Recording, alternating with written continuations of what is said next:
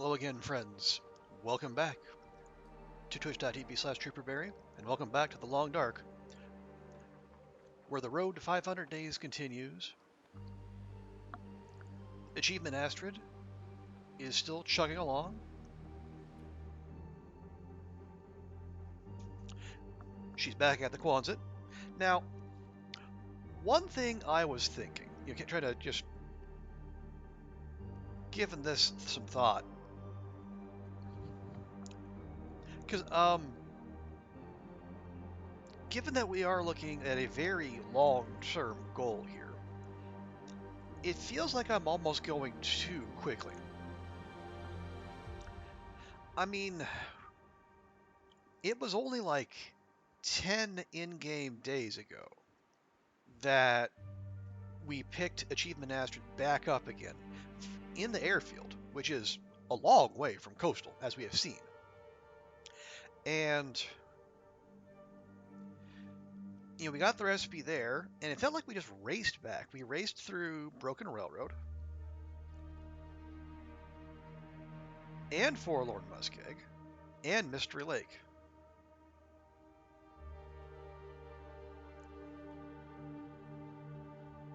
And we still have about 240 days to go. We're only a little bit more than halfway to what the goal we're shooting for. And there's only so many recipes and so many prepper caches to find. So maybe, just maybe, we can throttle things back a little bit. We do still want to stay mobile, stay agile, stay hostile, of course. But we can kind of treat this as more of a survival run and less of a speed run. Although finding all the recipes and cooking them, that actually doesn't sound like a bad speed run, but that's maybe a challenge for another time. Right now, what we want to do, we left Astrid in the Quonset. We looted up Desolation Point. Didn't find a whole heck of a lot. Some things, but here's what I want to do today. I want to, because we haven't looted Coastal Highway since the food update dropped. So let's go through the houses, as well as Misanthropes, Jackrabbit, the fishing camp, Log Sort. We'll just like check. We'll check basically the house. Yeah, I think we already did like the coastal cabins, like on the way to DP. But what we're specifically looking for are potatoes and salt. If we find those, we can make the coastal fish cakes, and then we only need to we need to catch a rockfish to make the dock workers pie. And if we can catch one of those on Loper, we can probably catch one of those on Stalker. Now, if we don't find potatoes and salt, we can't. We can double back to the camp office in Mystery Lake because we have a bunch of salt and I think 3 potatoes sitting there. So I think each of those recipes I was talking about, they need 2 potatoes. So that could be an issue. But we can make the fish cakes and then we can leave the other one for later, because the other one calls for like rockfish and coho salmon, and the fish cakes call for rainbow trout, both of which we have a ton of, because I think as we saw the last time we went through here, we have dozens of those just sitting outside the fishing hut where we power leveled to fishing 5. And one other thing we want to do as we go is we also want to go back to Desolation Point and fix the transmitter. Just for funsies.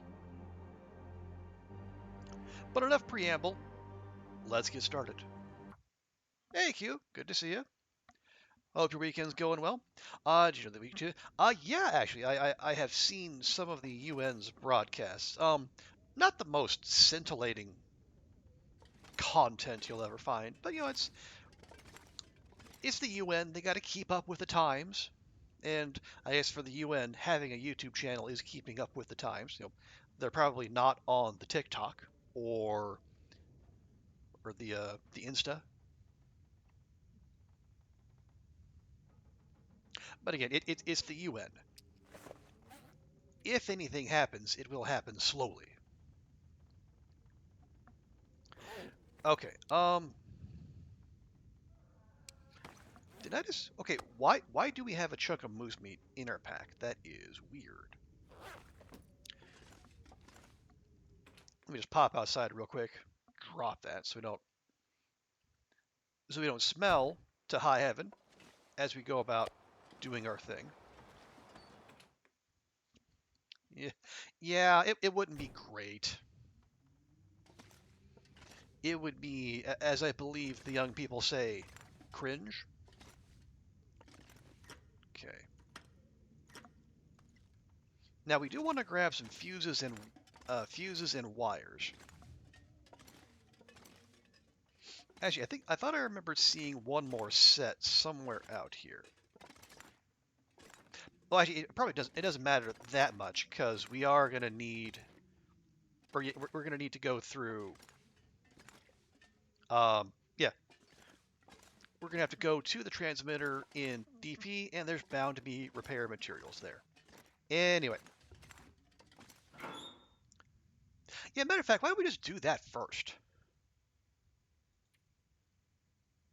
There's no reason not to. Or, I mean, there's no good reason, I suppose. Move our acorn grounds over. Make sure we don't accidentally use those. Appreciate the hydrate there, Q. Give me just a second. Well, have I left behind any repair mats? It does not appear as such, which is fine. And yeah, this stuff we want to leave behind. See, we got, what does it take? We need the 1 car battery, obviously. I think we need 2 wires, 3 fuses, and 5 scrap metal. So I guess we should take that, and there'll be more over there. There almost has to be. We don't need gunpowder.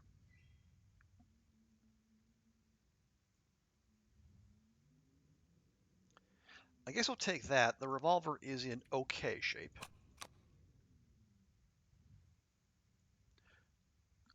Okay, do we need that many flare shells? Arguably no.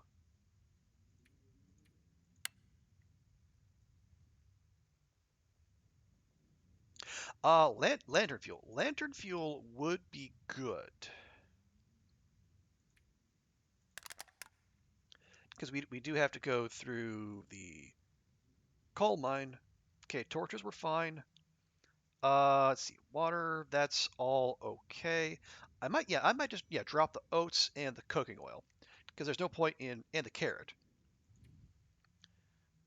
because if we're not actually be doing cooking, there's no sense in carrying those around.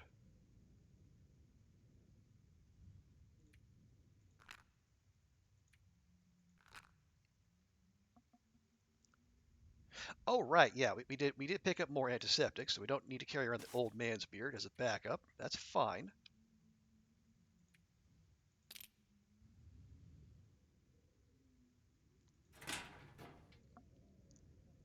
Okay, did I?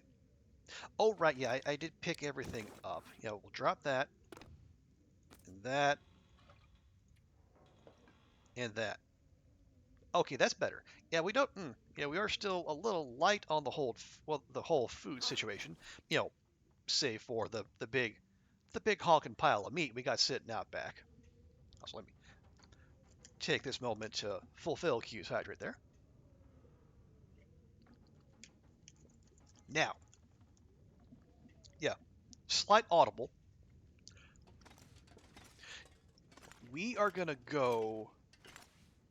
Yeah, we're gonna go to DP. We're going to fix. Okay, yeah, I was pretty sure we left more cooking supplies back here. That's good. We'll get to those if we need them. Yeah, we're going to go to DP. We're going to fix the transmitter. I am.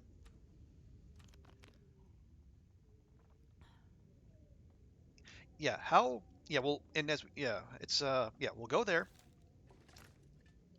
and then we'll poke around, and we'll at the very least poke around in DP, and then see what kind of goodies the game has left for us.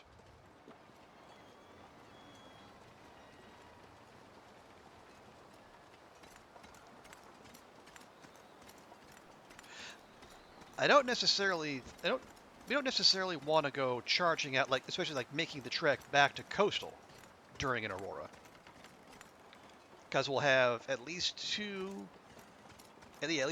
wolves in crumbling highway, to say nothing of the wolves and the bear that'll be out in coastal. And as annoying as Aurora wolves are, Aurora bears are going to be even more so.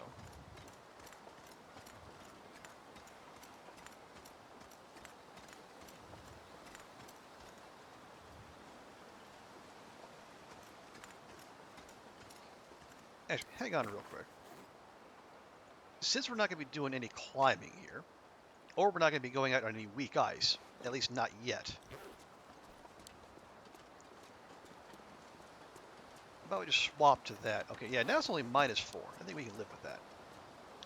You made a UN in Minecraft. So, like, did you make the UN headquarters, or what exactly did you make there, Q?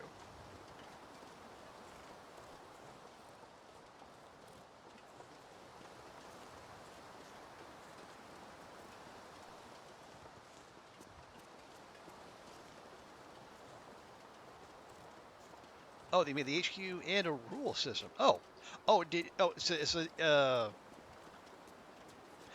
Is it like a server thing rather than like just playing solo?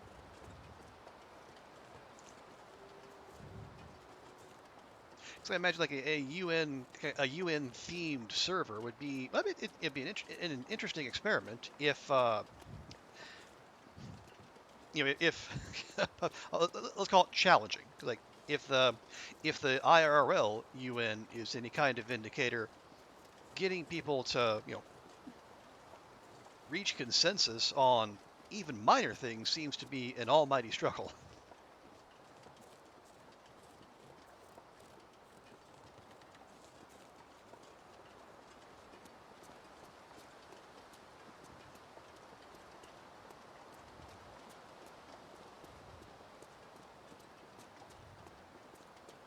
Okay, we still have that prop deer out there. Wow. 260 days later, and that prop deer is still sitting there. That is a level of tenacity I can only salute.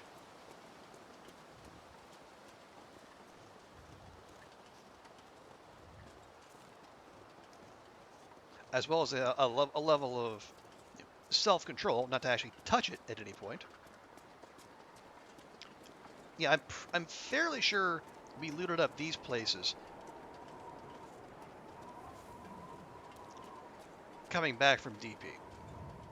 Right now, 3 people, including yourself. Okay, yeah, well, 3 people, that's probably manageable.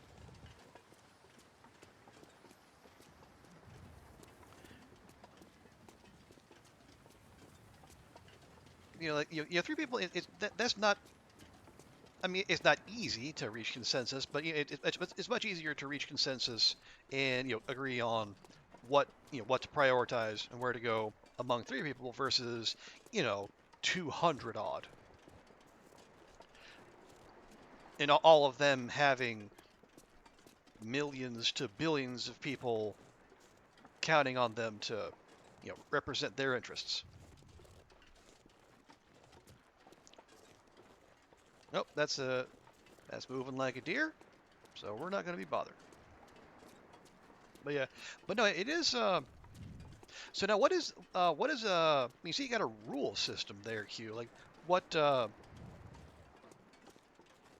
what kind of rules do you have in place for this Minecraft UN? Talking like what resources are shared and which aren't. Like, do you need to get other people to sign off on your builds?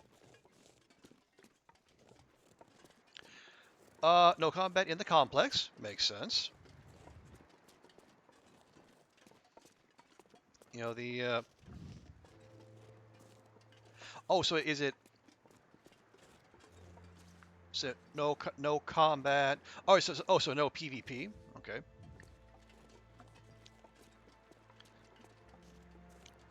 So everyone has a veto. Okay, you know, kind of like the Security Council.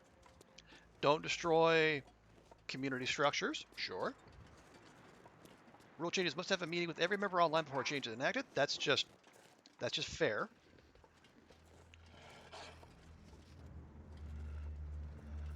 Where? Where?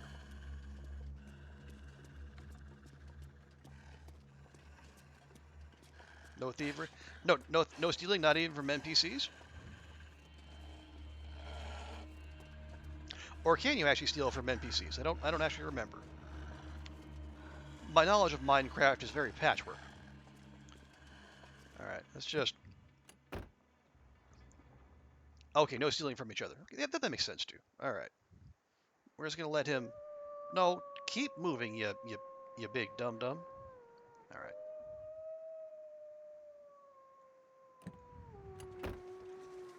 All right, let's just keep moving.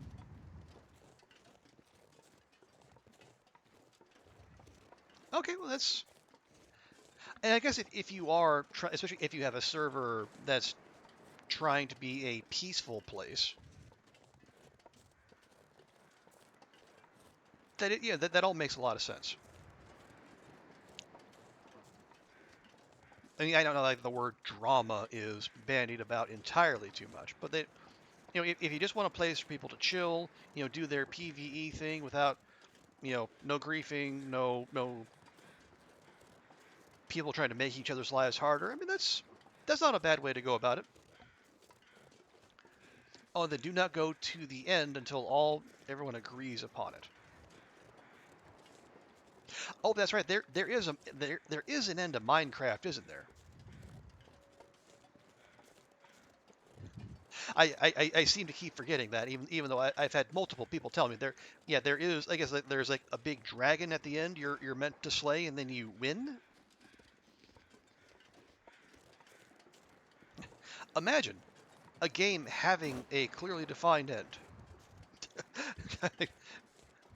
Who would have thunk of it?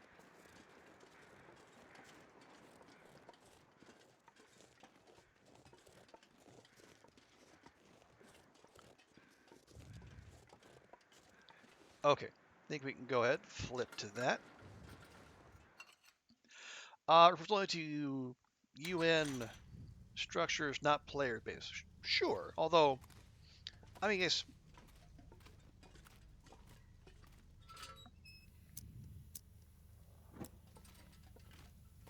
I mean, and again, obviously, this is me. I am averse to PvP in general. I don't know why you would go around destroying what other players on your server have built, but again, I am not one of those capital G gamers. I am content to futz about and do my thing on my own. So,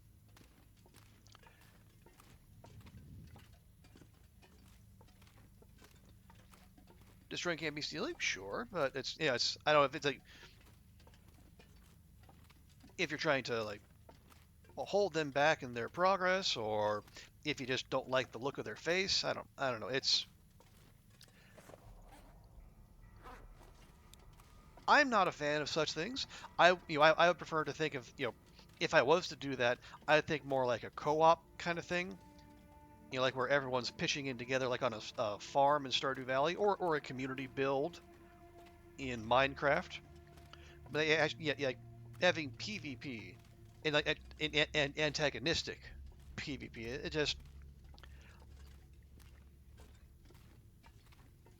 it doesn't sound fun to me. It's like people can, you especially with the added anonymity of the internet, people can be even more terrible to each other than usual. And as we've seen, people can be quite terrible to each other. You try to hold back on PvP, okay, well that's good.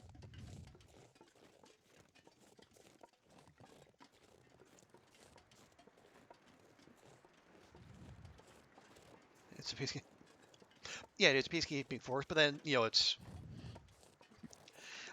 tried to hold back. People are still people, and much like independent countries, people also have, they have their own interests and their own interpretation of events, and doesn't always neatly line up with the interests of everyone else or with the UN as a whole. Okay. Hey, sweet. Good morning. Good to see ya. How's your Saturday? Oh, also, hang on. Well, first, let me give Sweet a good and proper welcome. There we go. Yeah, folks, you know the drill. If you're not already, go follow Sweet. You know, one of our many fantastic long dark streamers, a lovely person, and by the way, Sweet, thank you for the donation to Stack Up. I I have been derelict in checking my email linked to this account, but I got a notice that you sent a donation, and I thank you, and Stack Up thanks you. Oh right, and yeah, we I'll get in contact with my people at Stack Up, and because we raised enough to get one of the care packages sent out in the name of our community, and I want to make sure that you are on the list. Now it'll be a bit because I think as they said, they're not a big organization, and I think they basically do like a year-round thing. But when it does happen, I'll make sure that they know that you are meant to be part of us. Okay, where am I going? We're going to Yes, we're going to Hibernia. Now, we need to find the battery, a wire, and I think 4 pieces of scrap metal. Excuse me. Oh, actually, maybe we should go to the lighthouse. I probably left some stuff there. Oh, you don't even realize the stream for it was a couple months back, but if you're good. All right. Well, I appreciate that. That's sweet. Although, yeah, it is like they stay active even if you're not doing like an active stream. But yeah, I think they have like annual the campaign is year round. And honestly, I think I had such a great time, and we did so well, and the people at Stack Up were so good to work with. I I kind of want to do another one, not soon, maybe like November, because like mental health knows no season.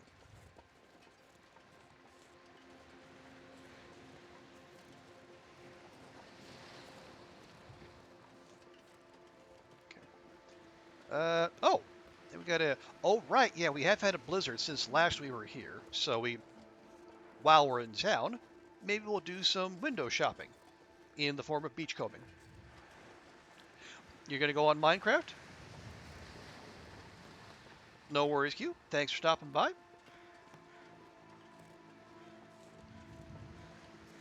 No. Oh no, didn't put enough cream in the coffee. Eeh. Oh no.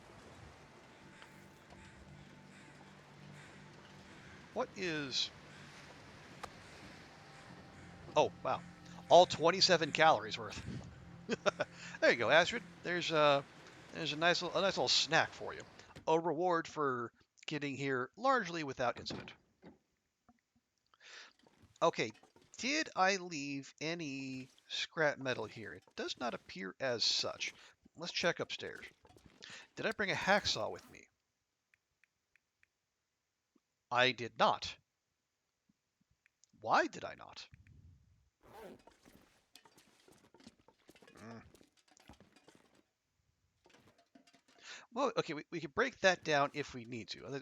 I find it hard to believe we cleared this place out of scrap metal, though. We can break that down. No, no, no. That's where the recipe was. I remember that. Okay, well, okay, let's... Yeah, we really should be looking at Hibernia, because that's where most of the magic is going to happen. I feel fairly certain. Leave anything in there? We did not. Can we break down the laptop? Alas, no. That would be hilarious.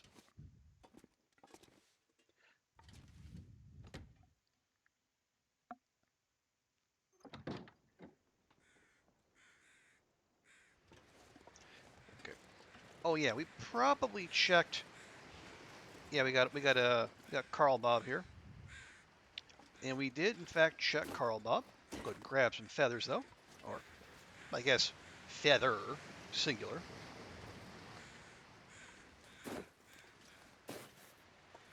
Easy does it, Astrid. And we got a canoe. Anything interesting by said canoe? Yes. A broken arrow. Hope nobody needs this anymore. A usable arrow and another usable arrow. Wow.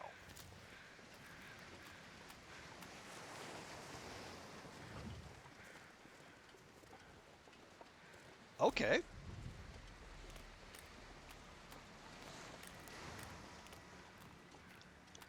See if we can get this without putting ourselves in danger. This will come in handy. Okay, maybe the combat pants more than the baseball hat, but still. Fixed? Nice.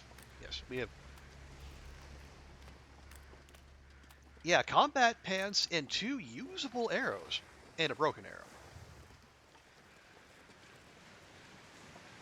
Just those? Just those, yeah. But yeah, beachcombing is not OP. And anyone who says otherwise is just a big meanie pants.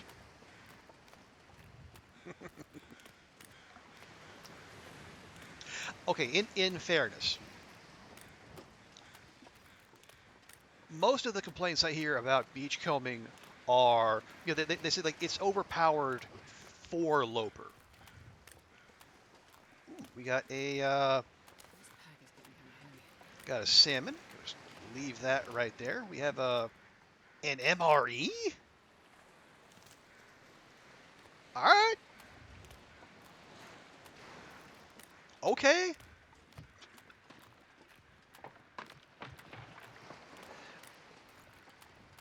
No haxes. No haxers. No haxing. This is beachcombing, sweet. I mean, you can find like saplings and clothing and food on the regular. This is just what it is. Now, I will say, oh, really empty. All right, well that's rude. I have not seen anyone find beachcombing arrows on Loper. It seems to be a below Loper thing. A beloper? I don't know. Firewood? No. I should remember there's that. Okay, there's a fish there, and a fish there.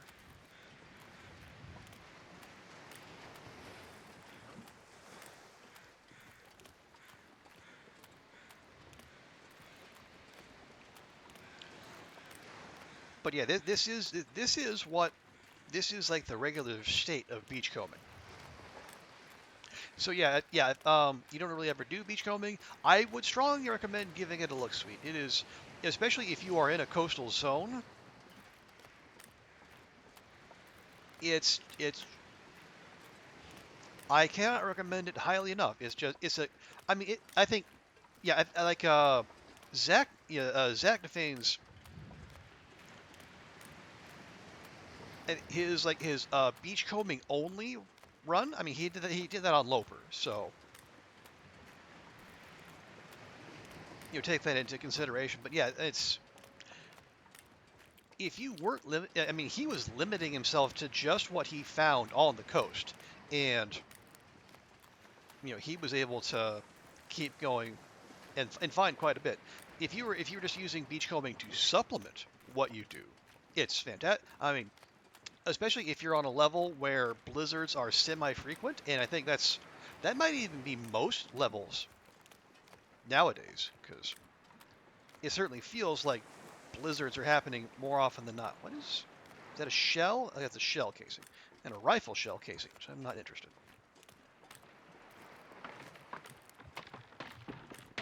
Is that the bear? That is the bear. That's a bear right there.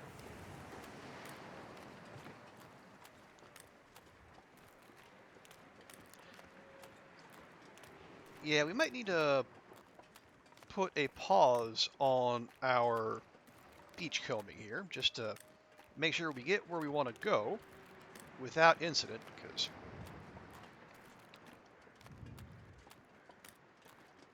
big old fuzzy wuzzy over there. I mean, not only are the bears able to traverse, there's them able to walk on weak ice without breaking through, unlike little old Astrid here. Shh, shh.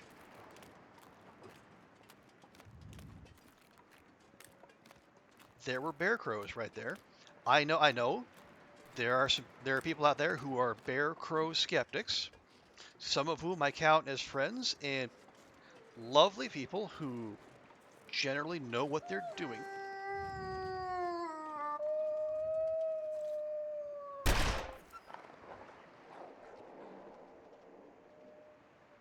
But damn it, bear crows exist.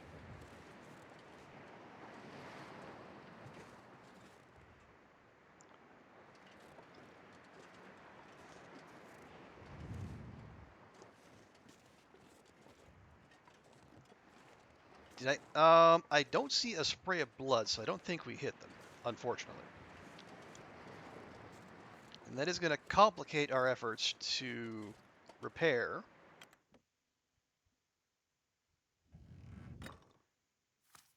this here transmitter.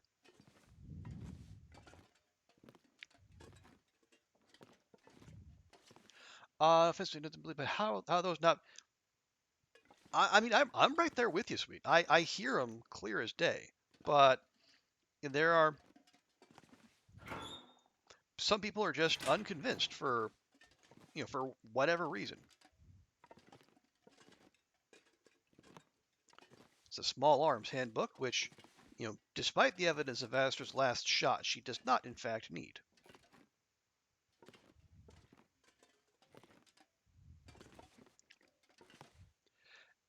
Even every time you hear those crows, and only when you hear those crows, you see a bear number. Yeah, and that's the way the mechanic is supposed to work. If you, scrap metal, yes, exactly what we were looking for. No, yeah, like if the player is in the vicinity of a bear, they're supposed to hear those crows, and it gives them a heads up that, hey, dummy, there's a ton of fur, claws, and teeth that wants to rip you open. Maybe you should get your head on a swivel. Some people just refuse to. Hey, Mel, good to see you. How you doing, Mel? Welcome, welcome. How is the weekend treating you?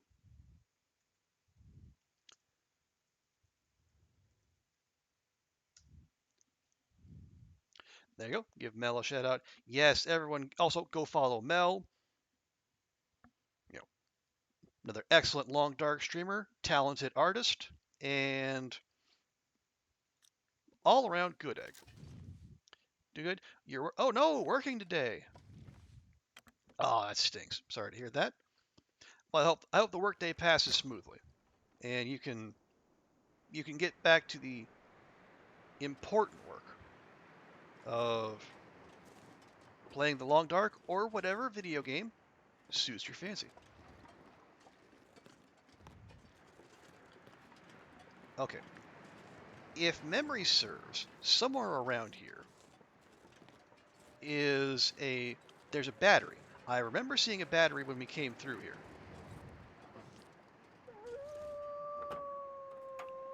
Not there.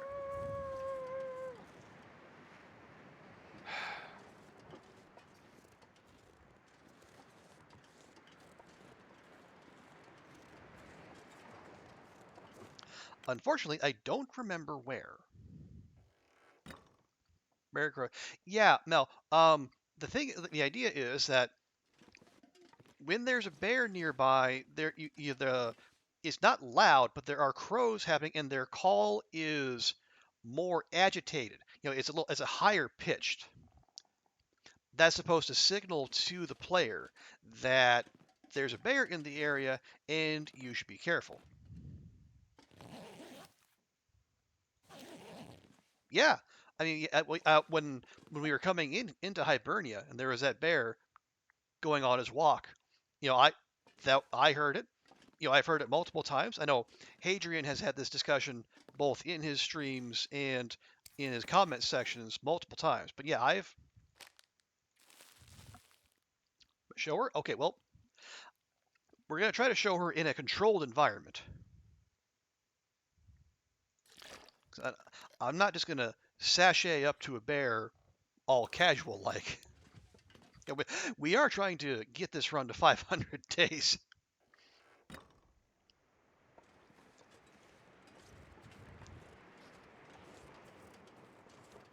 Okay.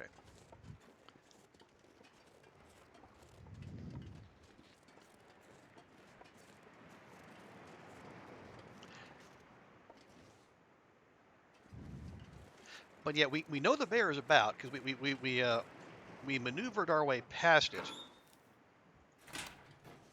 while we were coming in here. So probably when we work our way back, or I guess if you want to check the VOD, that could also have it. I think it was probably like about only like less than 5 minutes before you came into the stream, Mel. We're at 38 minutes now, so like 33 minutes into the stream. Ooh, and replacement fuse. Did we need a replacement fuse? Okay, we have 4. No. Yeah, it's the wires we need.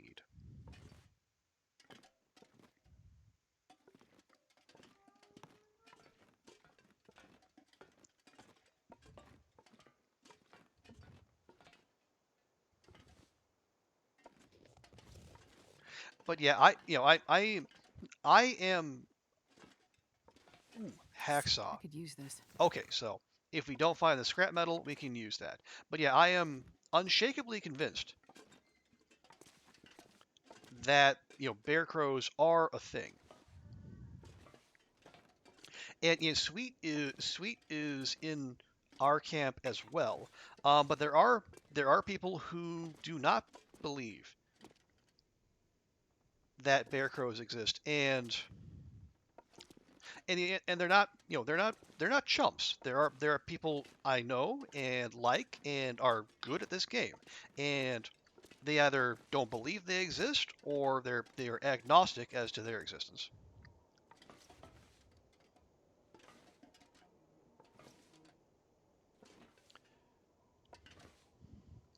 But yeah, instead of the ka ka ka, it's more like a ah, ah, ah, ah, ah. I know it's a very lifelike representation they got going on there. There we go. More scrap metal. How many we got there? 4. Okay, we only need to get 1 more scrap metal, then we can get started on that. I really would like to at least get eyes on that battery. I know it exists. I saw it.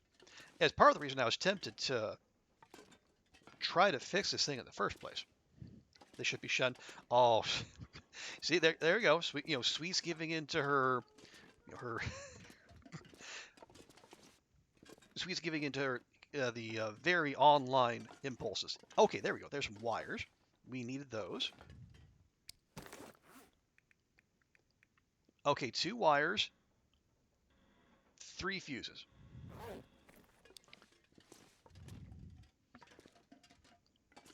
Just need 1 scrap metal and a battery. Then the next thing to consider is like, it's gonna take 45 minutes. That's, yeah, the next thing to consider would be like, do we want to drop this now? Because that Aurora is gonna happen pretty much immediately.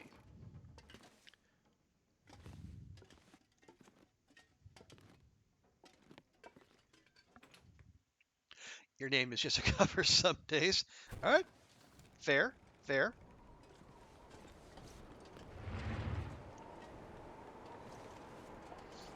You know, much as we all try to be like personable and welcoming and friendly and such, you know, so there are days when some people just make it really heckin' hard.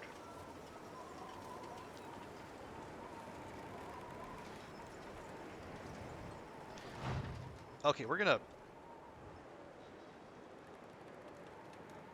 Feels like this is playing with fire, but we are gonna crouch as we do this. And we're gonna have to crouch again.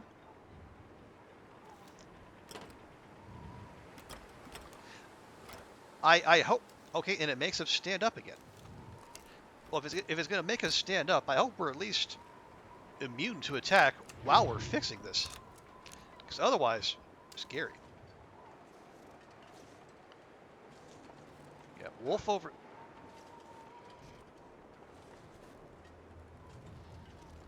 Really? You're gonna come all that way, huh?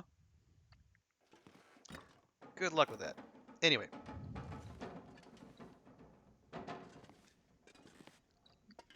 Right, there should be something we can break down. Okay, let's give again another 45 minutes.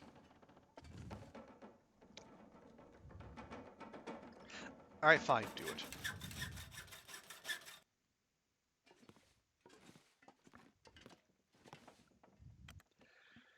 Okay, so we'll swap out the metal.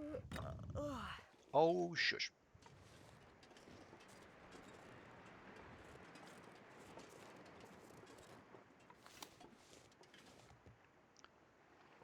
Okay, let's see if we can repair the parts.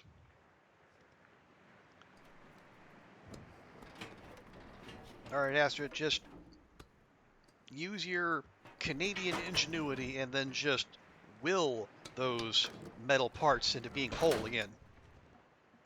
I've ever heard of the game Endling. Endling. Does not sound familiar. What's it about?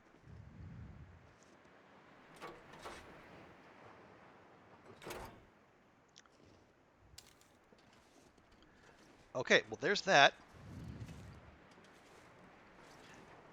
Now we just got to go find the battery that I am still convinced is somewhere around here, but why I am so convinced, I cannot even remember.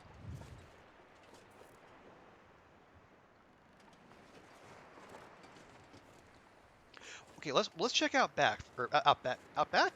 No, that's probably out back. This would probably be out front.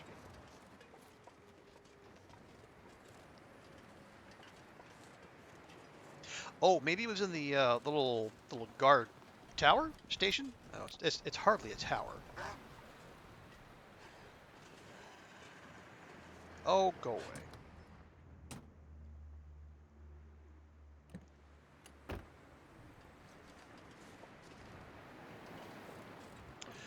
Oh, and the extinction is forever. It's a game where you play as a mother fox. The last little fox one goes missing. You have to go find it. We'll take a little fox. Okay, I have. Okay, I think I have seen that at some point. I have not tried it, but I think I remember seeing that like someone might have done like a early access or talked about it because I think the premise sounds familiar.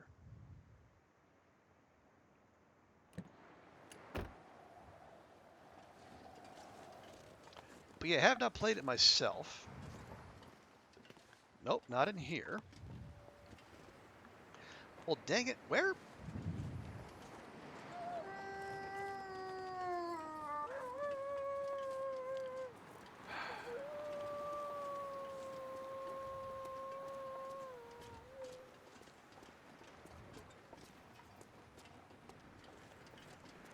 One in the back of the truck, was it? It is not. There's a jerry can, though. Best be prepared for anything. Nope, not there. Oh, you bring it because you're going to play for the first time. Oh, neat.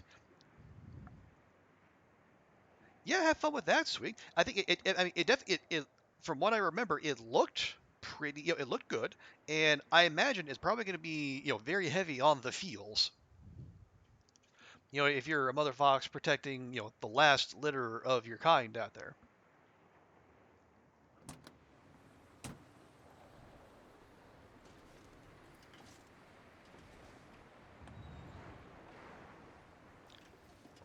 Well, dang it. Where? Okay. We could also look out back. Yeah. Why don't we do that? Otherwise, would they put the battery in the Riken? That would be weird.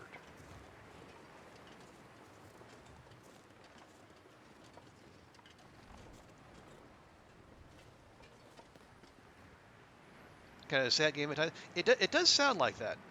Very beautiful, but kind of mournful, elegiac. If you want to bust out your vocabulary words. Just want to be careful walking around here because one, we know the bear's about, but also we also have confirmation there are wolfies.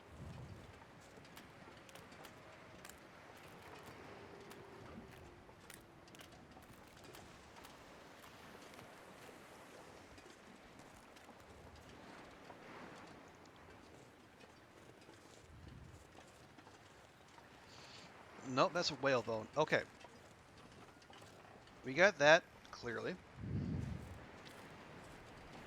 No? Okay, where is this heckin' battery? Well, now I'm just going to be annoyed. I distinctly remember seeing the dang thing.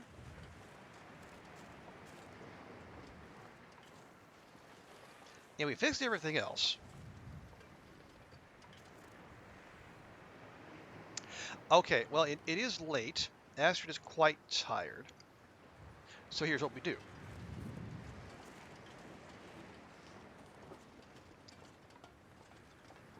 We'll go back the way we came, watching and listening for the bear. We'll also pick up those 2 fish we left behind, and that can be breakfast for Astrid on the morrow.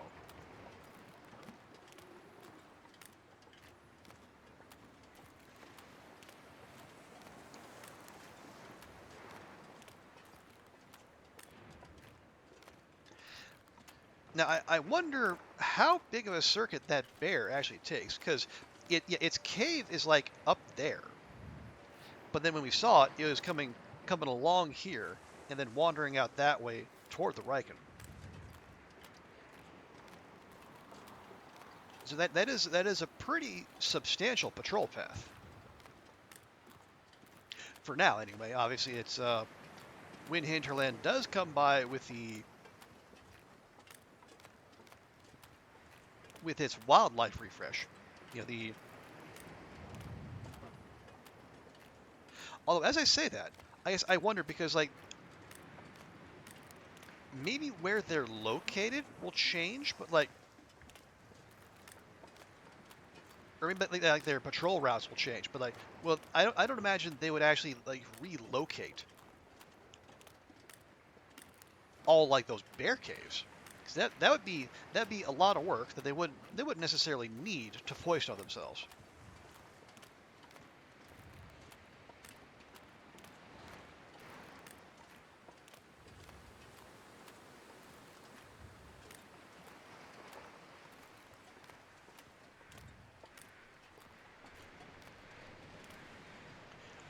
Nope, those are traveling crows. But yeah, you hear those crows like nah, nah, nah, nah. If you like, take it up a few notches. That's probably closer to the distress call Oh, sweet. Thank you so much for the gifty to Mel. Very kind of you. I appreciate that. Yeah, Mel, enjoy. You know, welcome to the cavalry. Enjoy the emotes and the lack of ads. You'll, I'm sure. Maybe enjoy the blend of Kirby and Xenomorph emotes. It kind of gives you a feel for the vibe we have going here, which is eclectic to say the least.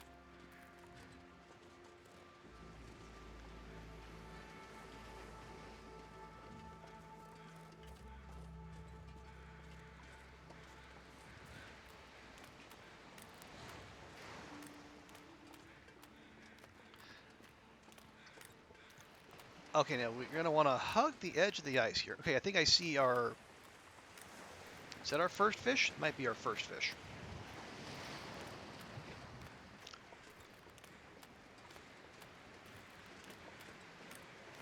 Yeah, okay, there. Yeah, we got the I'm not sure I can carry much more. smallmouth bass, which is good. And then we got a coho salmon waiting back that way, and that'll be plenty of calories.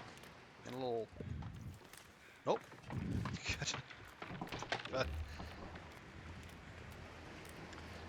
That was almost some very dangerous firewood there.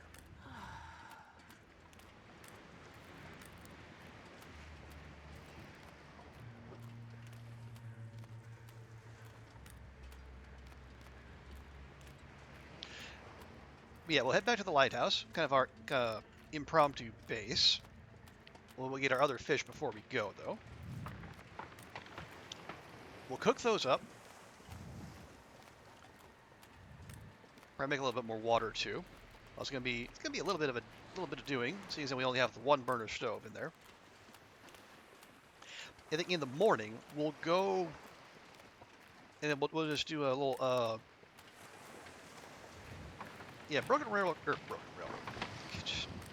You know, it's a broken railroad sized region, but no, this not broken railroad is Desolation Point. But yeah, this it's not that big a zone, so if we get to start bright and early, we should be able to, just zip around and then see if we can find where the battery is. We install the battery.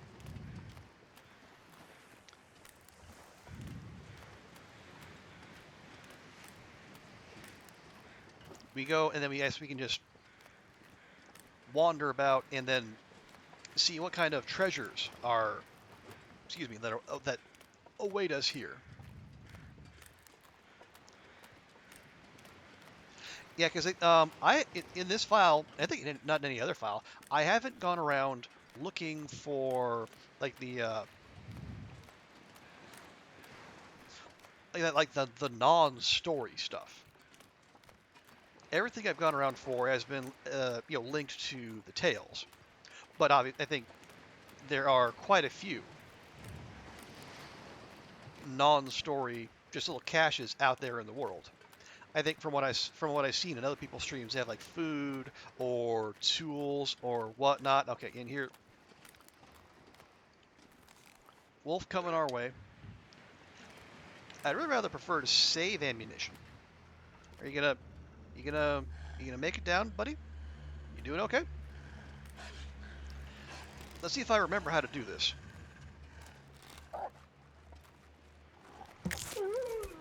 Yep, I think I'm just fine.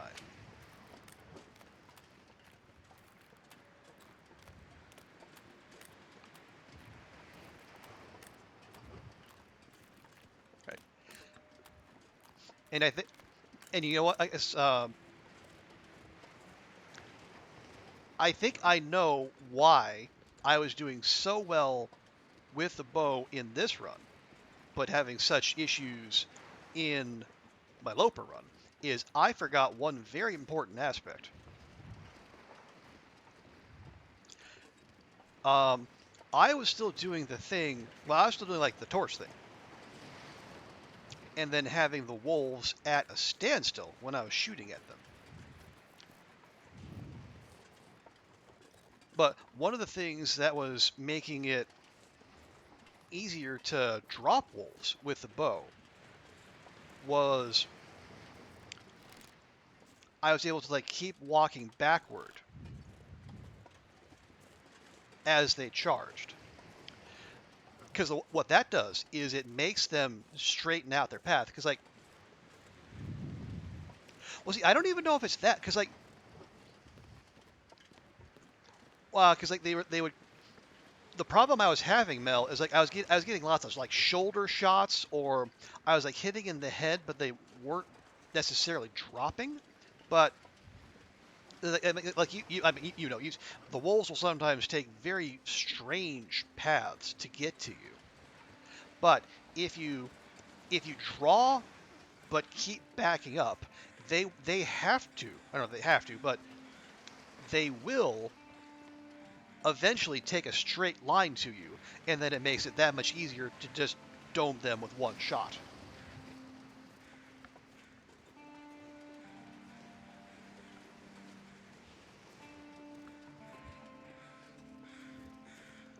Like, yeah, let me check. I mean, I know we have archery 5 here, but like I try to remember the arrow damage I try to remember like what the It's dusk, so men can't be far behind. I think we're on archery 4 on our Loper run.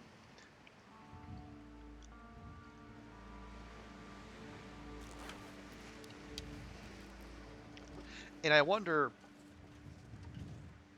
because I know that I saw like there's the extra damage, there's the extra crit chance, but I wonder if there's that much difference between like 4 and 5. Yeah, because like if we're doing the thing, and the torch thing makes a lot of sense, especially on Loper, where the wolves will end you if you give them the chance. But like what yeah, because right there, I didn't have the torch there, so I was able to get them to charge all the way in and then plunk it. Whereas like if you're doing the thing where you have the torch out, you drop the torch, and then you get your bow, I'm gonna need you know, to rest soon. they're further away, and then they're running away. They're further out, and then they're gonna run. They're gonna have a run from that standstill rather than being committed to charging directly at you. So,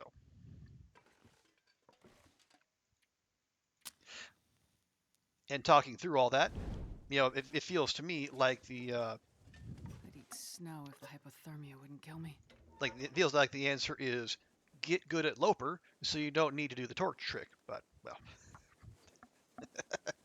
that's gonna take some time.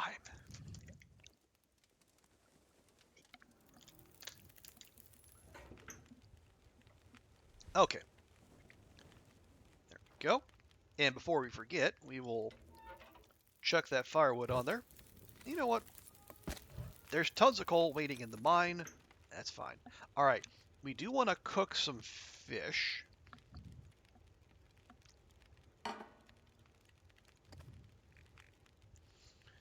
How long is that going to take? 35 minutes, 25 minutes. We'll start with the smallmouth bass. A feast is good for the soul, as for the stomach.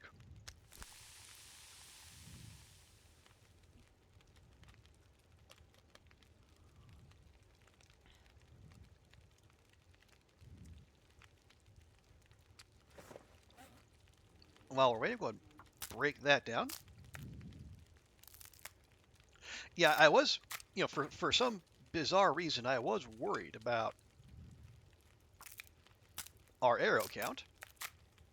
And then the game just decided, oh, you're thinking about arrows, weren't you? Well, here is, 2 usable arrows and a broken arrow, just via beachcombing. And then the game immediately followed that up with an MRE from beachcombing. So yeah.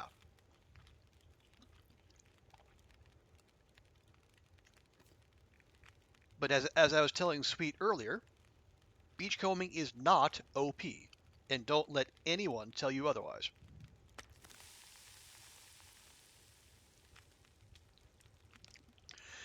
You need a torch. You lost your Loper run from a wolf attack. You're wearing bear coat, wolf coat, combis, deer boots, 70% condition. You never not. And you know what, Mel? That is eminently sensible.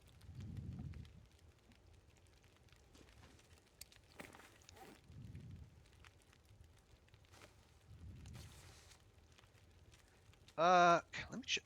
What's our pants situation? Double snow pants. Okay. We'll just drop the combis. Lovely though they are. But yeah, I mean that makes a lot of sense. I mean, between like how much harder Loper wolves hit, and especially if you've got yourself invested in a run. Like if you're what 15, 20 days in, I mean, it's not like you don't care at all, but it's like you're much less attached to that character versus if you're like 100 plus. You're still bitter, understandably so, Mel. That's a I mean, just like making the bear coat, the wolf coat, and the deer boots alone is, I mean, you sunk a lot of time into that character and a lot of resources.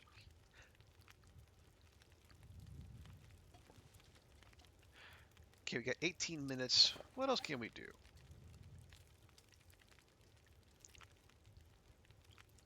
Let me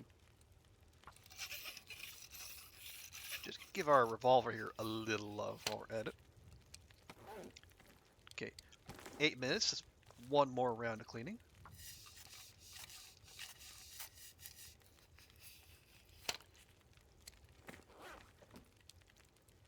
Excellent. How much time we got? 2 hours. Awesome. Let's go ahead and just make a whole bunch of water there. And now let me pop out. No, not the medicine shelf. There. You want to go out of doors. But yeah, and that's no. There we go. Really, it's moldy even though we. Oh, it's at exactly 50%. Okay, I guess that explains that. But yeah, and I know I say get good and whatnot, but I don't. I'm not entirely sure. That's a good I or like yeah, traveling without a torch is a good idea if that's a habit I want to get into. Because like on Stalker you can get away with that. As and this run is perfect evidence of that. I mean, we've been on for 261 days, 289 wolf kills, also 73 wolf struggles. I mean, there was a lot of time where we just flat out missed, and where Astrid is a fine shot, but she's not a fast, she's not Legolas, not a fast enough shot to get another pop. So we've taken down our fair share of wolves in melee, which you really should not be doing. So all that to say, you can get away with that shit on Stalker. Loper, not so much.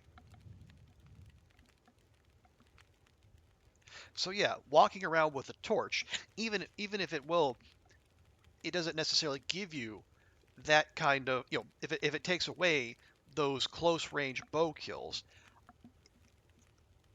it's still preferable to losing runs far sooner than you really want to.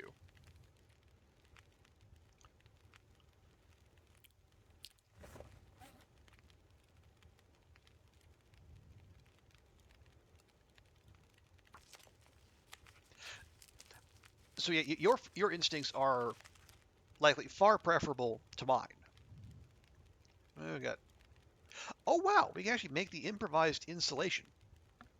That's just a flat 2 degrees with no imposition there. Versus like yeah, the ear wrap probably gives you like 1 degree. But then um, like most down related things, it also requires cloth and down to maintain.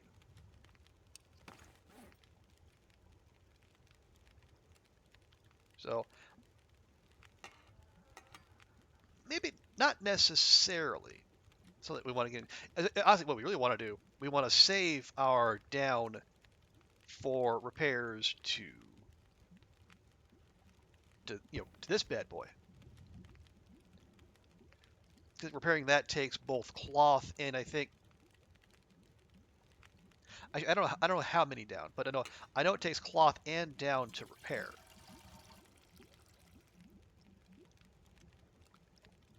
8.5 liters. Oh,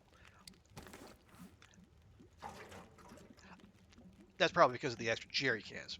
Yeah, okay. Actually, on that note, we don't need 2 of those. That'll probably help make us a little bit more mobile.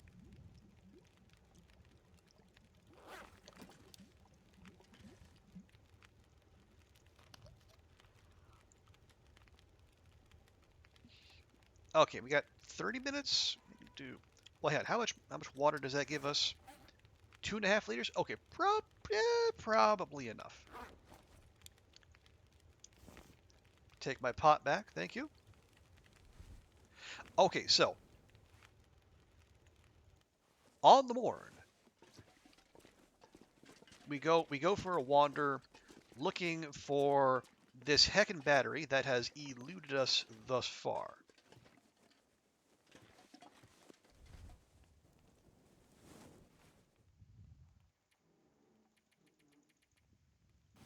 And I think what we'll probably end up doing, we'll probably leave some of our heavier gear back here.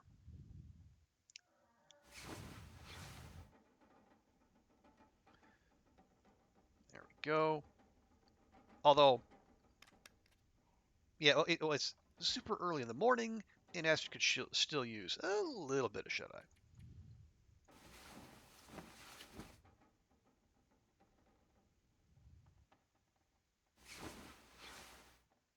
There we go. Yeah, the kind of general rule I go off of, unless you have to, no exploration before brunch, because it's just too heckin' cold.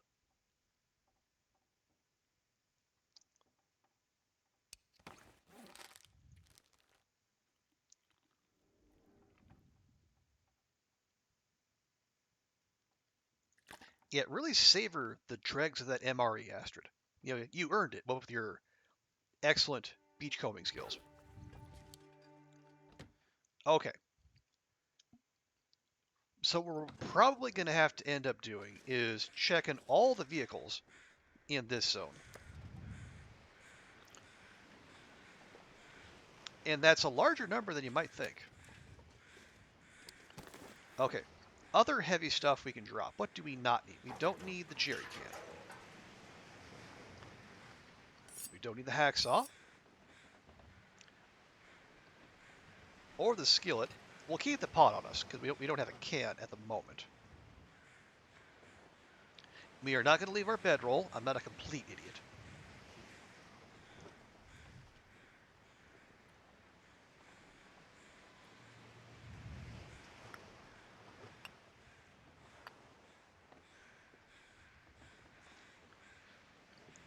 Okay, so we're 5 kilograms under. I think the battery is...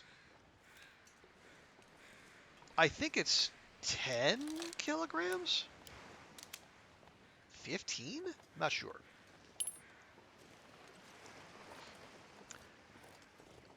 Either way, even if we can't sprint with the dang thing, we'll be mobile enough.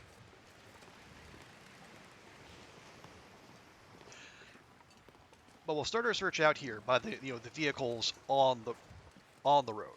Just like that's as logical a place as any to start.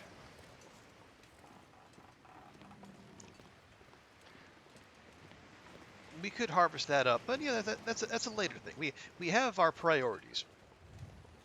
Right now, our priorities are a car battery, potatoes, and salt.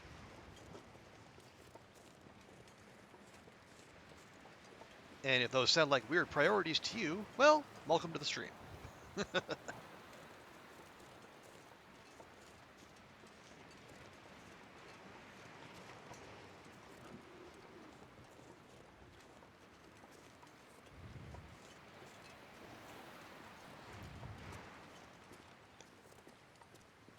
Go, just keep an eye out for wolfies. Car battery, no. Okay. So we'll head down to the turnoff to leave, and then we'll check the pickup that's out there.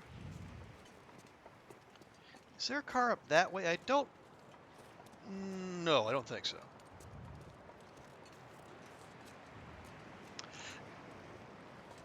Otherwise, I think the next one to check would be probably, take the bridge where the moose might spawn sometimes. Hey, Zert, good to see you. How you doing? How's your weekend going? We are currently on a battery hunt here.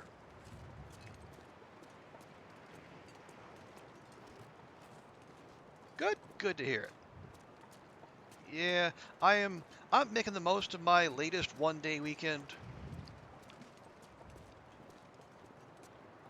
I did run out and then treat myself to Five Guys tonight, just to just for a little something fun, a little something something. What's up with the potato? Well, what we're doing, Zert, is we're trying to find all the new recipes and make all the new recipes. Aha! Aha! I knew there was one. Barely walk with this much gear. But yeah, and we found 4. We've made 2. Yeah, we made the camber flight porridge, and we made the what was the other one? Oh, the Briar House pie. Man, the Briar House pie is like 2,100 calories. It's great. But we also have the dock workers pie and the coastal fish cakes. How heavy are you? 15 kilograms. Okay. Oh, we're almost not. Yeah, we're almost able to sprint. It's all right. We got. Well, it's almost noon, so we have time. We'll just have Astrid shuffle her way to Hibernia. Yeah. So, and the thing with that, I think the dock worker pie and the coastal fish cakes each take 2 potatoes, and I think our entire potato collection right now is 3.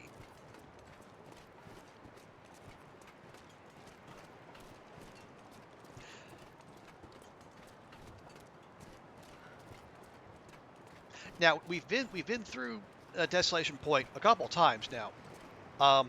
And part of the thing is like I dusted this run off after months away from it. Like in the interim, the was it the Frontier Comforts update dropped? So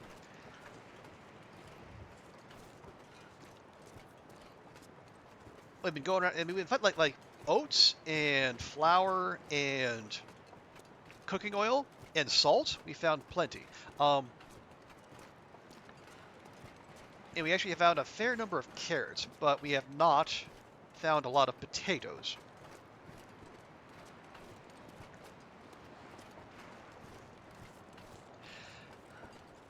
So the plan is, well, the first thing we're going to do, we're going to finish fixing the what is it, like the transmitter, whatever, the cache locator transponder thingy duoper here in DP. And that's going to kick off in Aurora, and we're going to check DP for loot. And then we'll go back to Coastal, because we haven't looted up the houses there for any new food. We've been through, we came in through, yeah, we started this back at the airfield. So we checked the airfield and Broken Railroad and Muskeg. Now there's a lot of buildings in Muskeg, and Mystery Lake. And we have salt, and our 3 potatoes and our salt collection are back at the camp office. So my hope is we have good fortune in Coastal so that we don't have to backtrack.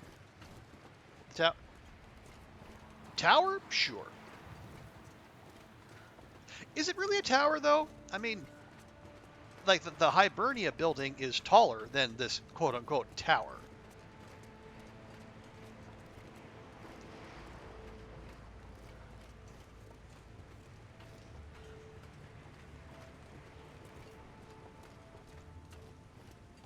But yeah, I guess, or for lack of a more appropriate word, maybe.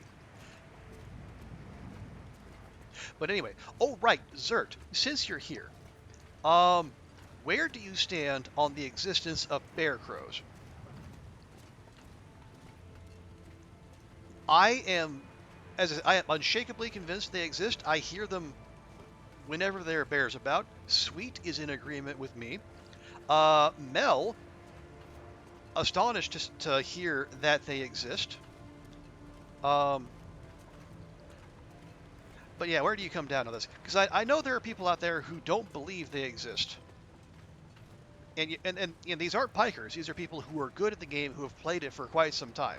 So I don't want to just write them off, but I know they exist,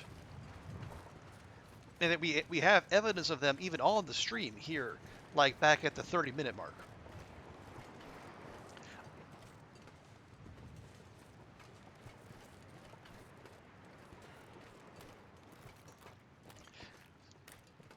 You can't tell the difference? Okay. I mean, and that's no shade on anyone. Regardless of their response, it's just like I know I hear them, and I know I can differentiate the distressed crow call from from like the regular caw caw caw. And in the defense of those people, it's not an all the time, every time thing. It is not a consistent mechanic.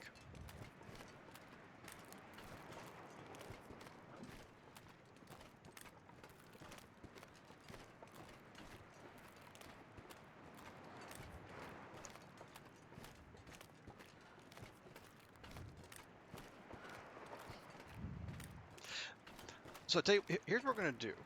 I'm going to drop the battery in there, and then we'll go back. We'll take our beachcombing route, and then we'll see if we.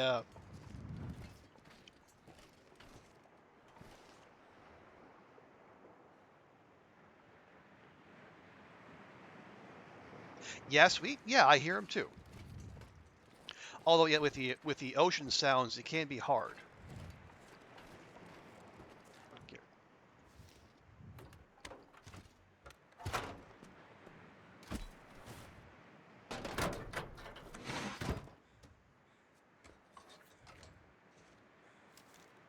Go. Turn that bad boy on. Okay, it says transmitter. So I guess transmitter is the word we're looking for. Okay. Having done that, let's wander back that way. Although, is that... No, I think that's the empty locker we found last time.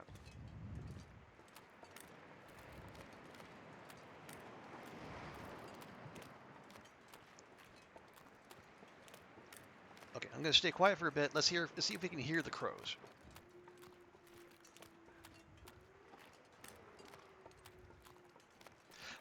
Even that's not that useful, though, because, you got those crows up there.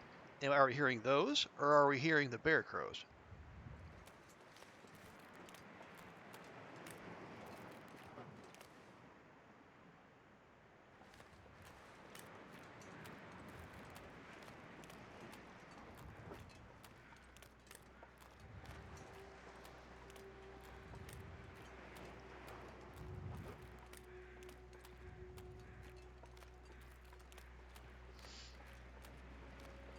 Yeah, bear right there.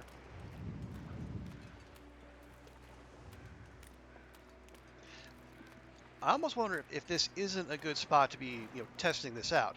With the presence of extra crows there.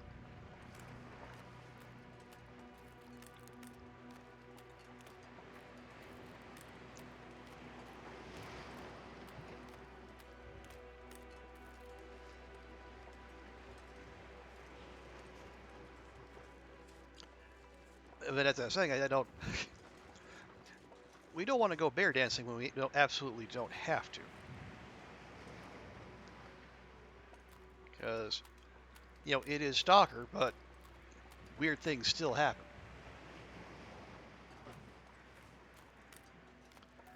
Right. Yeah, we got those over there, and we got those crows on the backside of the island with the prop deer. So it's a lot of noise pollution here. So now,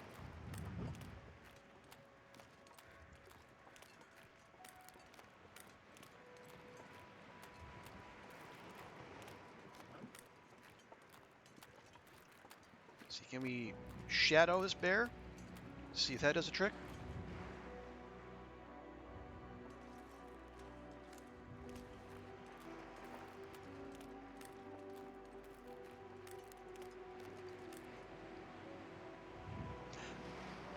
Or could it be that the fact that we saw the bear from a ways off?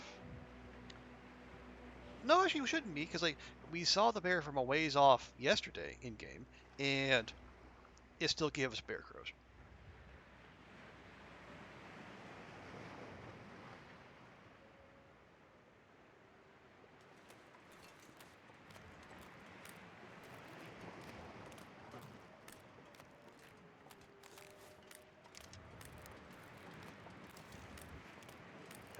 Just in case.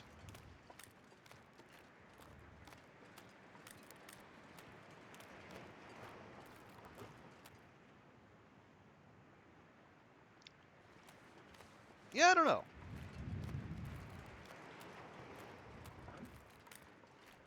I'll tell you what I'll do. I will go back and check the VOD. I'll probably have to pump up the sound. I think I don't know how high I have the in-game sound effects. But yeah, I'll go back to starting about the 30-minute mark, and I can check the VOD and then see if I can isolate a part where the bear crows are more audible.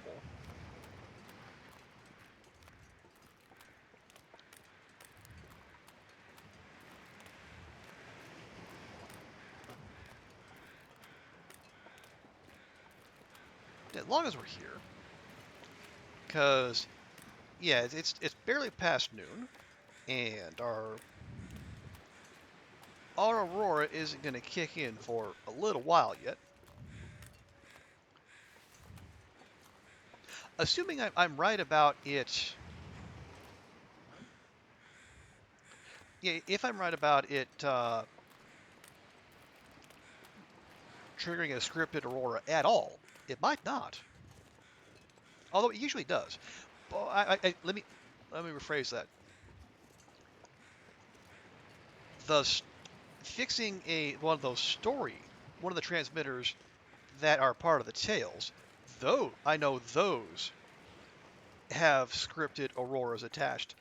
But like, there's this one, and then I think there's also a transmitter in, is it Blackrock? I think it's Blackrock. Yeah, by the substation.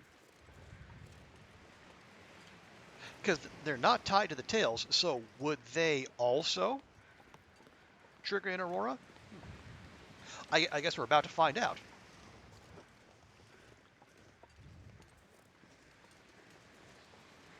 Oh yeah, is that other Corcus still out there? It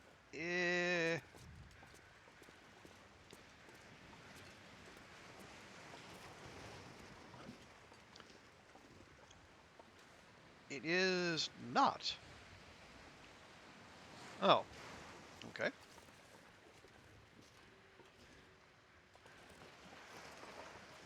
Anyway, so to pass a little time and to secure a little, just a little extra cushion for our food supplies, we'll go ahead and harvest that unfortunate little wolfie over there. Probably attract a fair bit of attention to ourselves, but that's fine. No, we just want hacksaw.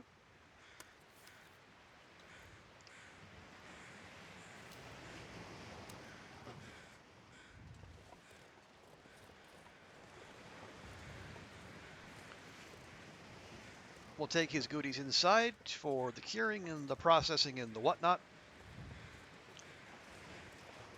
And that should help pass some time. And then if we get an Aurora, then we'll run around and see what kind of goodies DP has in store. And if not, then one, I will be sad.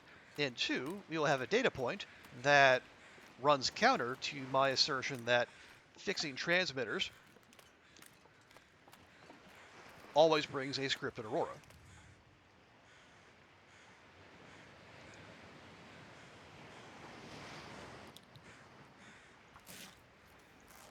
Have I used... Have we? Yeah, actually, I think we have. Not here, but yeah, I have used the tip up in my Loper run we did that.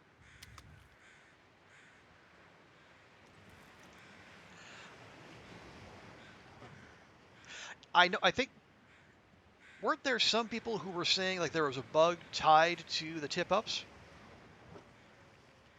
Wow, 3.2 kilograms. That is tiny. Like if you used a tip up, like it wouldn't let you zone in anywhere else. I think it was something along those lines. Oh, okay.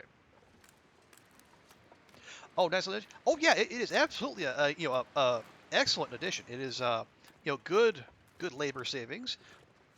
It's basically like the rabbit snare, but for fish.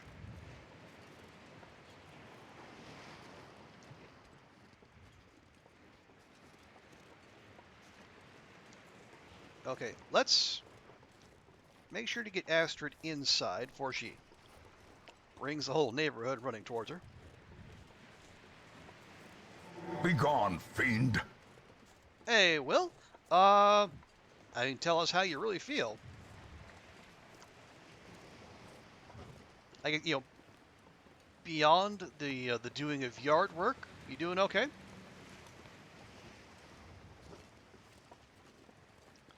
And yeah, you're not wrong, Will. The mowing and yard maintenance and whatnot, that is, it's definitely a ball ache.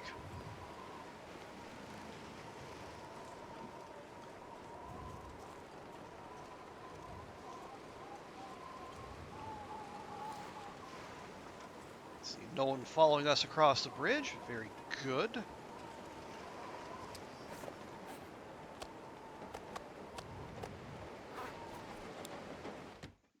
Yeah, 3.2 kilos. That was not a very big wolfie, I gotta say.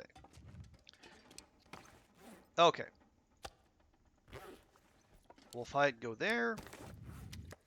Guts go there. Go ahead and update our journal here real quick. See DP Lighthouse. One wolf, two gut, etc., and so forth.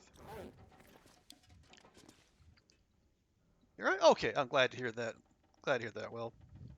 Even having rain in the evenings and sun all day, perfect weather for plants and grass. So, well, I mean, it is. And now you are the proud owner of a rainforest in your yard.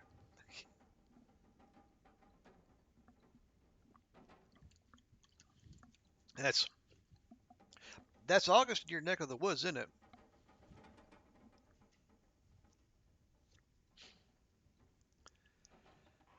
Okay.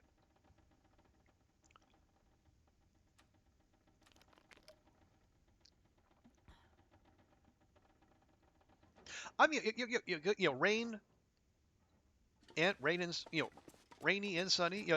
It's good for it's good for plant growing. Farms need that. Rivers need that. Let's.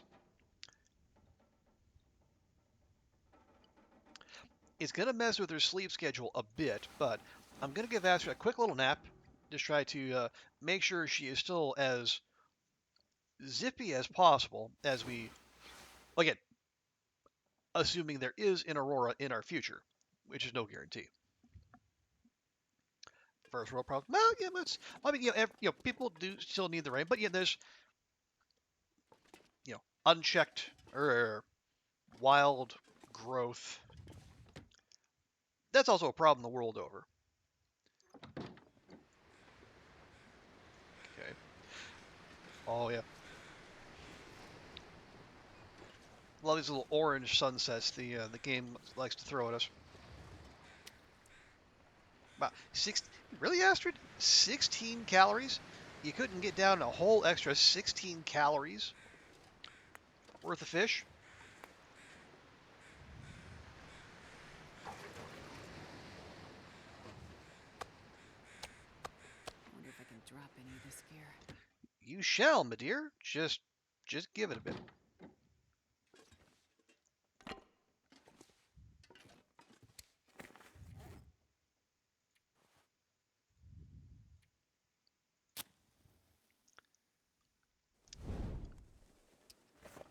Hang on, what cooks it fast? Yeah, the pot cooks things faster.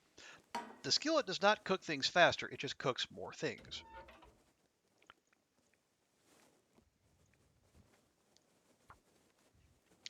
Yeah, well, I guess, again, we'll also pass time, we'll cook up some of this wolf meat before we head out. Come on, little fire.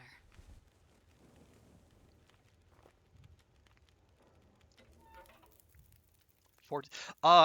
We actually have 19. We left a 5 stack back at the Quonset.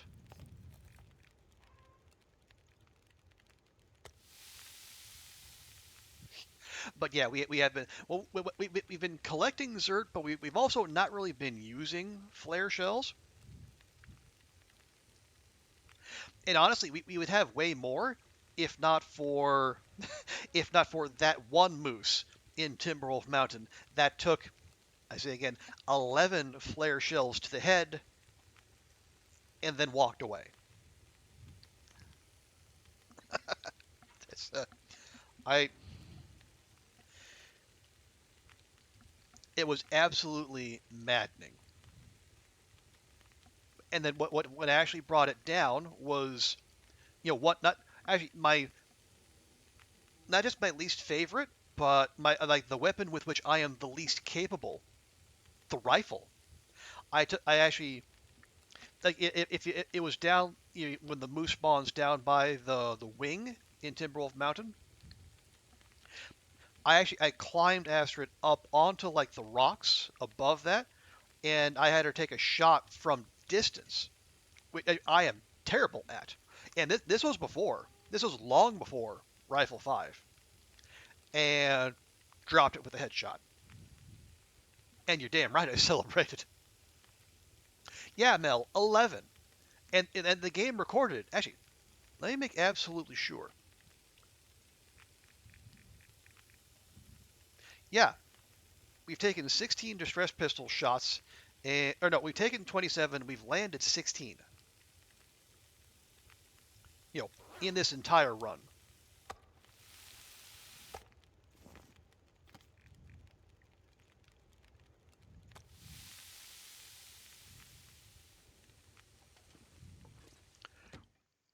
Which suggests that we have had at least 27. No, not that one, you dippity doodah.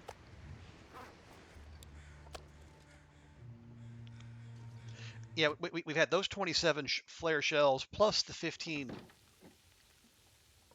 that are either in our possession or stashed away somewhere. We got an hour and a half left on the fire.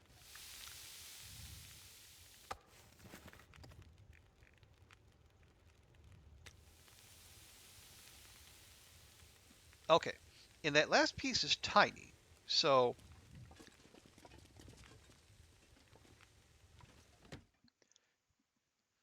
we should be able to get that. Okay. Oh, wow. Okay, that just looks freaky.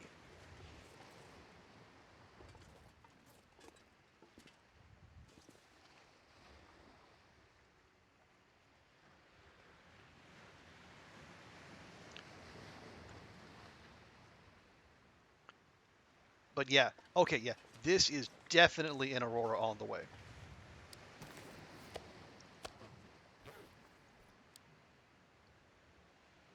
Does flare gun work on Aurora bears? I don't see why not, because yep, there we go. There's our confirmation.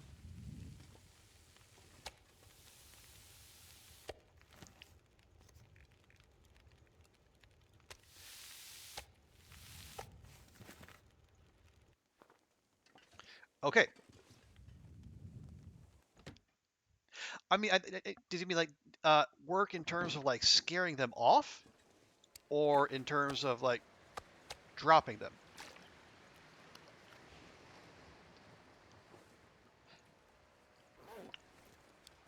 Actually, could put that out.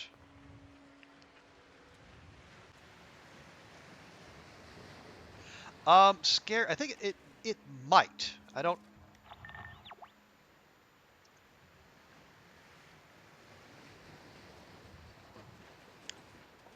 Because like, I say that because like I know I have scared off. I have scared off Aurora wolves with revolver rounds.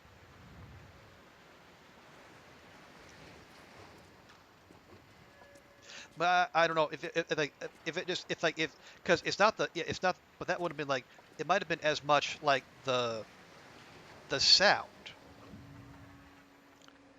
as it was anything else. Because like sound might still scare them, but I mean like if fire doesn't.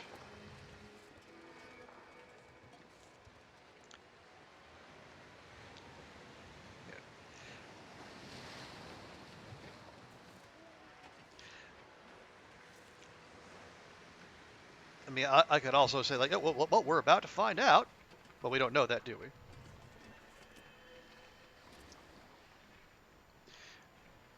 Okay, are we? No, the Aurora just started. I have to remember like the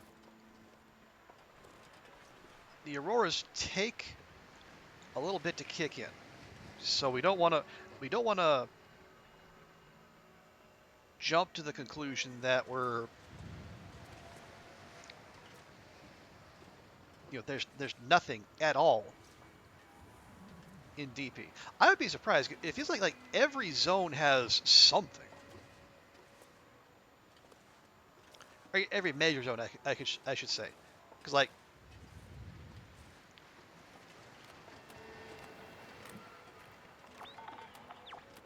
there's no reason like crumbling highway doesn't have to have something.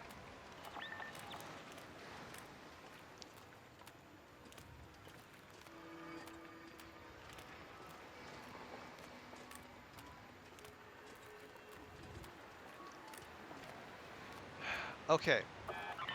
Oh, whoa, okay. Here we go. I don't know if the Aurora just officially kicked in or what, but we have something. And it looks like the little island is where we're meant to go.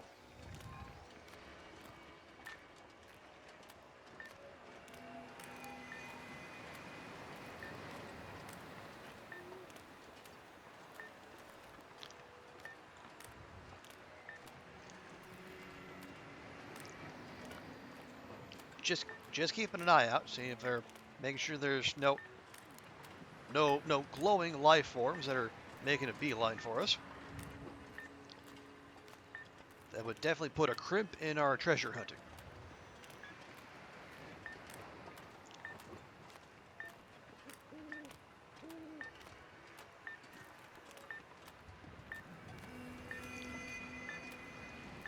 Okay, sounds like we're on the right path.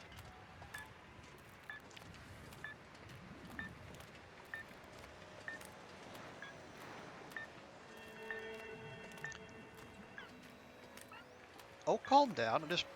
I can't walk right. I'm not a bear, you little stupid device. I can't just walk through rocks.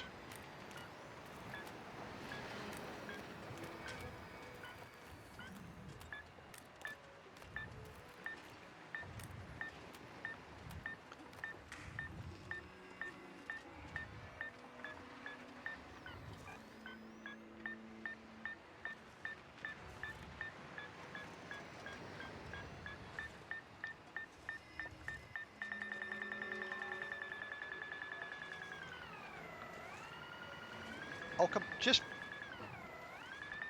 you're there. Good grief. Hey, TX, good to see you.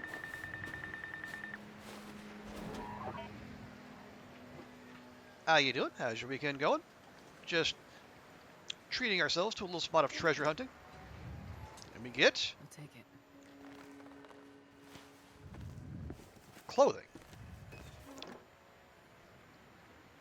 Exactly what I didn't need. Well, bother.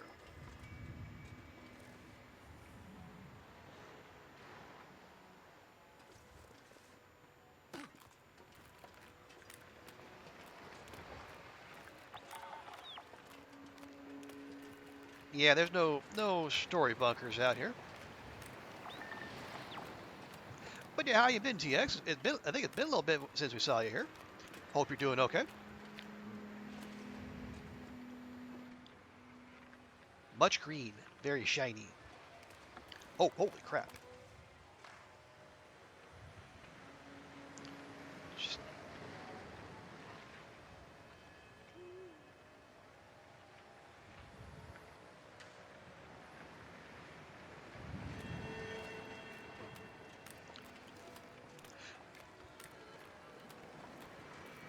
you're doing good? Okay, glad to hear it. You're back to work? Okay. That does make sense. And yeah, I know it's, had we found this at another time, we would have been absolutely delighted. Like, is it like finding a technical balaclava outside the airfield would be absolutely huge. And like, climbing socks and wool long johns, all great stuff. And it's like the impact is basically is only lessened by the fact we already got a bunch of that stuff. But we should nonetheless be thankful that it is here with us. Much like our good friend TX is here with us. Oh, hang on.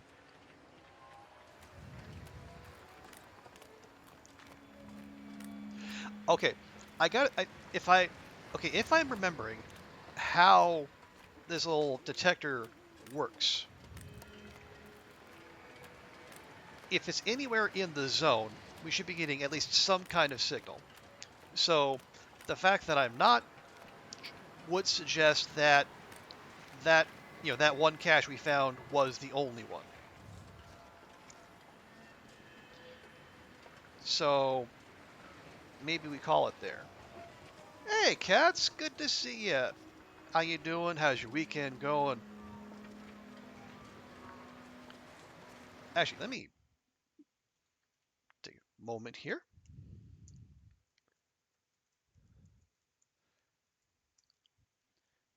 Give cats a proper welcome.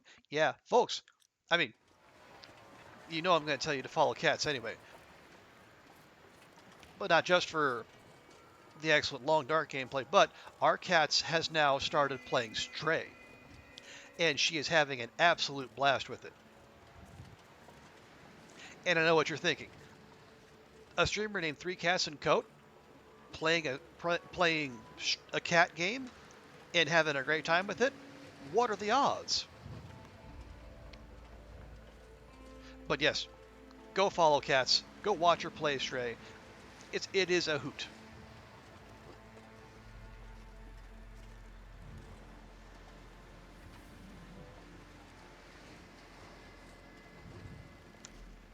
Okay.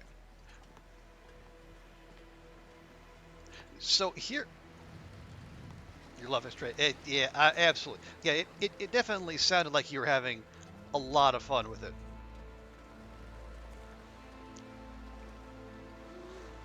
And I love it just because like it's apparently like the world itself was is like it was like the design was based off of Kowloon, here in Hong Kong.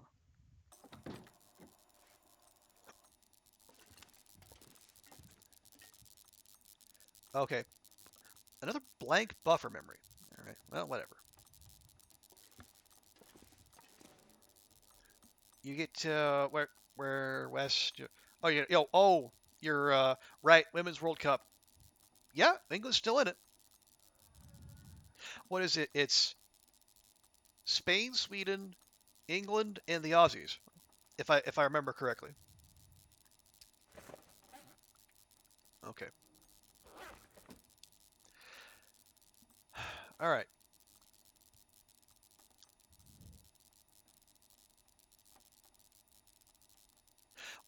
Yeah, it's like the buffer is blank, but if we go into our, where is it? There we go. Yeah, if you go in here and you select that, see that says some broken railroad. Quonset, broken railroad, broken railroad. There we go. Yeah, lonely lighthouse. So it is in there. Yeah, and okay, yeah, we got it there. Water's leaking through the floor above the drive mechanism. The sealant looks shot. Went down to Hibernia to see if they could patch up, but no luck.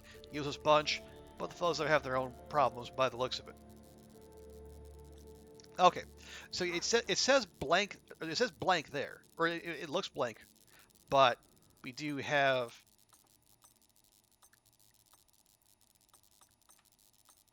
there is content. Just we gotta go into the menu to get it.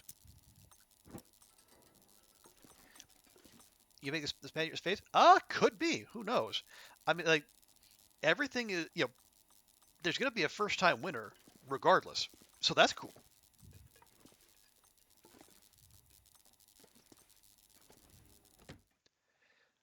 Okay.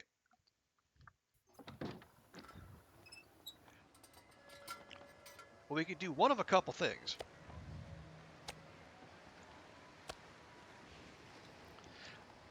We could try to keep Astrid on a regular sleep schedule, put her to bed, and then travel back to Coastal in the morning.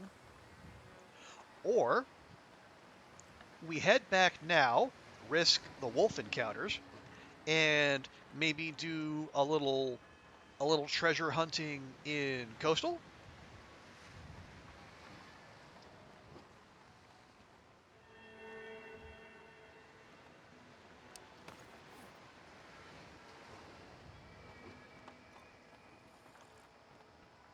What the heck?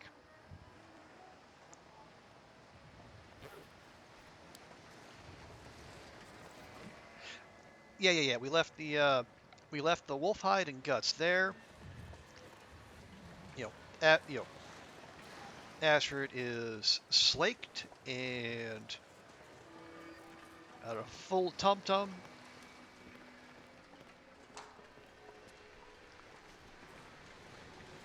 We might as well go. And well, I don't know how much Aurora is going to be waiting for us when we get to Coastal. There is that. You think the radio is region wide? Well, like the way I understand how these things work is like they do the region they're in and then any adjoining regions. So I think so. It's probably DP, Crumbling, and Coastal.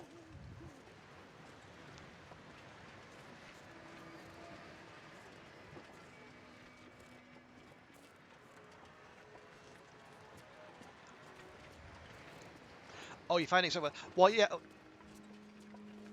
Oh, yeah, yeah. Oh, like the actual handheld thing. Okay, nope. That's an Aurora wolf right there.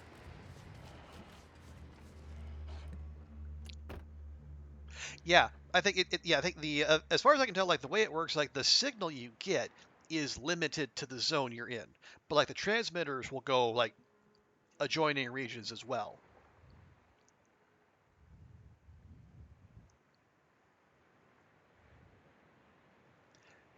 Actually, since we have an Aurora wolf here, let me test something. If I fire off a revolver round and is not aggroed, will it spook?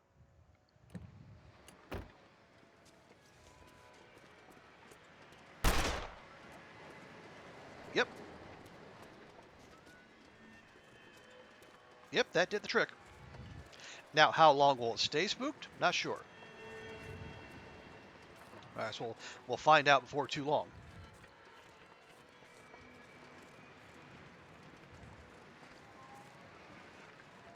But yeah, so yeah, the handheld I think once you find, well, if there's any story bunkers like the blue setting,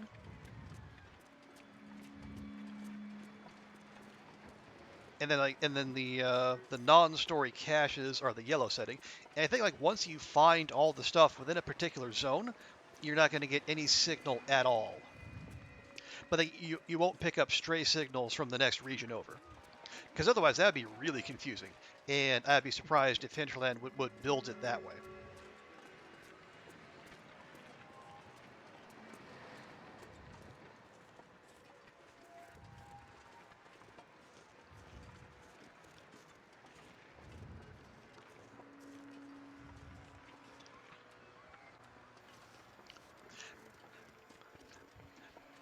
But yeah, so if we hadn't popped that cache over by the little island, then I would be getting a signal, and if I was facing this way, it would be weak, and if I was facing that way, it should be stronger, telling me, we need to go that way. But the fact we're not getting any signal at all, as I understand it, means there is nothing here to find.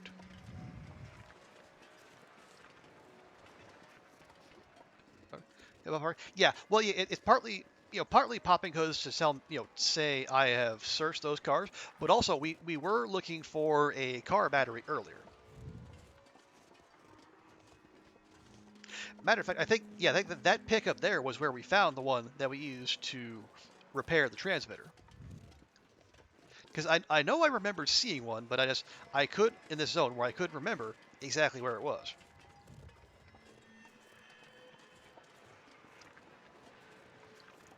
So we did have to go on a little bit of a journey. Okay. Now I haven't done this mine in an Aurora outside of. Oh no, this no, we didn't do this mine in the Aurora on story mode. No, it was the other coal mine going into coal. All right. No, let's just. We have the lamp oil. Just do the thing.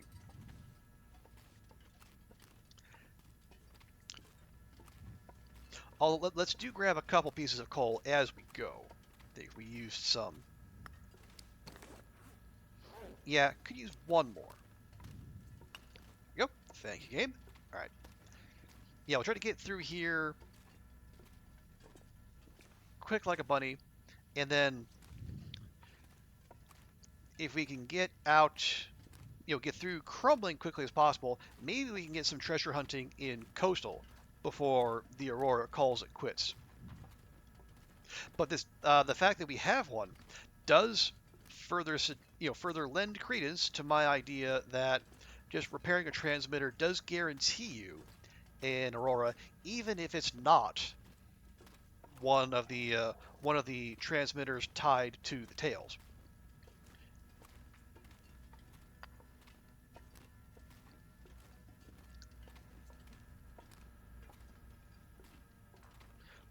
We do have all of our stuff, right? Yeah, we got the jerry can, got the hacksaw. Actually, we still have the hacksaw. We actually took that from Hibernia. We got. Wait, where's my pot? God dang it! I left the pot.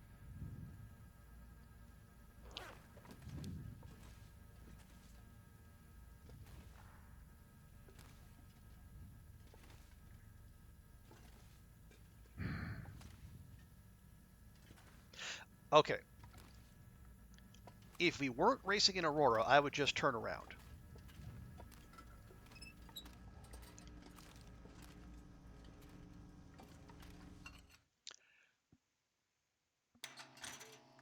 But, given the circumstances,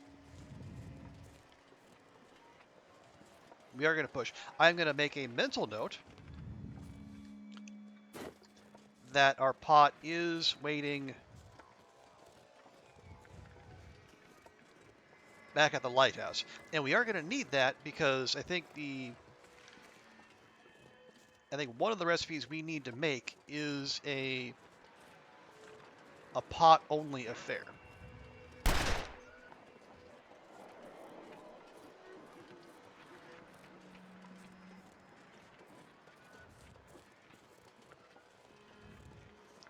and we just want access to it in general.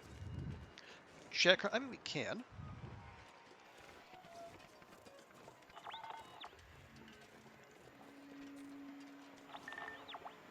Okay, there's going to be an Aurora wolf ahead of us. Yet, does it? Does not appear to be any radio signals here.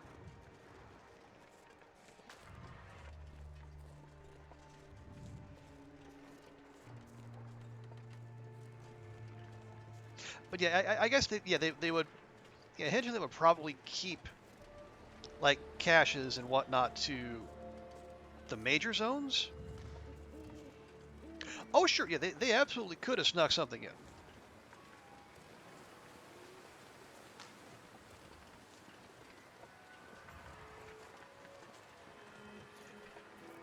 Yeah, it's definitely not a bad idea to check. But yeah, it would make sense for them to limit those to like the major zones.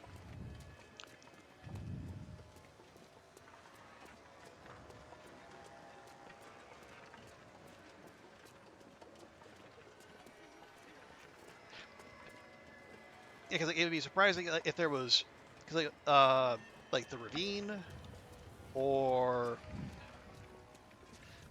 keeper. Well, I mean, it's just like the keeper's pass zones. It's like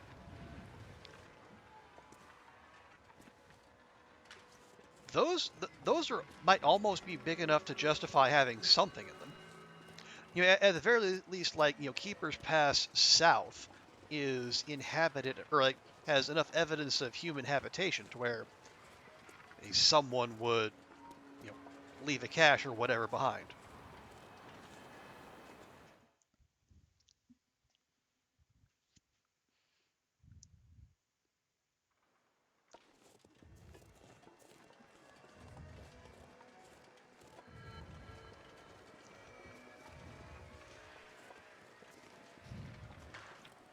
Okay, now before we go jumping down on the ice, let me just have a quick look-see. Make sure I'm not gonna throw Astrid into the jaws of any waiting beasties.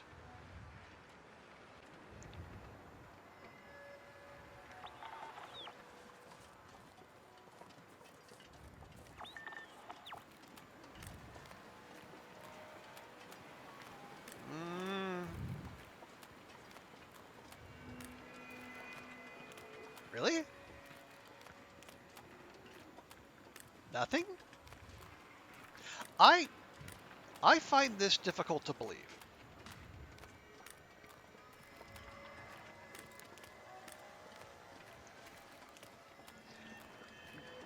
Actually, do we have to be within a certain proximity to get a to get the ping for the cache? I was under the impression we had like if you were just in the zone anywhere.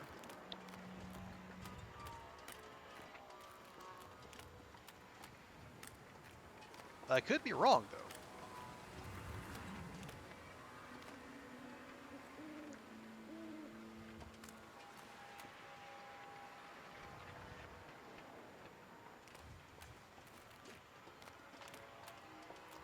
But it proximity is like okay.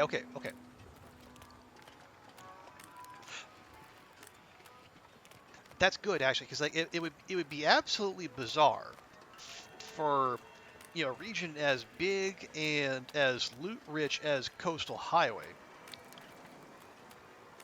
to not have any Aurora caches.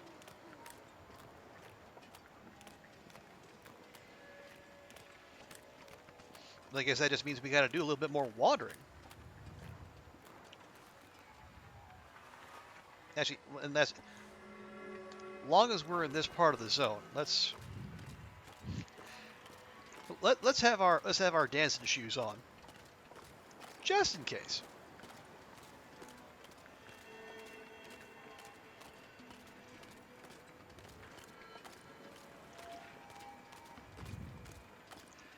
Otherwise, the transponder would bip all over the place. That does make sense, Mel.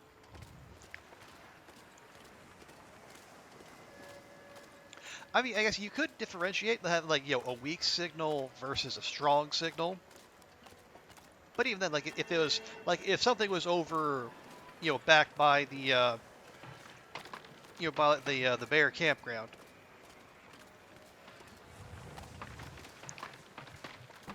it would be really hard to tell. God dang it! I feel like I'm speedrunning Darkwalker. I'm just testing the limits of the weak ice here.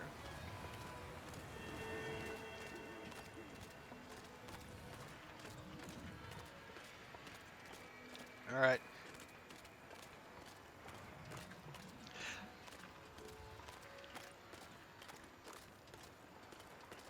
Well, I guess we could wander closer to civilization. My concern is they're like the closer we get to the shore, the closer we get to all the wolfies in the zone.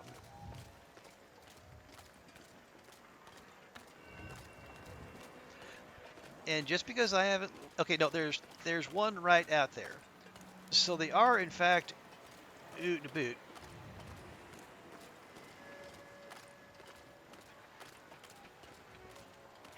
Yep, there's another one over there, right in front of Jackrabbit. So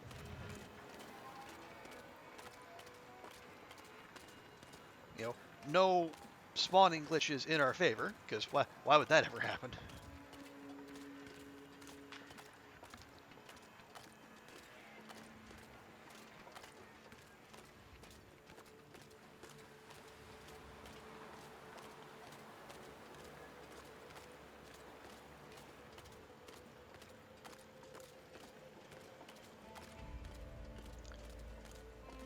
Still plenty of night left, but I don't know. It still feels odd. Like, okay, if we're gonna think of the coastal map as as much ice as there is, and there's plenty. There's more. There's more. More land than there is water. I think it's probably fairly safe to say.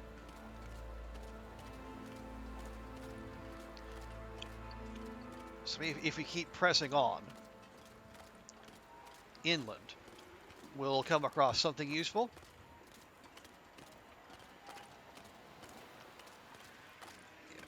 And yeah, here is... Actually, let me grab one of those, just in case.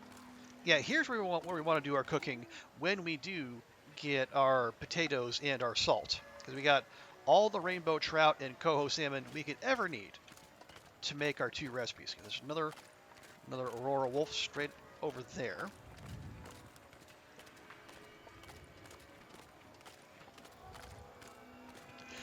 Yeah, Zert, that was where we power leveled to get to fishing 5. As you can imagine, it took quite some time. And that was back when those were the only 2 fish you could catch here. So obviously, we got a bunch of them. Okay, another Aurora wolf there.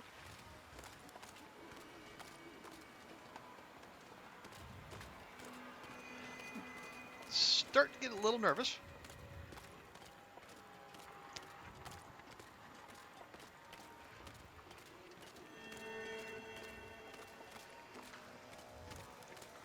Haven't caught, not on this run. On the Loper run, I've caught the Red Irish Lord and the Rockfish. The 2 new coastal fish. I have not, on any runs, I haven't caught the new inland fish, I guess. Whatever you call them.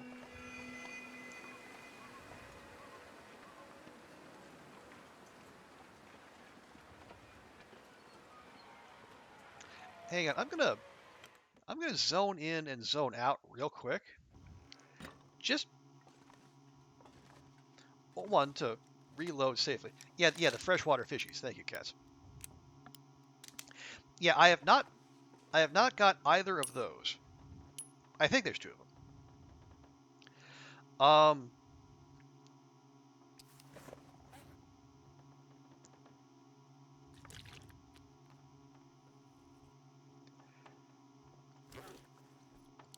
Now, we probably will at some point, because it feels like there's a good chance, like, some recipe is going to call for them. But until they do, I think, probably better to focus on the recipes we do have.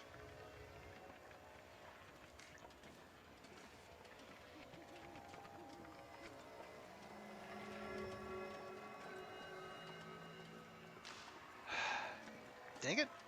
Still nothing.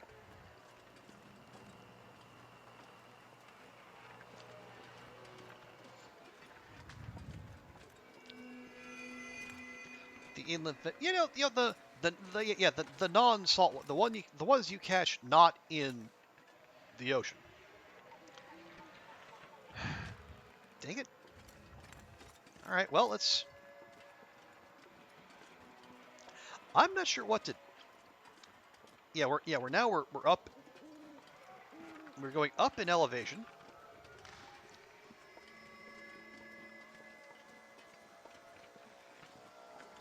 And still not a ping of any sort.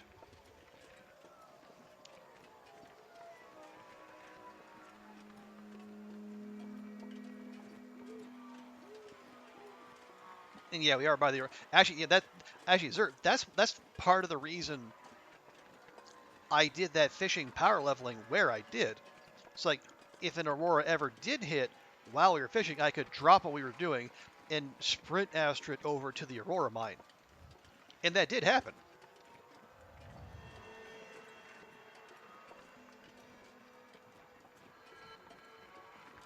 And the loot we found down there was just it was okay. Not the kind of loot that's worth potentially throwing a run over.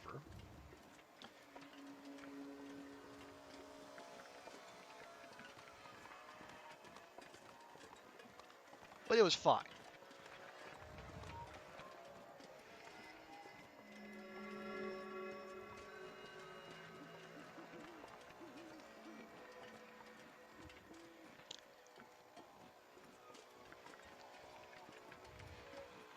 Yeah. I mean, there's like a jerry can. There's some snow pants, and like if I was harder up for stuff, it would have been a more heartening find. But as it was just basically like a lateral move, loot wise. So I think we grabbed like the best of the stuff and brought it out, and then we just moved on with, and we went back to fishing. Honestly.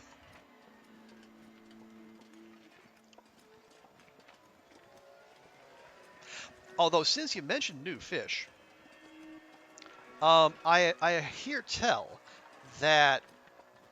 Oh no, snow pants on Stalker on this particular run. No, I have not gone down there on Loper, and yeah, snow pants would not be there. But yeah, from what I understand, like if you use a fishing lure, it raises your odds of catching the new fish, but it actually lowers your chances of like catching regular fish.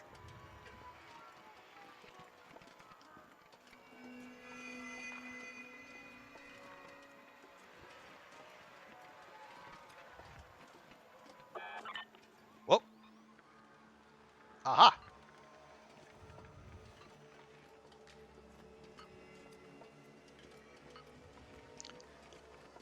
Okay, the pings are a little ways off, but we have a signal, which is honestly an improvement.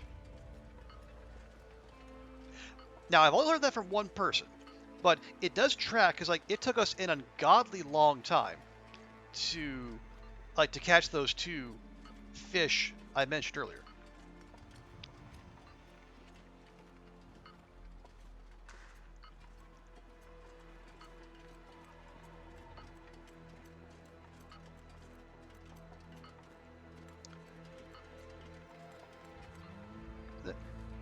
Nope, those are sticks.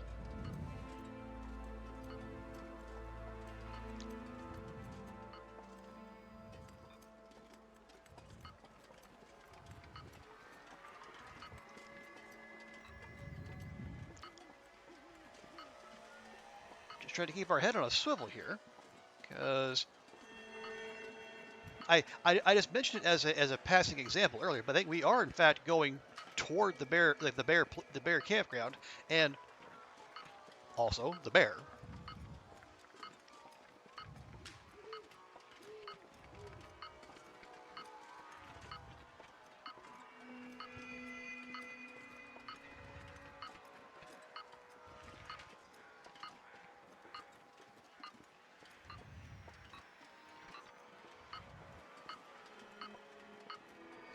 I am hearing crows, but they sound like carrion crows.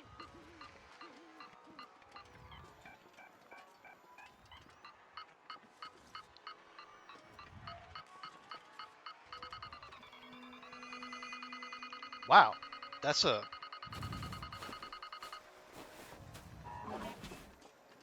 okay.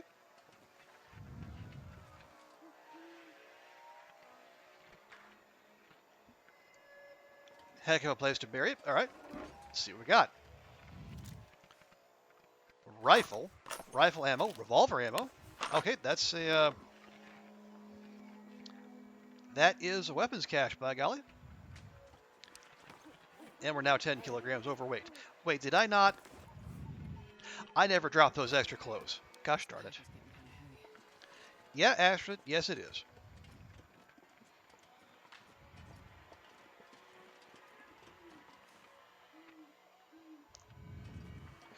Okay. So we found clothes and we found weapons. Not terrible. Personally, I would have preferred food, but, you know, these things aren't designed for players who are, 250 odd days into a run. You're meant to find you're meant to be brave and go find them much sooner. Nope, nope, nope, nope, nope. I didn't hear bear crows. Instead, I heard a snoring bear. Right the heck over, right the heck right there. In fact, that's not snoring. That's moving. So that's going away. No, no, yes.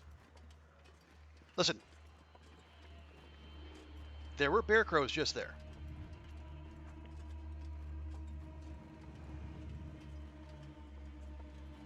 Yep, nope, we're just going to keep on moving, and we're going to get in that little cottage right there.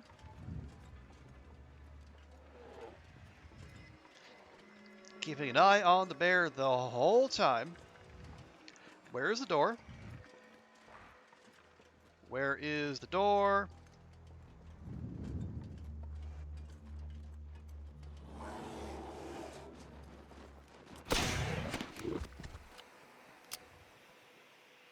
Never mind. Don't need the door when I got firepower.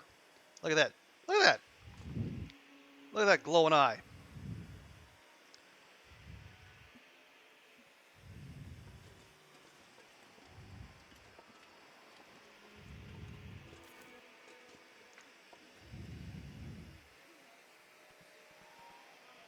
How you feeling there, bear friend?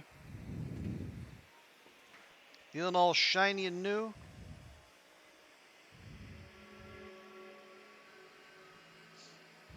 You were, yeah, you and me both, sweet. And yeah, as it turns out, the door was right in front the whole time. Well, I guess it kind of answers your question, Zert. Um, I mean, it works on them. It doesn't necessarily scare them off. Okay, yeah, now the Aurora effects have gone away. You know what?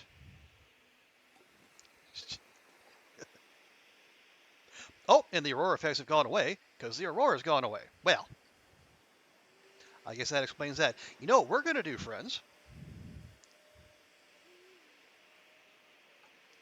How quickly can we get a hide off this bad boy?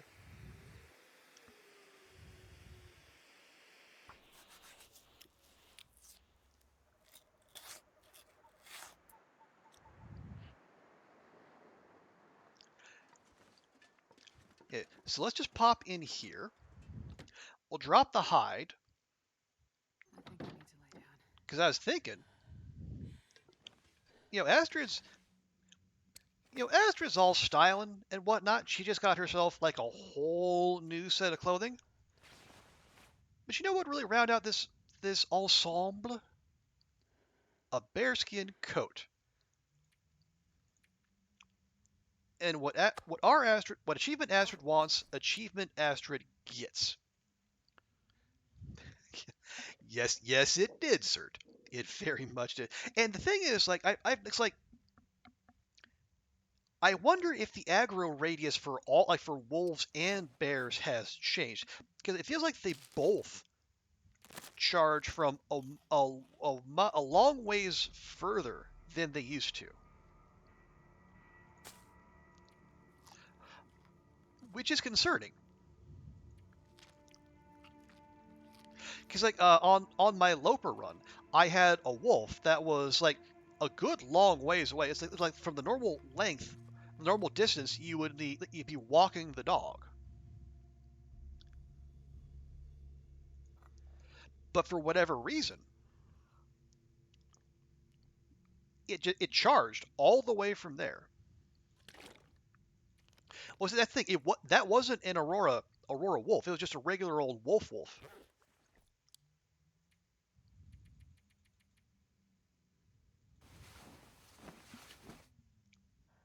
But it could be, or it could be. I don't know. It's like maybe if it thinks you're gonna get away, it like they have a thing in them that tells them to charge. I don't know. It's very strange. I'm gonna put that stump remover there. Not that we need it. Okay, yeah, definitely gonna leave that there. I should though. We're gonna make a note. Yeah, we can. You can, you can tell. We've been at this for a little while. Where are my coastal notes? Where are my coastal notes? There. Only the one. Okay, well that would explain why I couldn't find it. Okay, this is like what is it? Like the Bear Creek Ground Hut.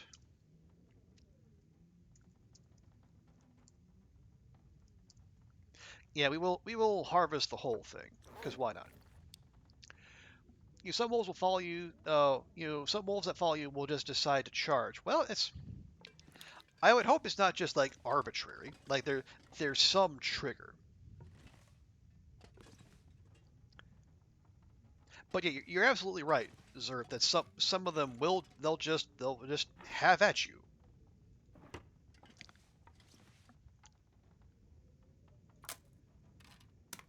Okay, but yeah, weather allowing, let's go harvest up bear friend. Ooh. Okay, I don't need to worry about this, but let's check if I can still get my flare shell because I've been able to do that on other bear kills.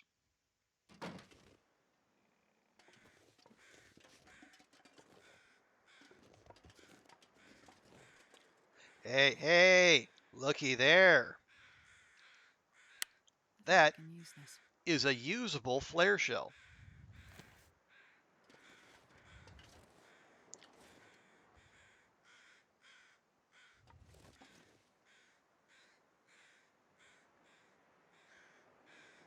Yeah, sweet. I think that's a pretty consistent thing.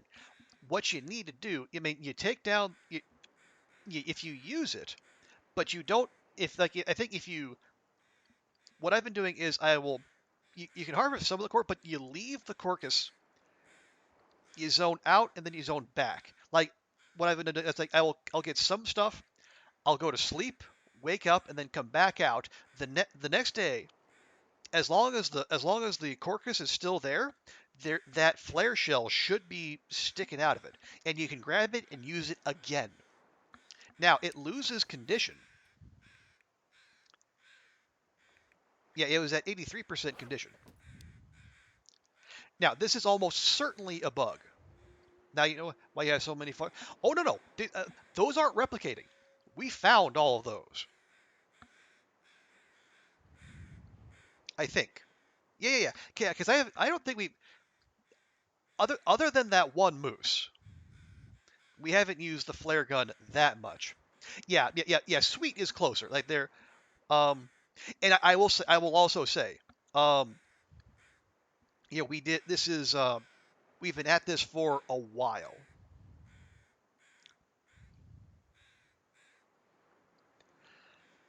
Um, was this before the loot yeah, when was the loot reshuffle? I can't remember. I I'm trying to remember if this run predates that. Anyway, how much fire do we have on us? We got 9 sticks and Having 6 pieces dragons of on the coal P doesn't seem so crazy right in now. December. Okay, has has this run been going since December?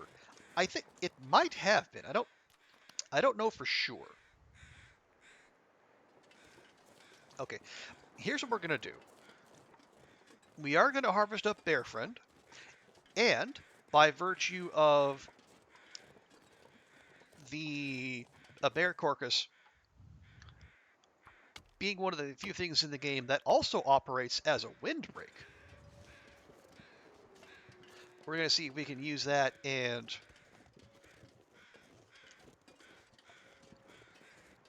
put the fire right behind it. Most likely you say, "Oh, that's right. That was the Great Whitening." Okay, yeah. Okay, so yeah. Sweet, yeah, sweet. I think we've just been collecting a whole bunch of them. I mean, you're not wrong, Mel. We have been reusing some, but I mean, we haven't. I only use flare shells on bears and moosin, and in this run, we've killed, yeah, 4 moose and 9 bears. So we haven't even done all that much plonking them.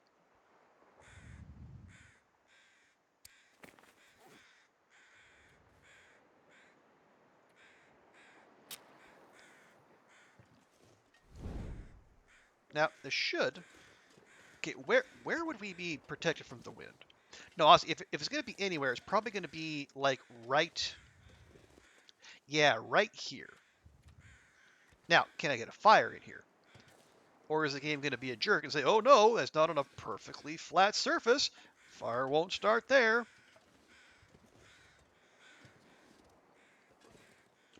Oh, wait. Okay. Yes, no, yes, no, yes, no, yes, no, yes. Okay. And the flare went out. Or the torch. Hinterland, why you do like this?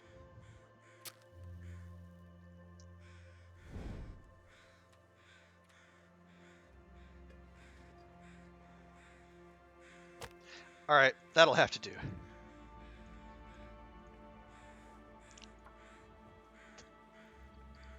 Question, will a flare scare an Aurora bear? Well, if you want to test that, sir, you go right ahead. um,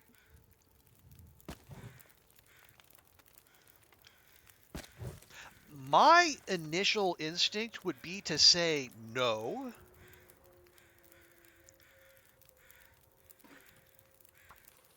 But mostly because like the flares operate like fire. And if fire doesn't pause the bear, I guess I don't see why a flare would. But again, I'm happy to be proven wrong.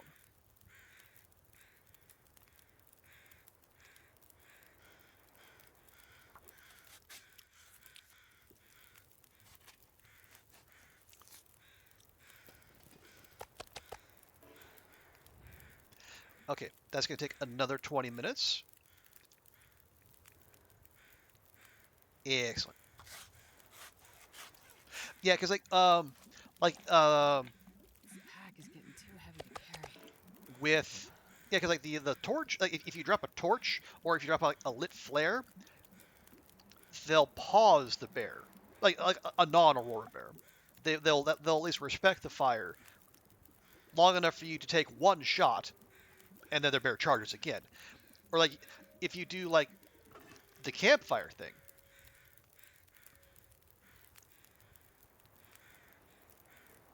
like the bear will stop in front of the campfire.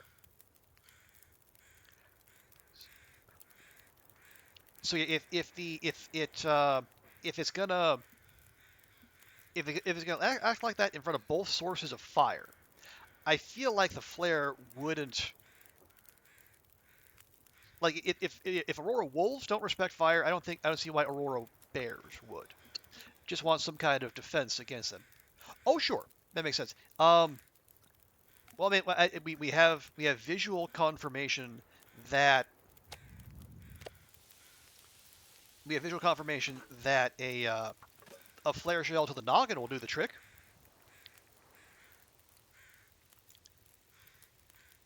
But honestly, I think your best bet is like most things, like Mr. Miyagi said, the best way to win a fight against an Aurora bear is don't be there in the first place. I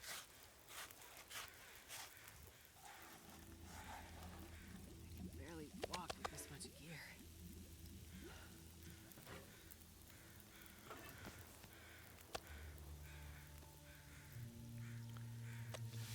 46, 13.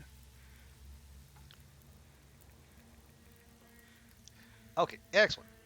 Yeah, so we're gonna we're gonna get the full bounty from Bear Friend here.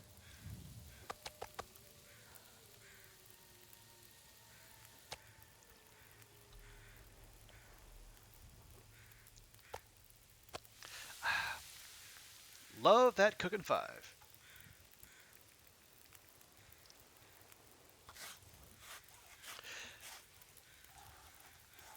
Yes, you may science that. Yeah, I would. If you're gonna do that, sir, I would recommend starting a new run, just in case.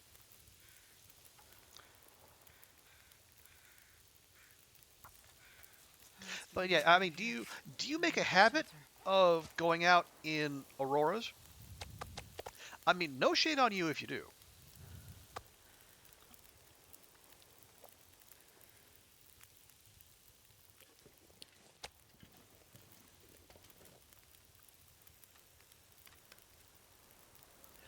But it is that's more of a high risk lifestyle that I would be comfortable with. But again, that's me.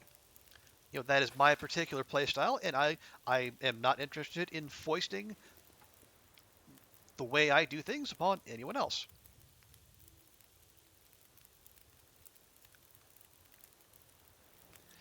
We got a half hour. It's got about 12 minutes. Okay.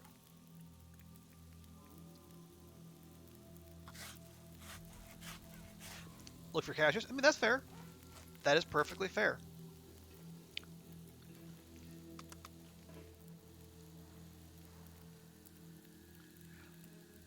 Yeah.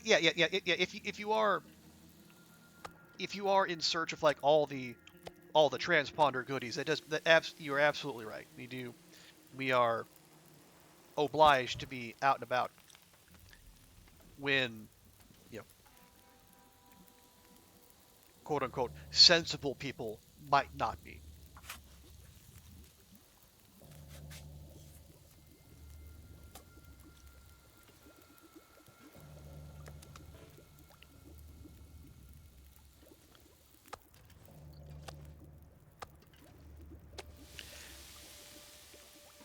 Go grab one of those. Cook that. Okay, yeah, that actually does save a little bit of time. It saves a little time compared to just cooking right on the rocks. The caches on Loper very disappointing. You found a rock. Oh, yeah, sir. I remember it's like what was it? Athenon found a cache with a rock, and then Curie found one that only had a piece of cloth. So yeah, if you're going cash hunting on Loper, you better set your expectations as low as possible.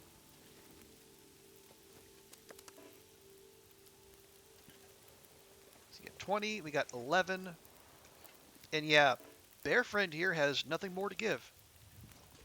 A rock? Yeah, a rock.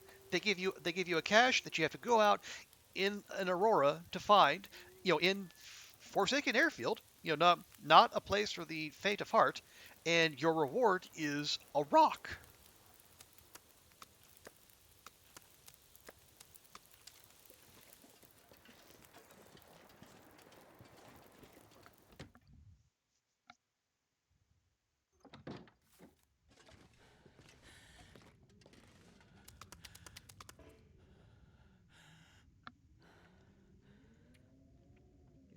Let me go ahead and just make an accurate note of that. So 10 guts.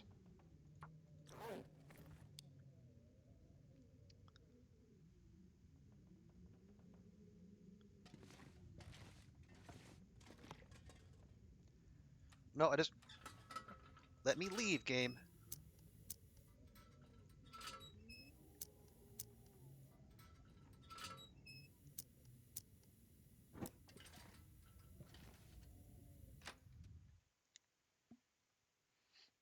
Yeah, you're okay with the rock, but a stone? Yep. One single solitary Charlie Brown for Halloween rock. And the bear is gone. And the fire has clipped into the ground somehow, but is apparently still usable. Oh, I guess that's fine because as long as we can see our skillet, we can access the cooking spot. Yeah, this is kind of the same problem we had with my ingenious campfire in the back of the pickup truck out back of the Quonset.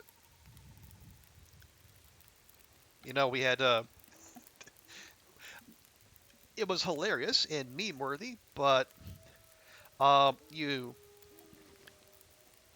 really had to know what you were looking for to because you couldn't actually see the cooking spots. You just had to click on them and hope.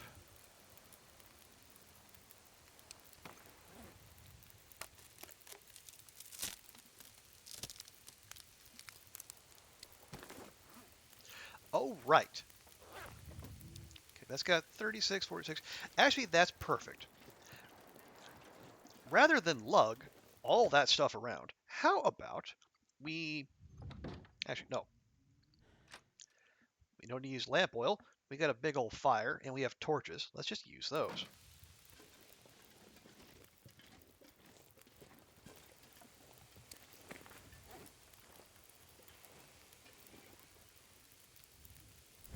There we go. Yeah, I don't really need to be carrying around a rifle. It's just not really all that interested. Okay. Seems like the cooler is probably the best place for it, which might seem weird to some people, but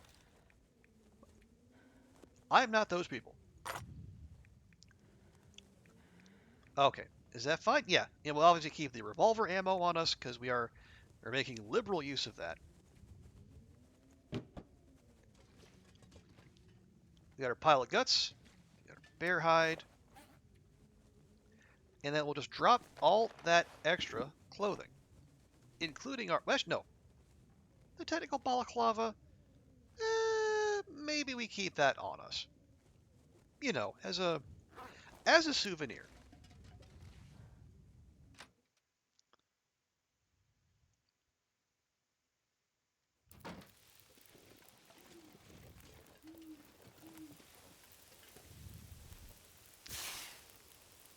Okay, is that done? It is not. Okay, perfectly fine.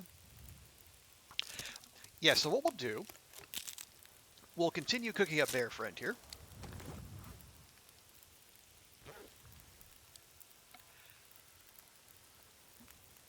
And then I think we'll do our loop back around. We'll check the fishing camp, the log sort, jackrabbit, misanthropes, and then like all the houses around the Quonset, looking for again, any of the new stuff, but in particular, potatoes and salt.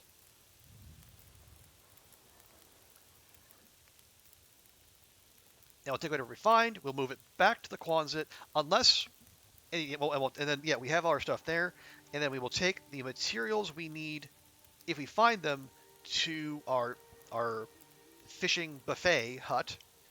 We'll make because yeah, one of our goals for this run is to I'm not sure I can carry much more. yeah, one of the goals is to not only find all the new recipes but make all the new recipes at least once. And then if we don't find them, then what we can do, we can double back to the camp office where we have multiple containers of salt and I think 3 potatoes. So we'll have to pick and choose which one we find, or which of the new recipes we make.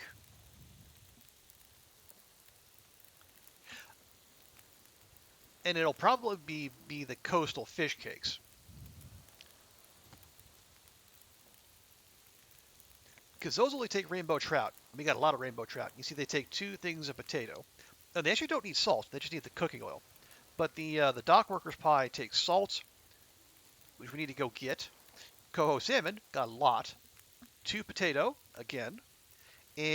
But also needs rockfish, and we still need to catch a rockfish in this run. Although, yeah, that just gives a little extra stamina, extra max carry weight, and cures cabin fever. Dock worker pie, extra condition, actually lowers your max stamina, probably from food coma, but actually heals you and reduces your cabin fever.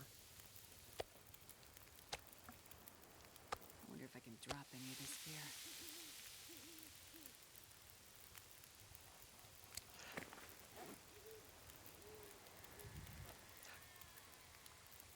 So yeah, that is and that's our intermediate goal as we're running around the world finding recipes, finding prepper caches. That's our other search interest.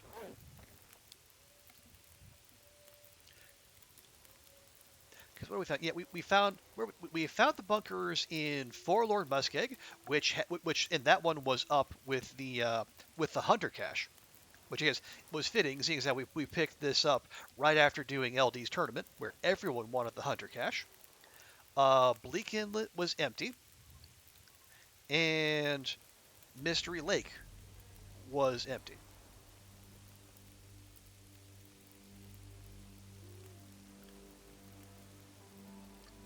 So 2 empty and 1 loot laden means we have what? We have 6 more to find, and 2 of them will have. Well, 2 of them will have like actual amounts of loot. One of them will have apparently nothing but a Carl Bob, and said Carl Bob will have the recipe for prepper pie. The pie that gives you cabin fever. This pack is getting kind of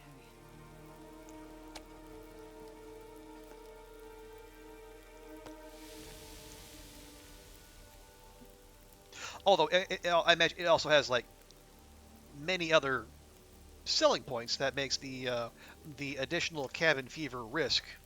It's if you're willing to get that, you're willing to overlook a lot, presumably.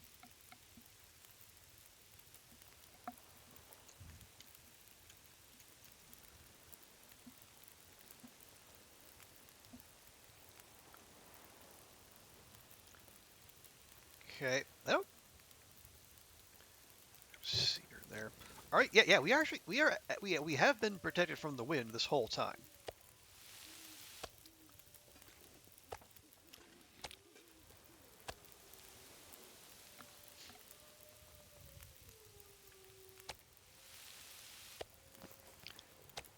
Yeah, I do apologize. This bear cooking marathon is not exactly scintillating content, but it is.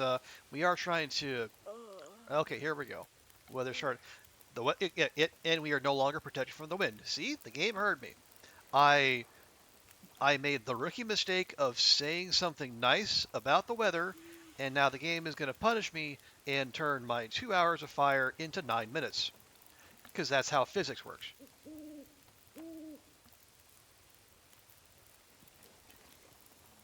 Yeah, where are we on water? 2.4 liters. Okay, we're probably good there. Probably good.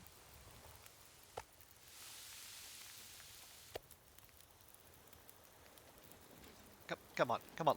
Let me, I'm not sure I can carry much more. let me drop my meat.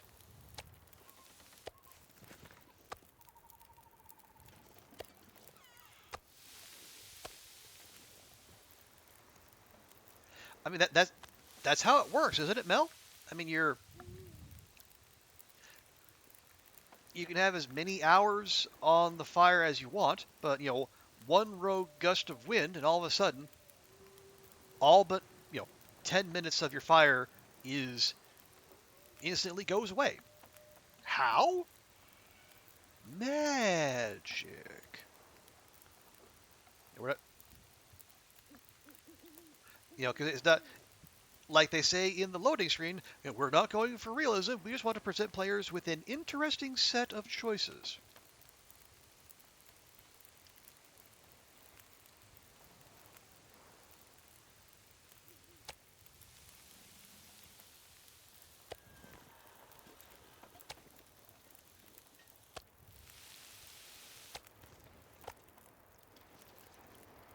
And yeah, it is an interesting set of choices, much in the way that that old Chinese curse of "May you live in interesting times" is interesting.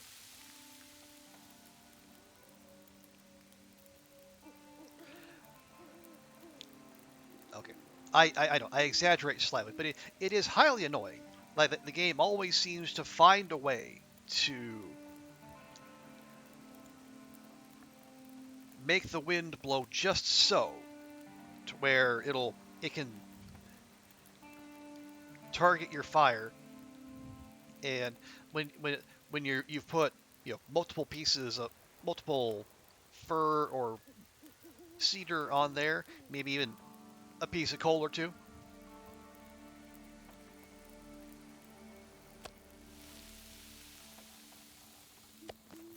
I wonder if I can drop any of this gear. The only thing you're going to drop, young lady, is that attitude. I am trying to keep you, well fed.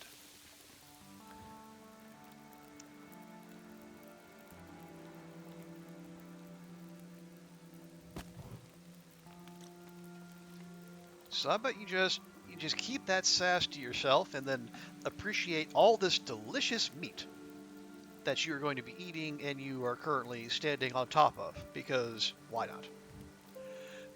You stand on 8 says good. I'm not. Okay. As much as I go on, I'm not big on superstitions or like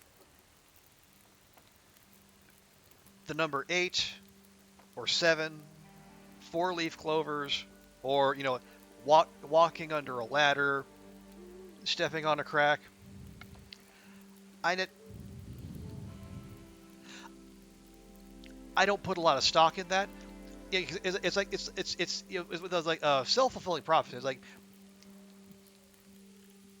say if you do that, like if you break a mirror accidentally, whatever, then you're going to be hyper vigilant for anything that even resembles bad luck. Here's somebody bought the phone number. Oh yeah, there are people who are absolutely, they do put stock in it, and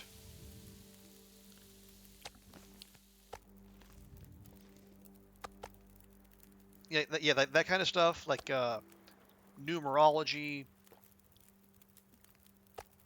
feng shui, Chinese astrology. That is definitely a thing, and it's also like it's big business for a lot of people. I am not particularly swayed, But yeah, people will pay like when I lived in Beijing, and like you went to get a mobile phone, numbers that had eights in them, they charged more. And like if you wanted a phone number that had, say, a bunch of fours in it, you could get that for cheap.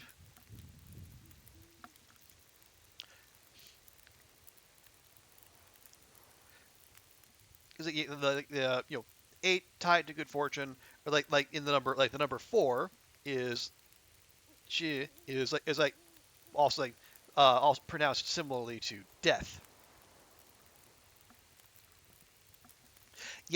Four has sounds the same as death. Because like in Japanese, she is each ni yo shi, or each ni san shi.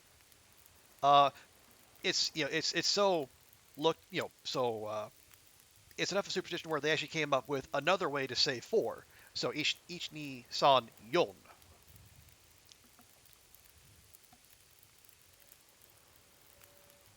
Yeah, eight good luck, four bad luck.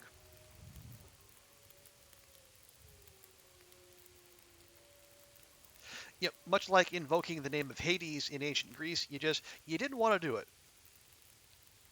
Maybe maybe they were listening, maybe they weren't. You just didn't want to take the chance.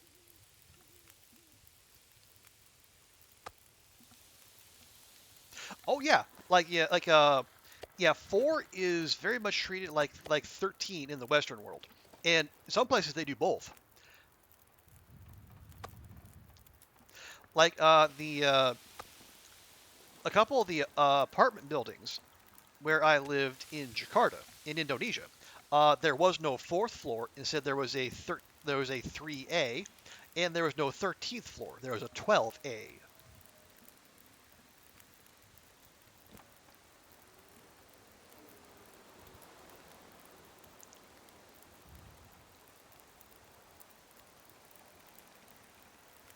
Okay, 52, 41. Okay, still got plenty of fire. Good, good, good.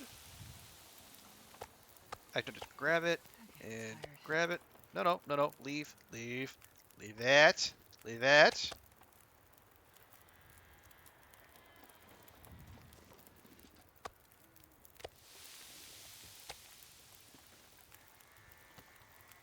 Now I will say, like the company behind those, they're owned by like Chinese, like the CEO of those companies were like they were Chinese Indonesian businessmen, so maybe that had something to do with it. Most hotels don't. Oh yeah. Most hotels don't have a room 13. Okay, but there's no 4 or 13 there. But yeah, it's and even if they don't necessarily, the people behind the hotels don't necessarily believe in it. If they think like if their customers would be weirded out by it, why take the chance?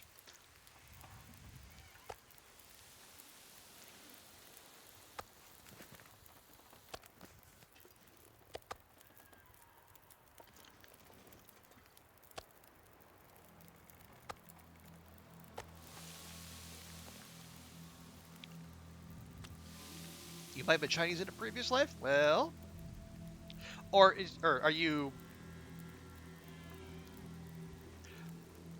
call it not tempting fate? Well, a little, a little from column A, a little from column B, maybe. But no, it's fine. It's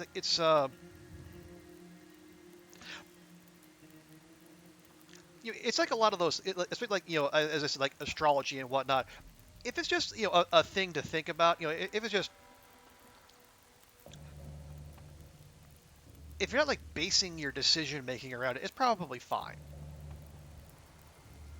If the worst manifestation of it is like you go out of your way not to walk under a ladder, whatever, no big deal. But like if but like Looks like a new day is dawning. if your astronomer is saying, oh, don't take that chemo your doctor was prescribing you. Instead, let me direct you to my friend who's a Reiki practitioner. That then I have some issues because then your belief in superstition is having a direct, very negative impact on your life.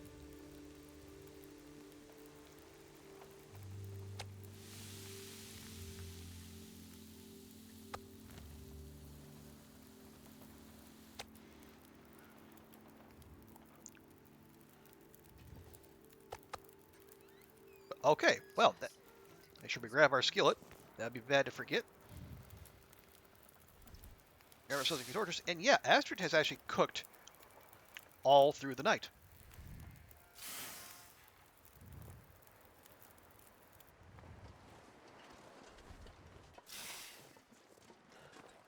And if that's the case, she has earned herself a lovely rest.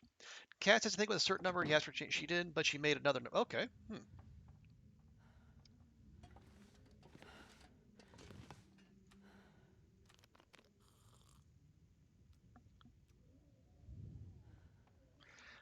See where. Oh yeah, food. Yeah, food wise, we're fine. Little.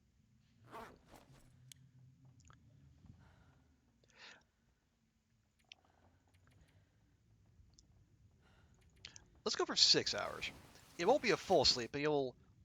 Yeah, well, we're gonna try to get Astrid's sleep schedule kind of reset.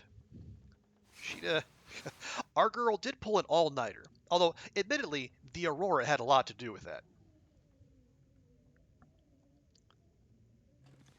Okay, so that's on the way.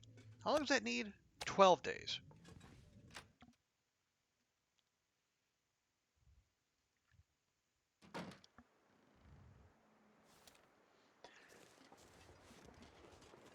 Now, yeah, we're actually not that heavy, which is perfectly fine.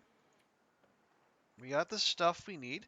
Well, again, mental note: we do still need to go reclaim our pot back at the lighthouse. But long as we have our skillet, we're okay for our purposes.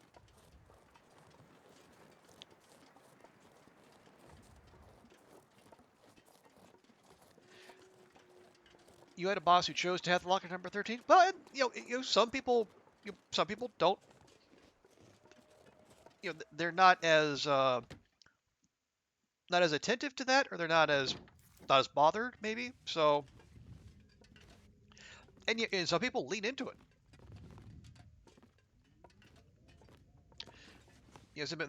They want the number 13 or 4 or 44, and that's great because it's the that's what you call a market solution. They want the stuff that no one else is willing to take, so it it all works out in the end. Yeah, so we're gonna go through here just real quick, looking for.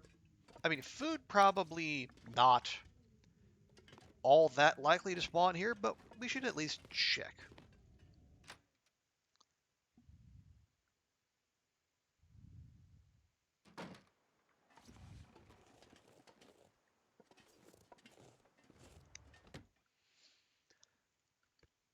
The Stalker and the crashing in the Andes happened on Friday the 13th. Well, yeah, but on that Friday the 13th, how many Friday the 13th? I would. That is a factual statement. I guess my question would be like, how many Friday the 13ths have come and gone where bad things have not happened, or even good things have happened? Because it's like again, it's that confirmation bias thing where we remember the hits stay fresh in our mind, and all the misses just kind of get flushed from our mental RAM. And it's not a and it's not a nefarious thing. It's just that our brains are wired to do that.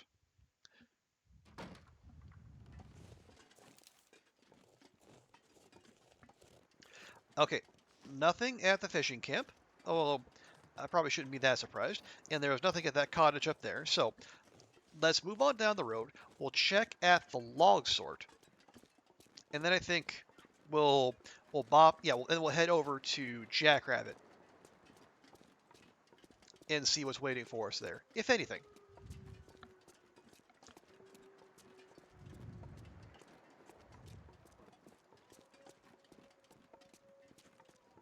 And that's not to dunk on people who they have concerns around Friday the 13th or any other phobias or whatnot, and that's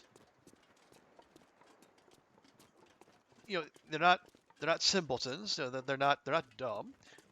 Very. It's I think part of what it is like our as humans we have like pattern-seeking brains, and we rely on a lot of heuristics, and we're just you're flawed as thinking goes. We are flawed creatures in general. I mean, we're big bags of meat and chemicals, or as I think as I heard one person put it, we're a ghost piloted by a you know a, no, a zombie pilot a zombie wrapped around a skeleton piloted by a ghost.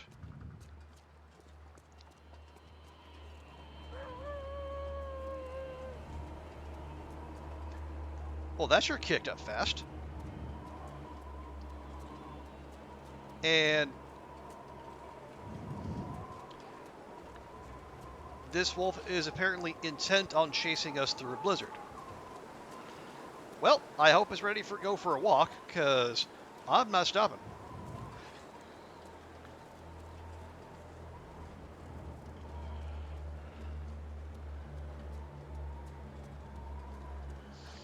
I mean, we were always going to turn in here anyway, because this is the next closest place to check for food.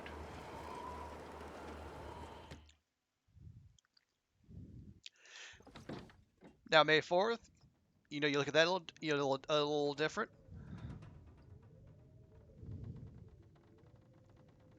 Now, is that because of Star Wars, or is that because of something else?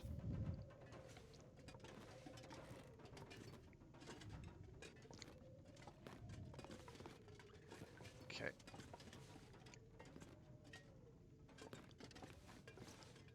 Did we grab that? We did grab that. Okay.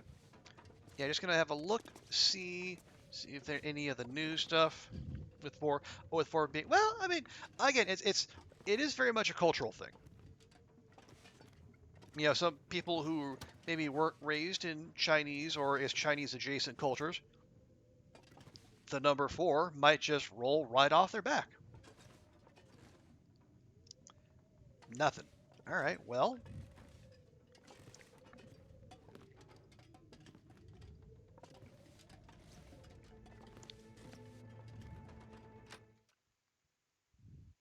I did say we were going to go across the ice.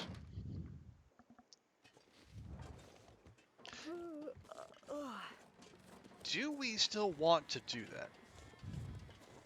We certainly could. Yeah, that's boarded up.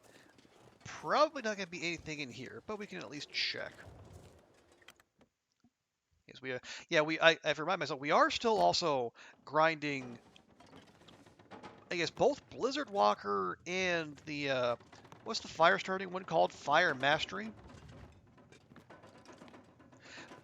We are still working our way toward those two.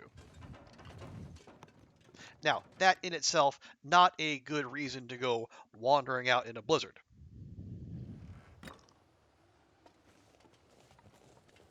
But I mean, it's blizzarding, and it feels like 6 degrees, at least for us. So, what the heck, right? This is also one of those silent blizzards, which are just very disconcerting.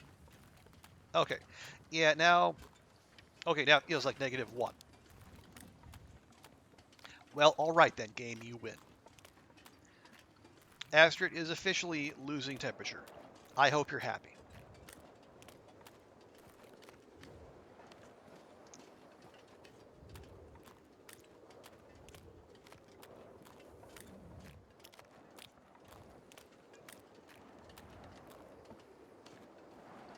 And I also when I was younger, I was big into a lot of the I would not cryptids so much, but like the Bermuda Triangle, UFOs. I was like prime X-Files bait. So naturally, my parents refused to let me watch it. But yeah, I was into that stuff, and it was really interested. Like the unexplained, because it was. I mean, it was one of the things. Like, if you actually stop and think about it, I mean, it all sounds bizarre. But if you just chalk it up to, like, the unexplained, all the stuff we don't know about the world, and isn't it cool and crazy and whatnot? And it is fun to think about. The TV soap. Um, I don't remember. I know of it. I think it might. I think it actually running might have. I think that was before my time. I think.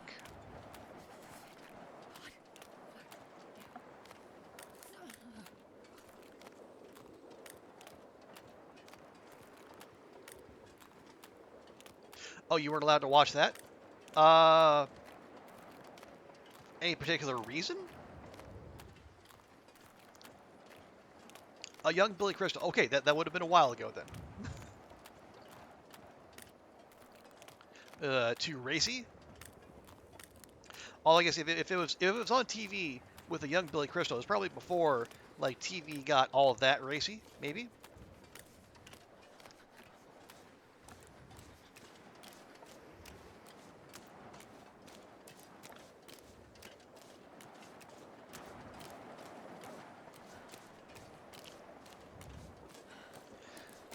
Okay, I was gonna say there's an island out here somewhere. I know there is.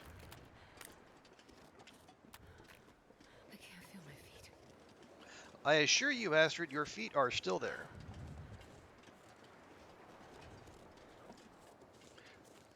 Now, which island are we on? Okay, I think this is the one that's just off the side.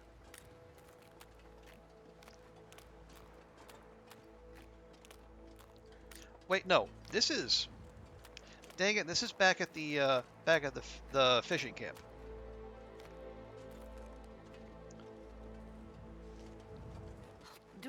If I don't warm up soon. All right. Jeez.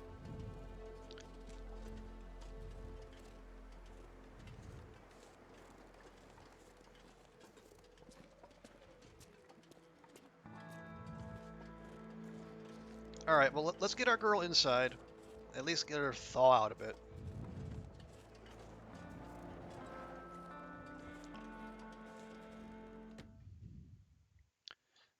With all apologies for interrupting the best track in the game.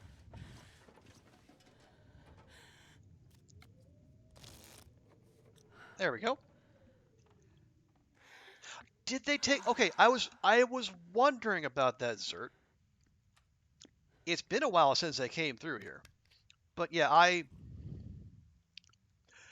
remember explicitly looking for the Summit Soda that always used to be on there, but for whatever reason it's not now. And honestly, it hurts my heart a little. It's it's like it's like the matches in the basement in the PV farmhouse is just it's not just loot, it's part of Long Dark lore. And it's not being there just feels wrong.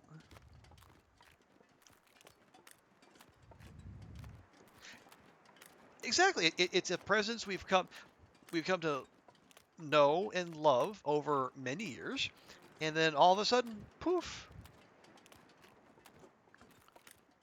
it's not there anymore.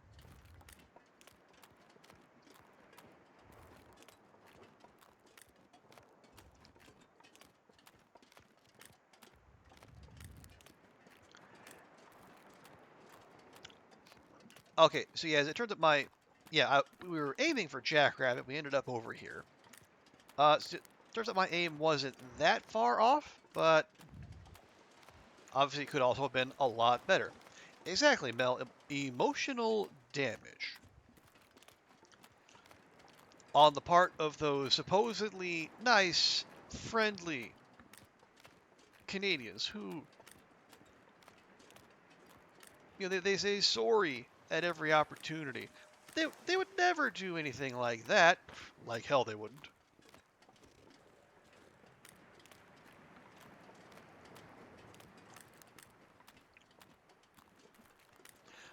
See, yes, I have seen there a good few of the streamers I follow are on the Palia train. Um, yeah, it's more. I would say it's more Animal Crossing than Stardew. It's a kind of open world, quasi, not quite fantasy kind of setting. Um, but yeah, you basically you have your own housing plot where you farm and craft, and it's not like totally open world. It sounds like there are story elements. I think it's currently in closed beta. A lot of that's what you're seeing. A lot of the people on here who are playing it, they requested to be part of the closed beta. Um, it looks promising, but there's also a lot of work that needs to be done yet.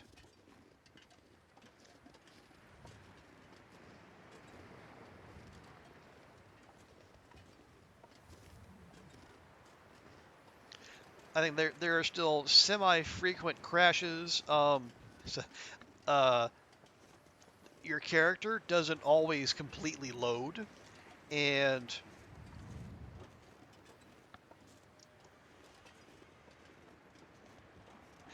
there are parts of the world where like you can physically access in them, but there's no there's no actual content yet. So Place to rest. you just kind of drop in, and then there's nothing there for you.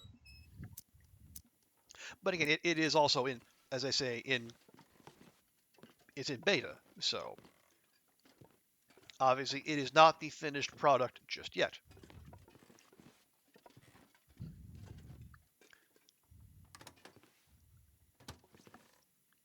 Okay, we got more flour. So at least we're okay. So one, that tells me stuff can stuff can spawn here, and two, we have not in fact come through and looted this, and I just forgot, because that is always a possibility.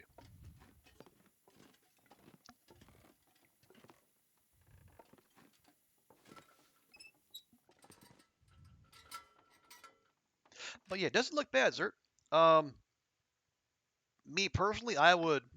I'll say that it's also worth noting it is an MMO, but so far there is like it's all PvE stuff. I don't think there's any.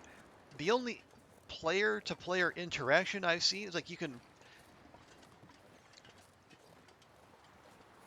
request items from other players, and people will do. They'll just ask for all manner of like all manner of nonsense, but you're not obliged to help them, obviously.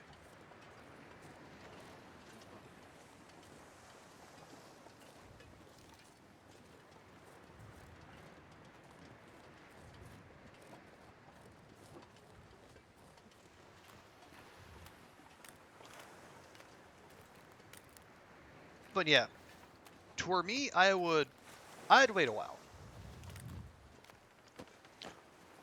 Let it This stuff will come in handy. free arrowhead, nice. Also, I love these purple and orange sunsets. They're just gorgeous.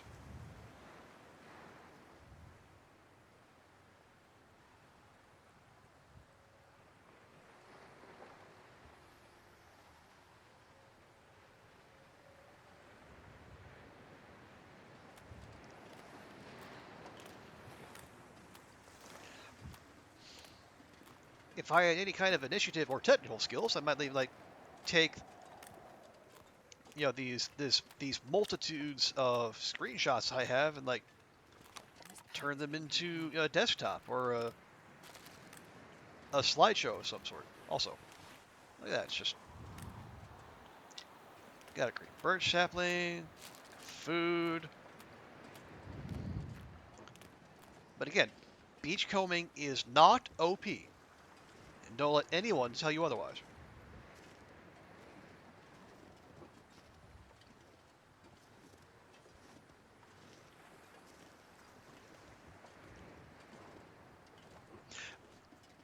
You're gonna try it out, Cert?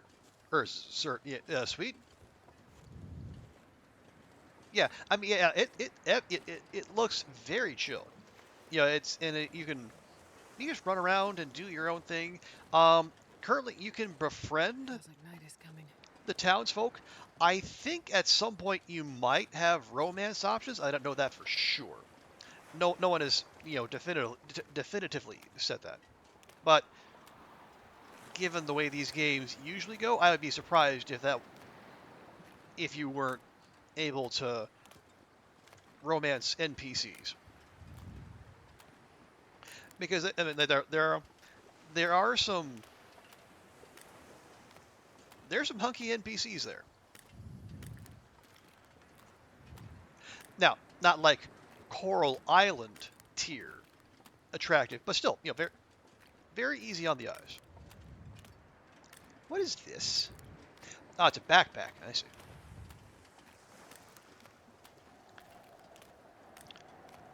Just walking right up to the edge.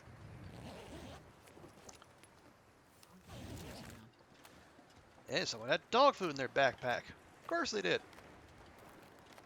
Okay, we got another canoe washing up. Does that also mean more arrows? It sure does. Yeah, one broken. Hope nobody needs this anymore. Two usable. And a snack.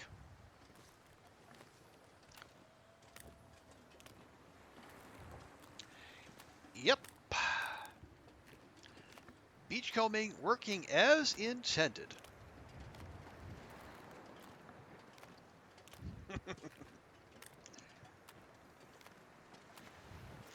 See what you've been missing out on, Sweet? All the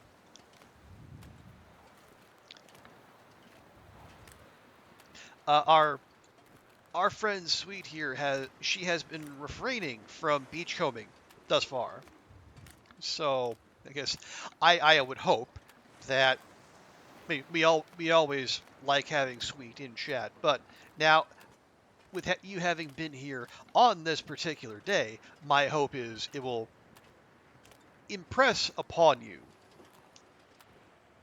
the immense potential that engaging in beachcombing has. I know, I kid.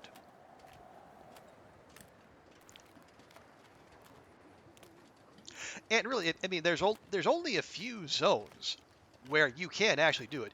It's it's DP, it's coastal, crumbling kind of, and then Bleak Inlet. And like other than coastal, it's like those are all regions where you're probably not going to spend much time, except for very specific reasons.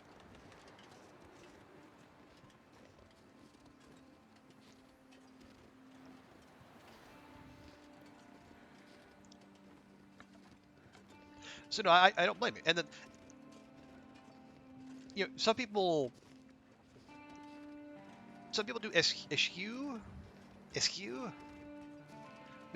They voluntarily choose not to beachcomb because it's too powerful or it's broken or OP or whatever. And yeah, it's also easy to forget. It's also easy to forget that the loot actually resets with every blizzard.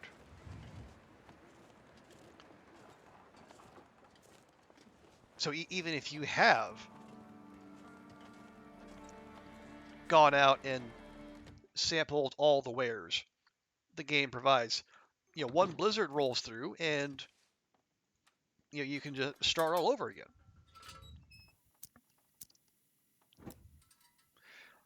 Okay, we checked Jackrabbit. Now we are here in Misanthropes. See if there's any new stuff. Early signs are not encouraging. Yeah, they think, well, what we'll probably do is, we'll run Yeah, no potatoes in the sink. Got more Those should oats. come in handy. So what we'll probably end up doing is, yeah, we'll just take what we have. We'll mosey back to the Quonset.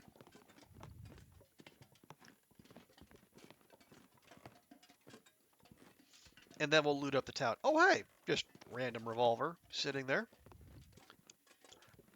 You gotta go, Zert? All right. Well, thanks so much for hanging out. Appreciate you being here. I hope the Aurora Bear incident got you some important data points.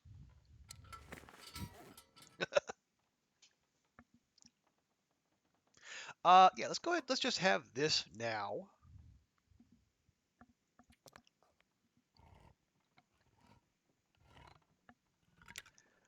Just get that weight out of our pack and also get Astrid just a little bit more sustenance.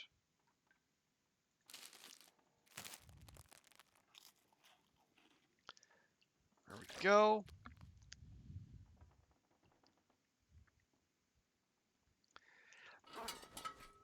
Yeah, she's going to be a thirsty girl when she wakes up, but that's fine.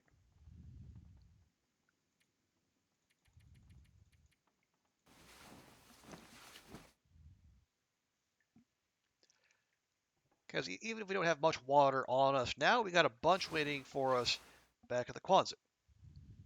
Although we probably wait. Yeah, let's at least wait until sunrise.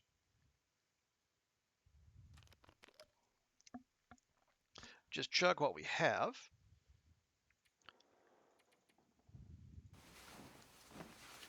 Get a wee bit more shut-eye.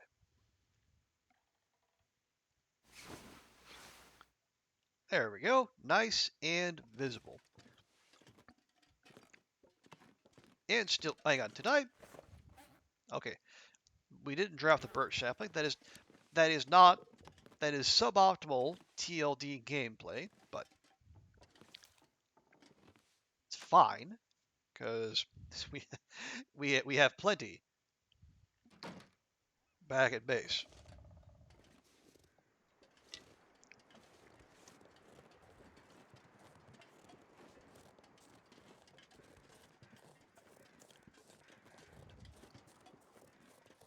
Okay, looking for neighborhood wildlife. We know this is a popular hangout spot. Seeing none.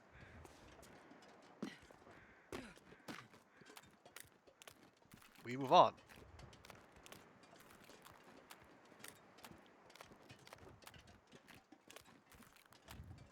Oh, right, yeah. While we're on the way, we'll also check out these two houses up here by the docks. Because we did check those.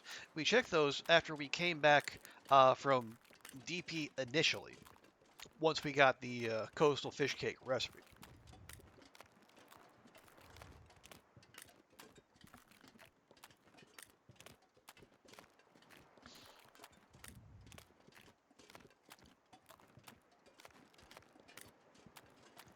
But yeah, we got what? We got one sack of flour and one thing of oats.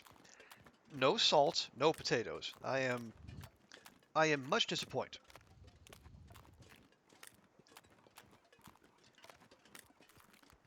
I think the last batch of places where we would expect the new foodstuffs to spawn will be right here on the town site. Those, the ones across the street, and like that joint up there on the hill. If we strike out here, and that is a definite possibility, unless things are actually just sitting out, they'll have long since withered away if they were in a container. But yeah, if we strike out, we'll just have to, we'll run, well,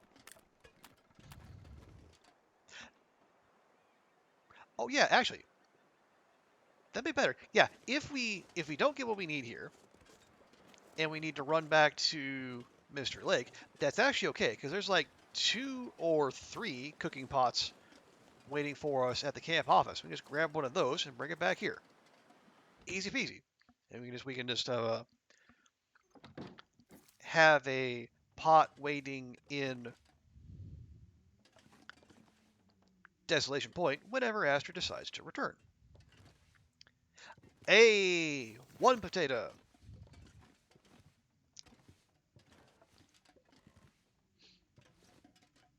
I mean, we would like, 1 potato, 2 potato, 3 potato more, but one is one's more than we found so far, so that's anything's going to be an improvement.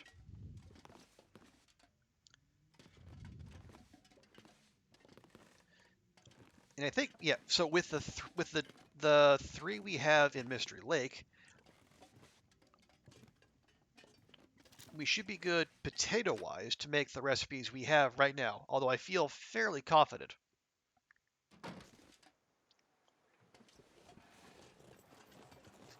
There will be further demand for potatoes as we go. Oh, right, and then Zert also said earlier that if we find corn, we should hold on to it. And for the record, we have. I think we have at least 2 cans of corn waiting back at the camp office. I can't remember exactly who, but someone made mention that there's a recipe out there that requires corn, and to my knowledge, the only place you can get corn. Ooh, we got salt. Yes, we were we had salt waiting for us anyway. But that's good. We had so if we find 1 potato, or find any more potatoes, we are absolutely golden. But yeah, one more potato, we can make the fish cakes.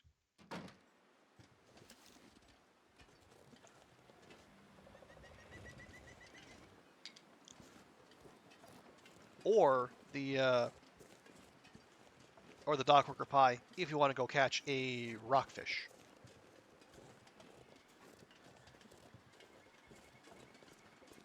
Okay, well, I'll tell you, why don't we just start with the house up on the hill? We can work our way down towards the Quonset.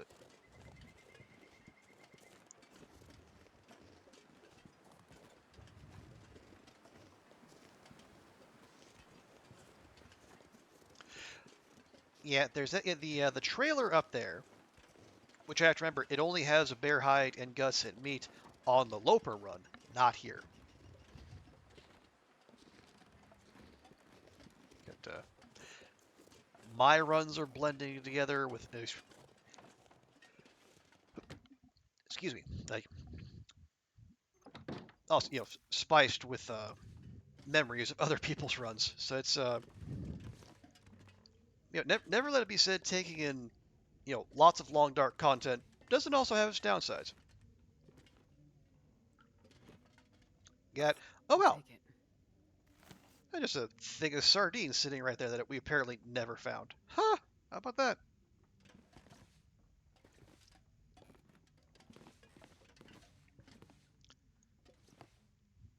Nothing. Nothing. Nothing. Nope. That can of sardines is gonna be it. Well, heck. Down the hatch with the deathfish.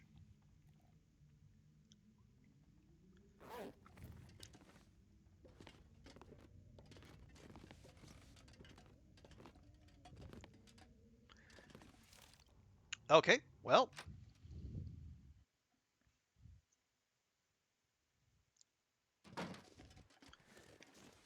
not exactly ideal, but we move on.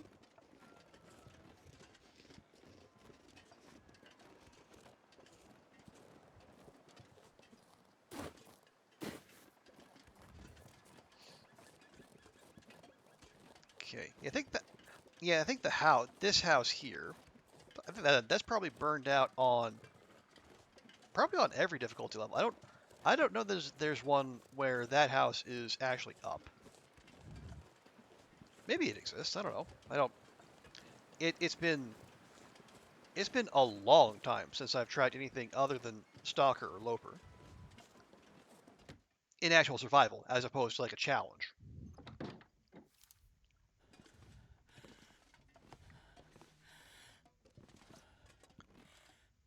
Okay. Check the floor. Floor potatoes are very much a thing. just not here.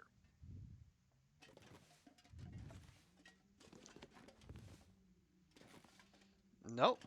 Nope.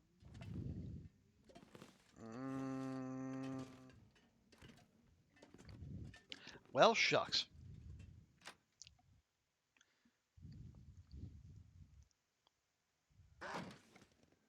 Really?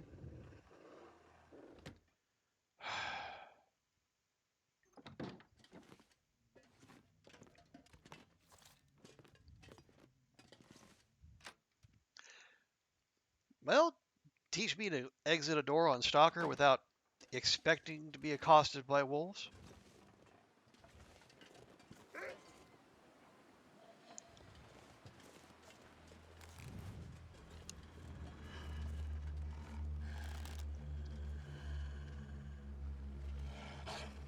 Come on, do your thing.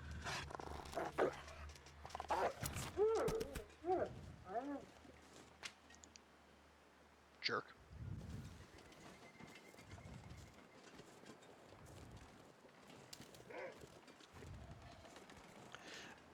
Not sure how it saw me draw the bow with a whole house between me and him, but you know what? Doesn't heckin' matter.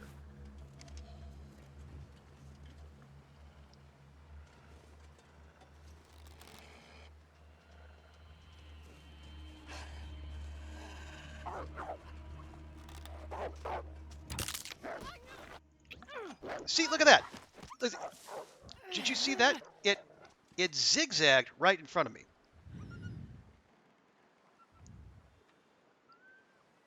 Just the height of rudeness, I tell you.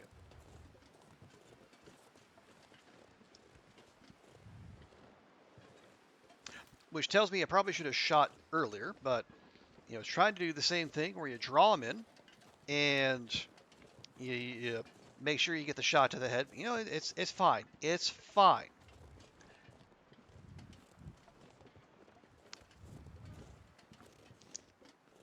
That's why we stay armed, and we have one-handed and two-handed weapons.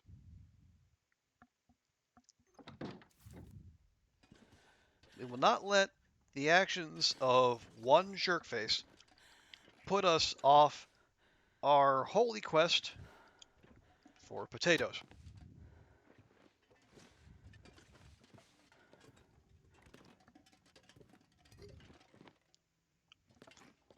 Okay, well, we got salt aplenty.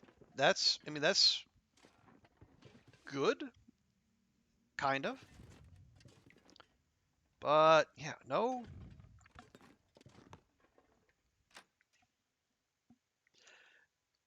Nothing in the way of potatoes. Okay. Yeah, we hit those houses. Yeah, we hit one on the hill. We hit the blue one. We got the bank manager's house. That's also burned down. We'll check the two-story house over here. And if that doesn't bear fruit, I think there is a trip to Mystery Lake in Astrid's future.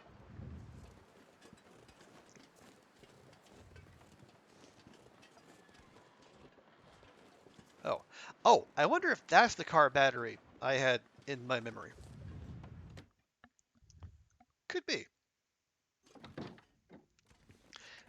Anyway.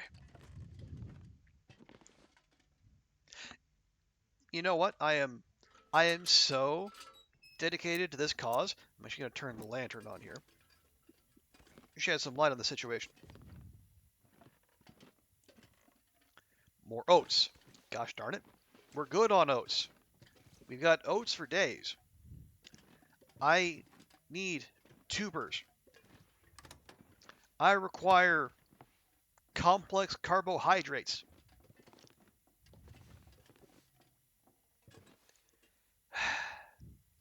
Dang it.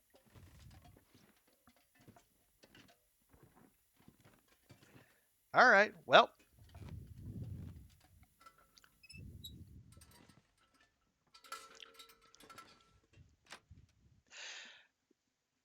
So Coastal Highway did the bare minimum for us, at least in terms of the new stuff.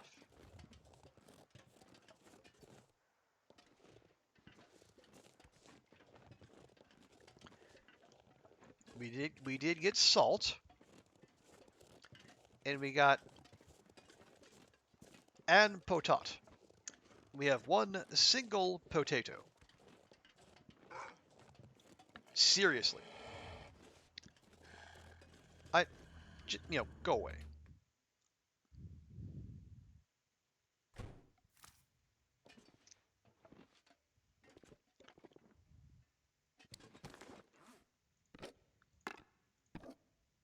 But yeah, we got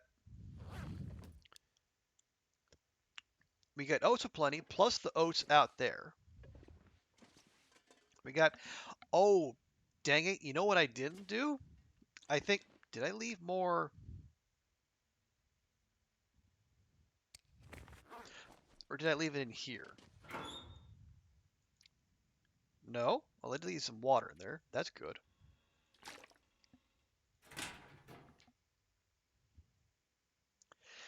Yeah, I think I left our cooking oil in...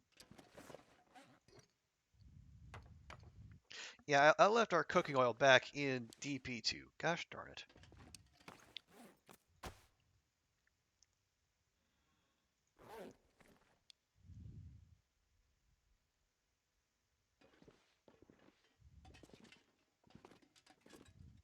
Oh, right. Yeah, we also want to...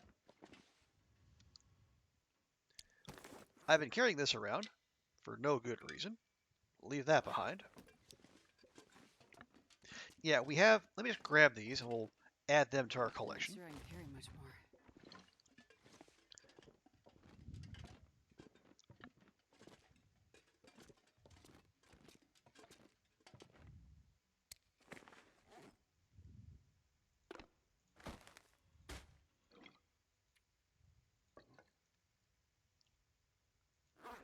Okay.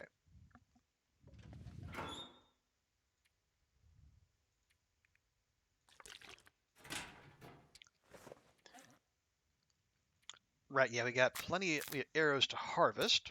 Both the found ones and ones that we broke the old-fashioned way by shooting them repeatedly.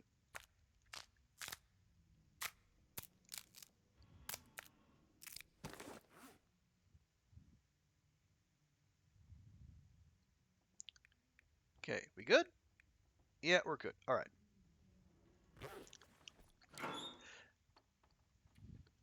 But as I was saying, Astrid still has some travel ahead of her. I'm going to take those crow feathers, put them on the workbench where they belong. Got 100 crow feathers. Yeah, like crow feathers are hard to come by, right? People who played LD's challenge. Why would anyone ever think crow feathers are hard to find? I wonder if I can drop any of this gear.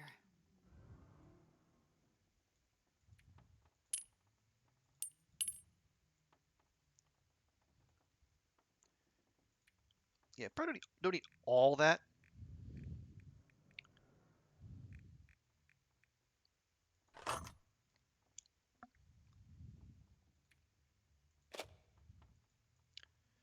All right, there we go. That'll do. Don't need a blue flare. We're not going anywhere with timber wolves anytime soon. I assume. Oh, right, our technical balaclava backup. Keep that there.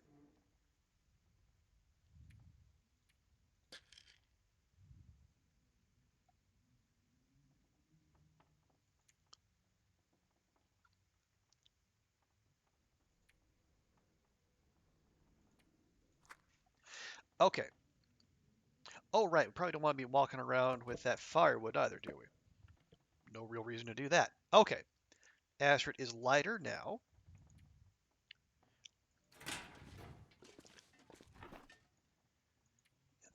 Arrowheads can also go in there.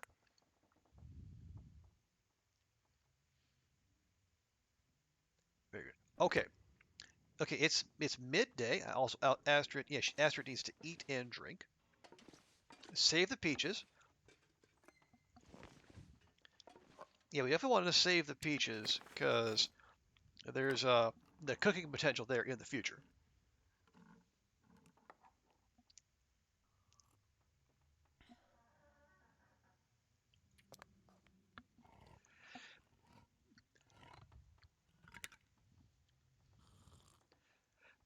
which would be shorter?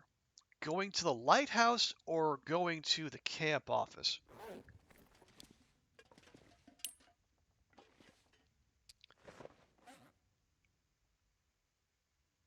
It almost seems kind of equidistant, but if I had to pick, I would probably say I'd say the lighthouse.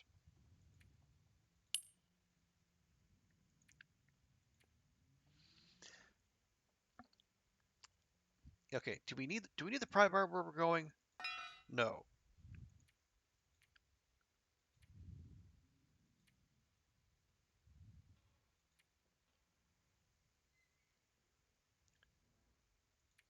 Do we need a kilogram and a third of prepared birch bark? Again, most likely no. There we go.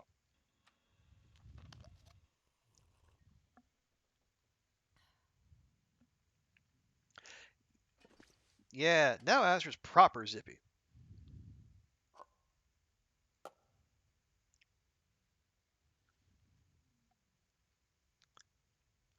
Okay, we go to the lighthouse. We grab what we left behind. Turn around, come back. Then we send Astrid to Mystery Lake to get. We don't need the salts, obviously. We're good there. Go grab our potato collection so we can come back here and then do all the cooking we need to do.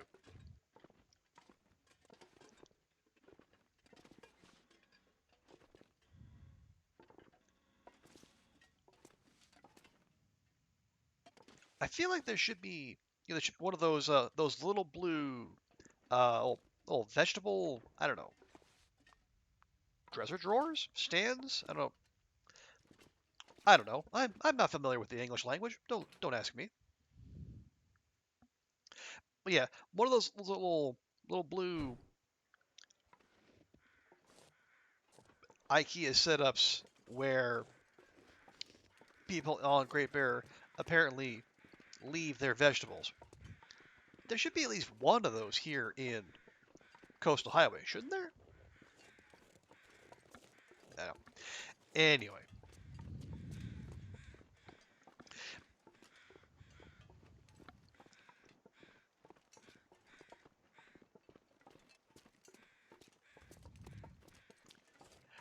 but yeah, so we only have to go back and we'll grab our potatoes from the camp office,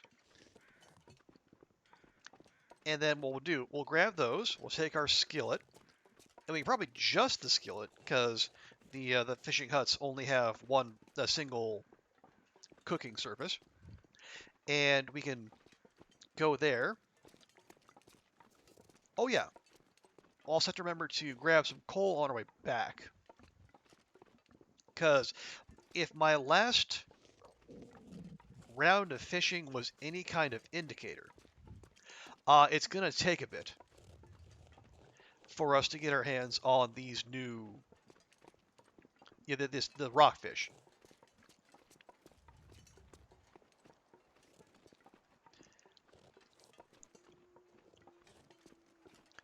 Because I remember fishing for like a good 8 hours at least, and we caught exactly nothing. And that was with a fishing lure.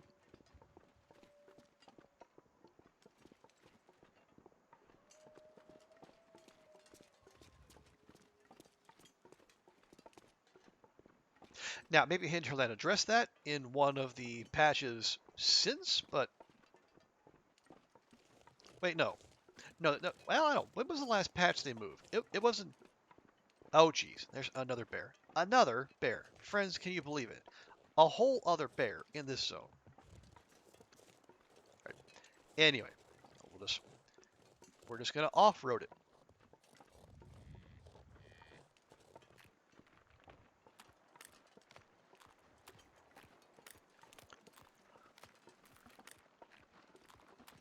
Gonna see if we can not attract its attention. But yeah, yeah, we'll go back to the Quonset. We'll probably have to go get, one container of salt, and then the potatoes and the oil and whatnot. But yeah, we'll have to make sure to grab that firewood out of the locker and then get some coal on the way back.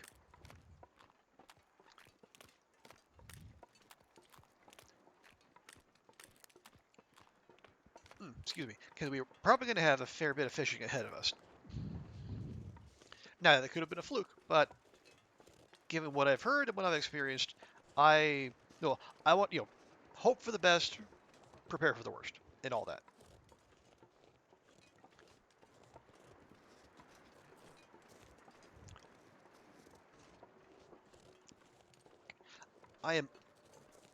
I'm almost certain we checked these, but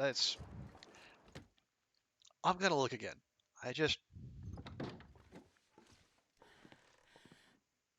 No, leave that.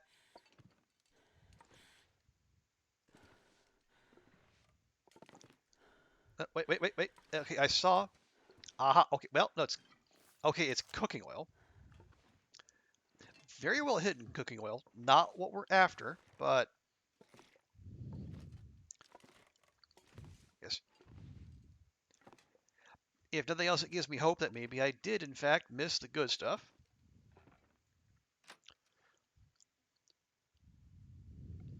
So I guess we will check the other place before we ease on down the road.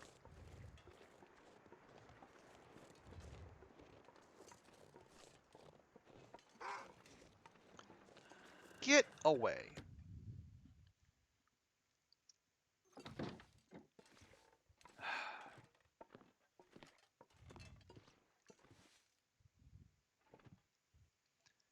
Nope, nothing hiding in there. Just old empty can.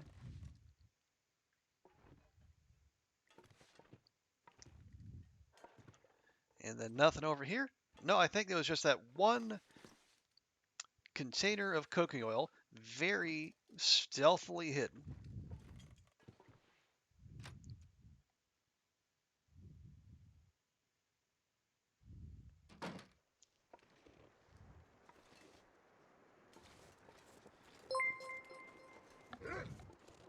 Hey, hey, Ice Rogue, thank you so much for the follow. Welcome. Hope you're having a fantastic Saturday. We are just making a quick trip back to Desolation Point to reclaim my cooking pot, which I very embarrassingly left behind. Among other things.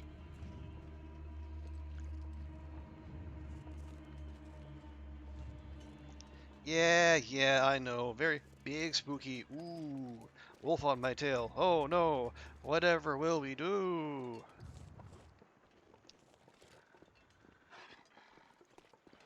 Big old burdock family over there. Couldn't you just find a new pot? I mean, yes. Well, not here. I think, as far as I can tell, we have combed. Actually, we've combed Coastal Highway at least twice over now, and I have not found any backup cooking pots. And we have our skillet. But I will also say, like, I think we also left some cooking supplies back at the lighthouse. So we're gonna grab those too, because we are the Quonset is like our regional supply cache. So I do like to consolidate our loot there, or in our little regional hubs.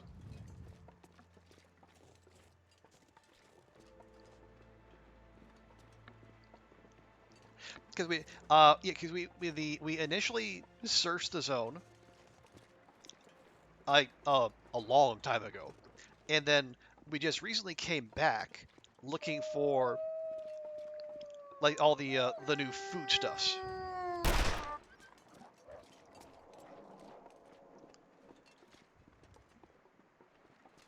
And the return for our search was pretty paltry. Oh, good grief! you were running from me 2 seconds ago. Also, hey, Bashro. Good to see you. How you doing? I guess let me pause here real quick. Let's give our champion of the Backpacker Rally Professional Division a good and proper welcome.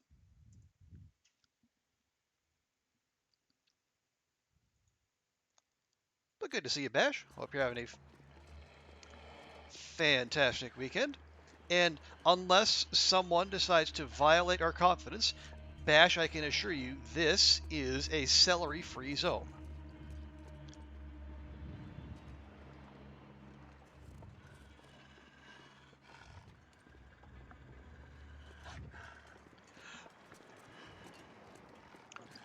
Oh, you just found out the turn. I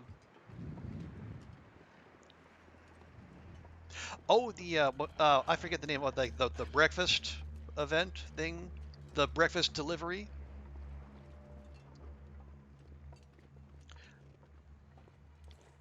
Yeah, Tash's event. Yeah, it does sound neat. I may sit this one out. You know, nothing against Tash or the. I mean, the event sounds neat. It's just I the tournament has told me that speedrunning is maybe not my medium.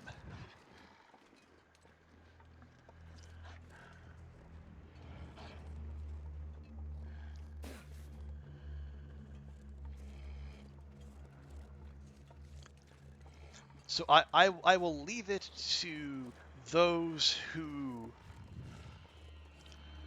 you know those who are better suited to that sort of thing, which is not me. Yeah, 2 days. 2 days to go for like what is it like from Ash Canyon to is it like it's Ash Canyon to the airfield?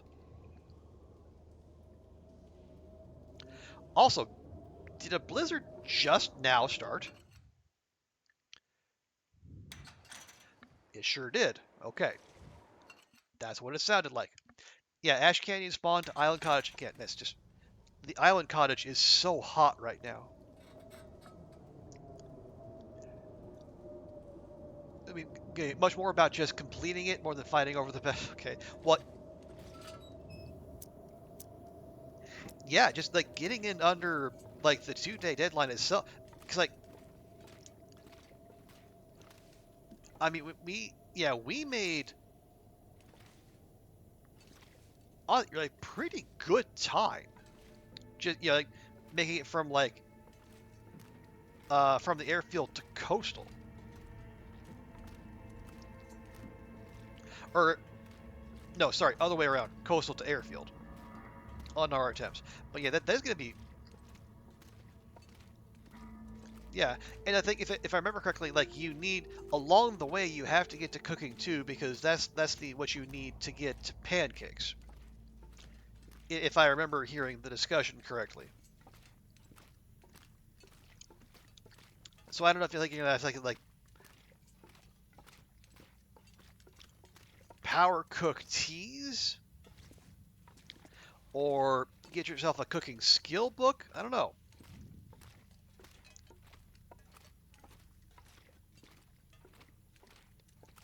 Yeah, well, if yeah, actually, I don't even have to guess. I can check.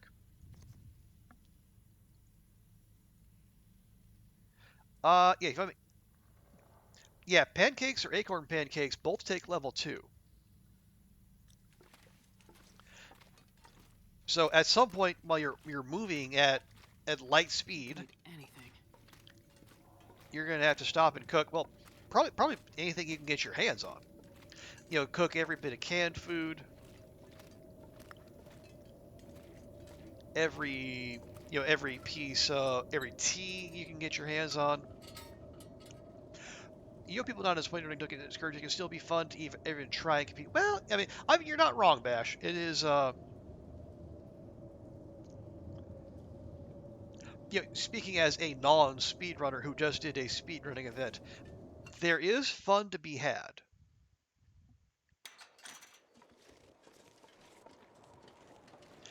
I think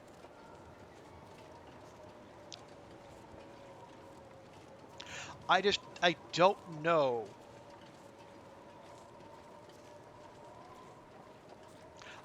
Again, it might just be me and my mindset that's in the wrong place to really get the most out of these kind of events.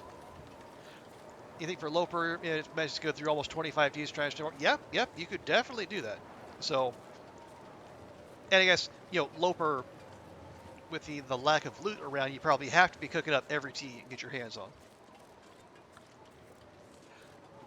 When Ellie tried it on the street, I think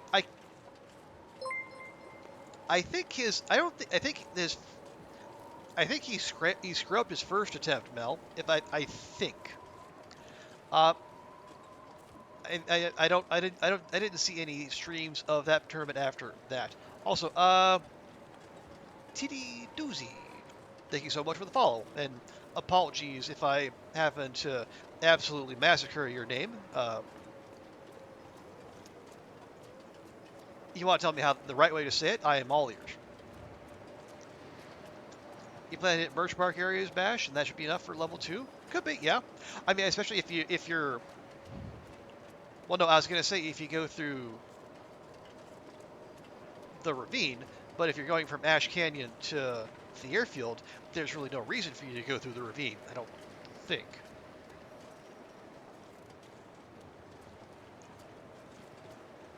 Berries and shrooms? Yep. Oh, Tash just tried the Pilgrim run for fun, took her 2 days, 4 hours. Okay. Oh, yeah, the PV Birch Forest. That would make sense. Yes.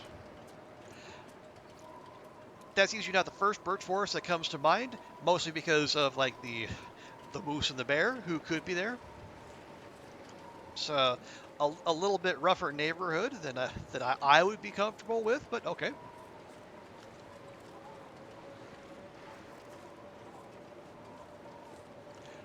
And the teaching tower on Pilgrim didn't include cooking. Oh.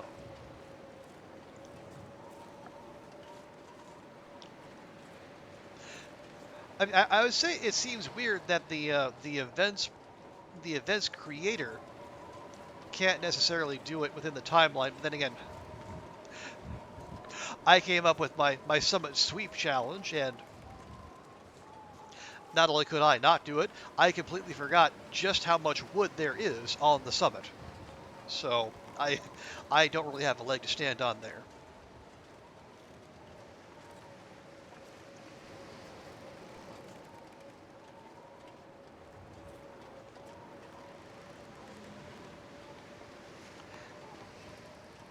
Okay, so we made it back here, and we have, continued to keep grinding our way toward the toward that Blizzard Walker feat. We're gonna get there one of these days. Nice, and we even left ourselves a little snack. Actually, more than a snack. That's probably a full-on meal.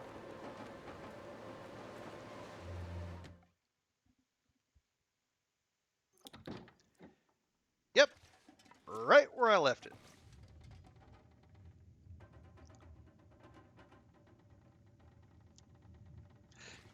Yep, left those. Good. Hang on a tick. Where?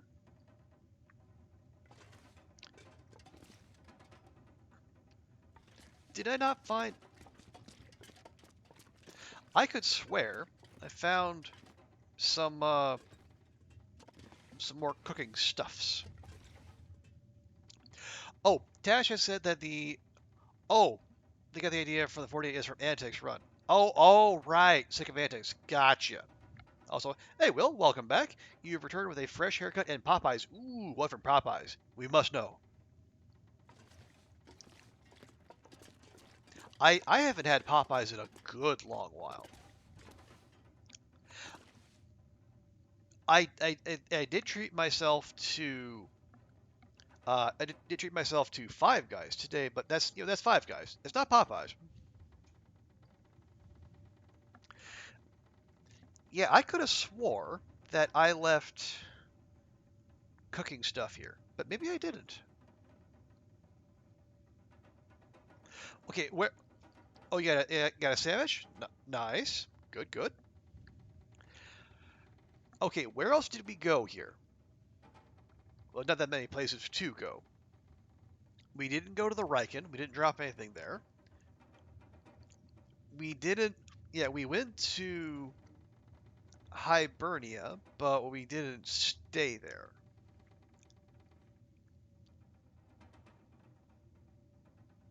Anyway, it's not like it matters because we've got oil and oats and flour back at the Quonset. We have one carrot and one potato. The rest of our carrots and potatoes are they're at the camp office. So that is where we're going to go next. There's nothing else here we need. Those are doing just fine. You have it 2 or 3 times a year. All right.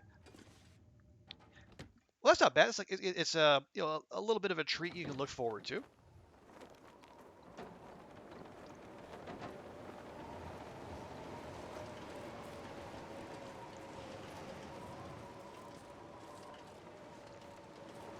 Okay. Yeah, as long as we're here, well, let's. Feels weird to say let's take advantage of a blizzard, but let's actually take advantage of a blizzard and let's get out of Dodge before any of the local nasties can reintroduce themselves.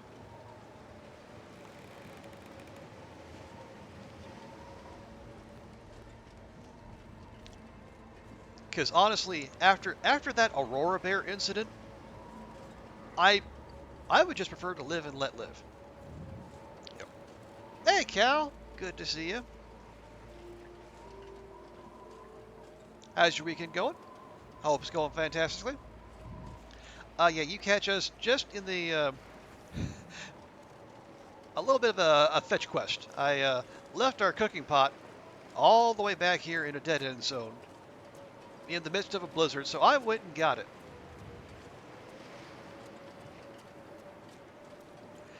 And now we're going to make our way back to the coast. Yeah, it'll be. Well, thank you. That's very kind of you to say, but beautifully might be slightly overstating it.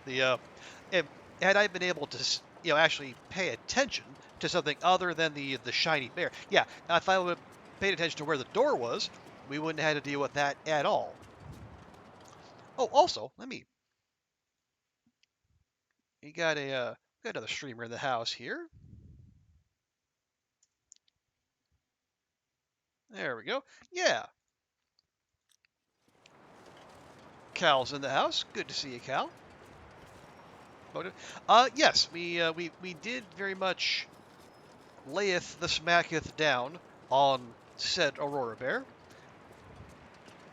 and once 12 days have passed, it will make Astrid a very fine bearskin coat.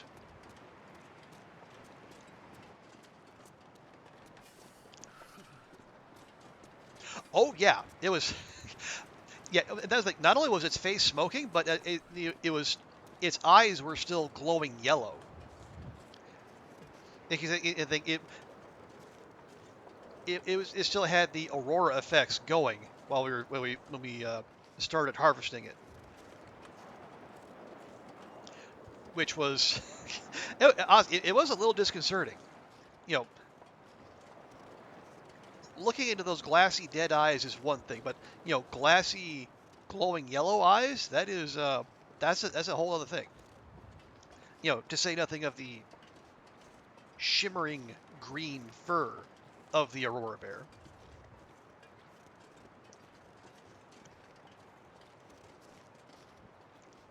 Wait, no. Okay, take it. Which way? Astrid, whatever are you doing? My dear, I know.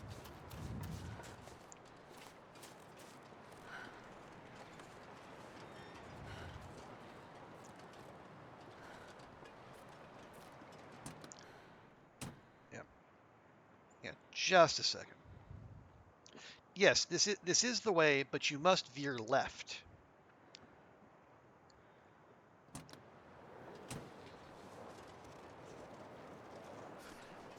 feareth not right, for that way lays the stone church. We seeketh the coal mine.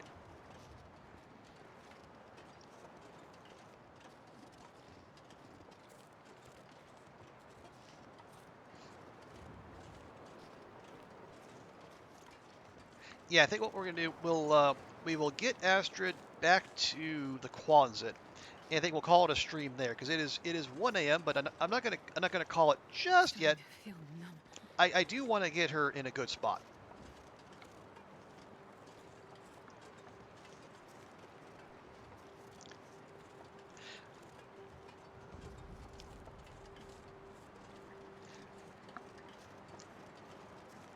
Looking away for a second. Oh yeah, no worries, Cal. Yeah, I like to make a policy of shouting out other streamers who drop by. Partly just to be a good host, and also to when I was just starting out, would have been about 10 months ago. People were really good about shouting me out, telling people to drop me a follow, and in the ensuing, almost a year, not quite, almost a year. We we are certainly not big, but it's we're chugging along. We're making good progress. Yes, you're building community, and it's partly being a good host, and partly I enjoy hyping up other people. It makes I hope it helps them feel good, and helping them feel good helps me feel good. And like a lot of other people, I'm much better at hyping up other people than I would ever be hyping up myself.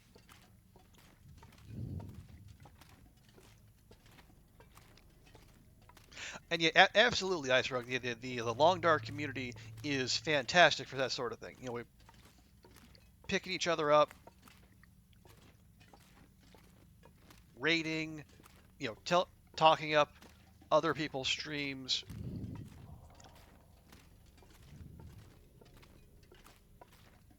It's great to see, and you don't see a lot of the toxic nonsense. The gatekeeping that you see in other gaming communities that we shall not name. Is it easier to hype others? Well, yeah.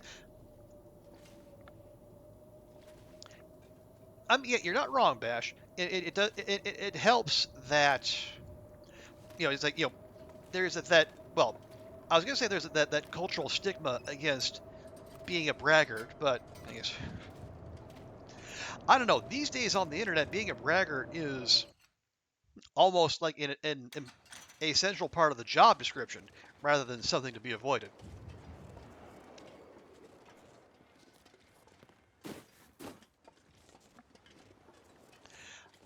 Hyping yourself is hard because you can counter your own reasoning. Yeah. That is a good point, Cal. It's you mean you know yourself best, and you can.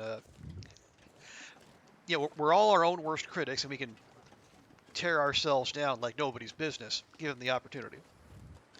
Now, that's not necessarily a healthy thing, but I think we all know, only like the most those the most dedicated to like self-regard are we all know we're capable of it.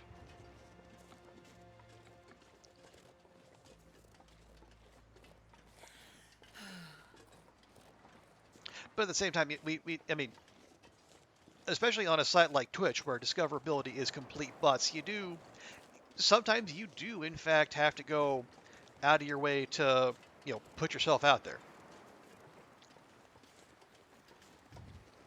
Without being gauche. Like you don't just waltz into someone's stream and say, "Hey, come watch me." That's a good way to get your ass banned.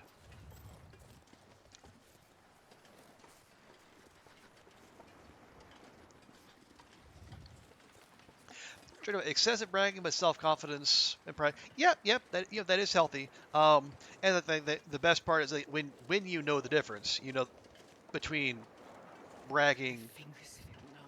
and just advocating for yourself. well, as a person and as a ugh, brand.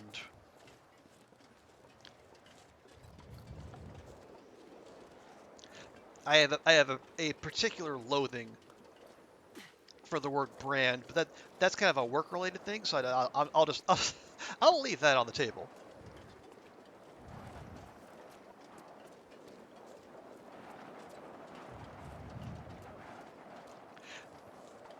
But we're people. We're not brands. We are not content to be marketed. We're actual. Well, I mean, I assume we're all flesh and blood people with hopes and dreams and foibles and whatnot.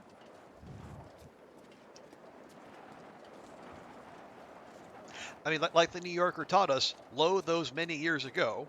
I mean, on the internet, no one knows you're a dog, but I would like to think, people who are here hanging out, you're either lovely humans or bots who do a convincing enough impression of a human that I'm not really fussed that you're here. And if the latter is the case, well then, a salute to you and your creator. Wait. It was so cold. I'm warming up a bit.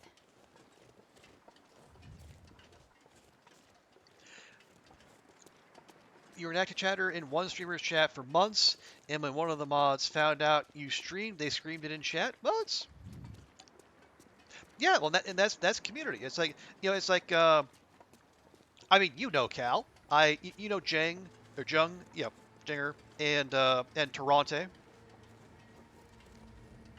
I the reason I found out they streamed is because they were modding in Halien's channel, and I honestly I well, it's partly a consequence of when they stream. But yeah, I spend more time in their channels than I do Halien's, and and that's partly because like Dan's stream comes on at like midnight or 1 a.m. my time, where they stream at much more convenient times for me. But yeah, it's creating community, and it's supporting this. If people show themselves to be reliable and fun parts of the community, and it turns out they stream as well, why wouldn't you hype them up? Support the people who support you. You found out I stream because of Jing? That could be. Yeah, it would have to come up a conversation because, like, yeah, Jing stream starts at about 9 a.m. my time, so I, I've definitely never rated her.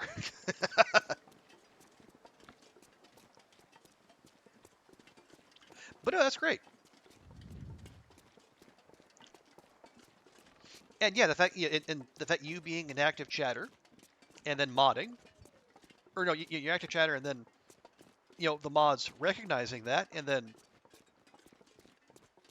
giving you a shout out. Absolutely, that is fantastic. And I hope. I mean, my main like the like the Long Dark Circle, the Hail Fam, and like it's Dauntless as well. Like I know, like in those circles, like when folks find out others stream or they're content creators, yeah, they shout each other out, support each other. I would hope that is like a regular thing on this here Twitch.television, and maybe even YouTube, but I don't know. I know better than to assume because like I think we all know we are fortunate to be in the communities where we are because like there are far more toxic, far worse places to be. And yeah, the more you support others, the more I support you. It's one of those virtuous cycles. And yes, Cal, how did you get to come to have that cake badge? Because it does look tasty. I'll rest soon. I'm gonna faint. We're working on that, Astrid. Just keep on matriculating yourself down the road. Oh, right. And the other thing, Cal, I think you brought it up during the 58 heat run, and I think, yeah, Dan gave credit to the wrong person, but congrats on getting the raise. Yeah, I think he shouted out Kaladin rather than you, unfortunately, and now it's immortalized on YouTube. Oh dear.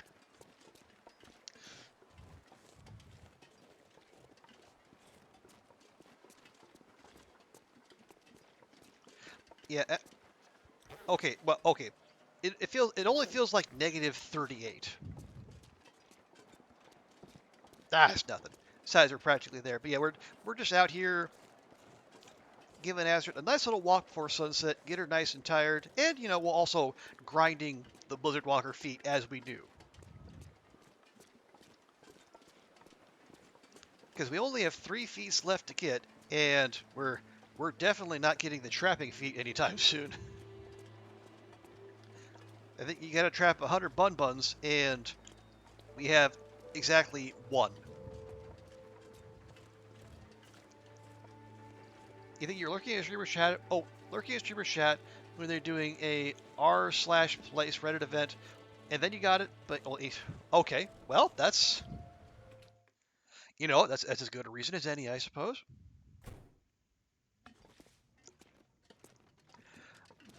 Okay, so we are back.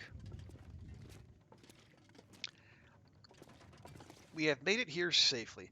Okay, we have a little bit of time. One thing we should do before we go, because Astrid is going to be short on water.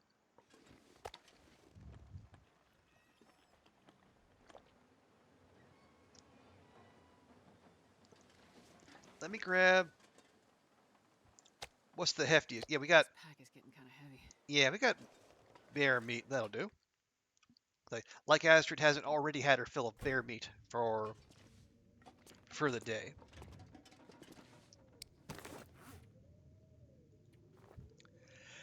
Kind of, there's a lot of people who with the VS badge. I don't know how they got it. They're lurking already. Yeah, I've seen that VS badge. I am not entirely sure what it is though. Is this a scary game instead of the cabins getting horror vibes? Well, I will say there is a lot of evidence of death and destruction here, Cal. But admittedly, it's all my doing. We've been wolves, deer, rabbits, moose, and we have a bearskin curing in another cabin. Yeah, I was. This is not explicitly a horror game. It's a survival game first and foremost. But there are definitely horrific elements, and there's one specific in-game challenge that is explicitly horror. Come on, little fire. Come on.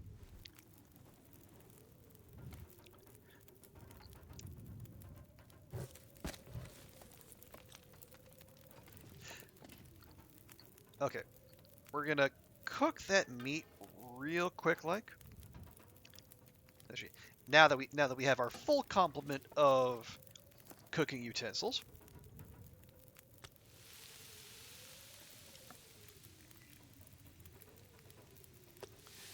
Go. Oh, right, Cal. Real quick, let me just drop this command.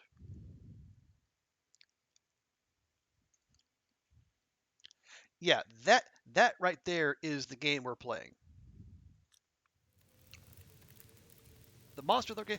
Well, I mean, I would say it. If you must think of this as a horror game, Cal, think of it as a horror game where you can fight back.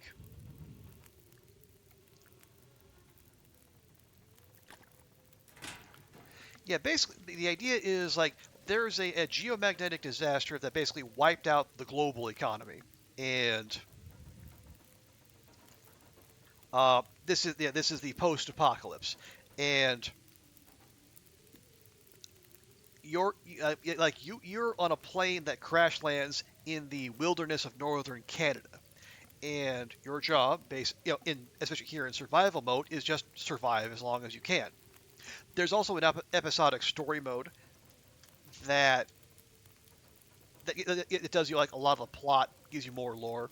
This one, you are the only person around. Well, you're the only person alive, as far as you know. And now, so you say it's the horrific elements is partly like the weather and the isolation, but it's also the fact that all the wolves and bears are coming to absolutely wreck your face, and so you either avoid them or you get them first.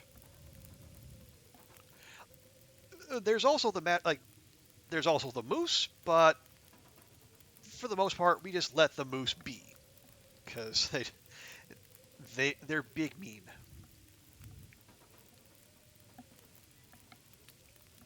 And yeah, you are correct, Rogue. Darkwalker was a Halloween event like I think like 4 years ago. Before that, there was 4 days of night where like they had like demon wolves and it was like permanent night, but they also had like dishes of candy, pumpkin pies you could find out in the world. I hope that code is still in the game. Moose. Oh yes, Cal. Moose will absolutely fuck you up. These things are bigger than a car, mean and territorial, and even though they won't eat you alive, they will tap dance on your chest.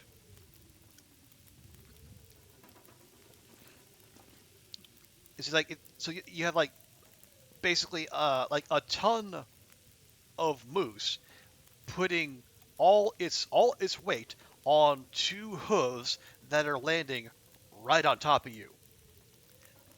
That's gonna mess you up. Okay, bear meat done. Fantastico. We'll grab that. And now I would like each of you to cook me up some water.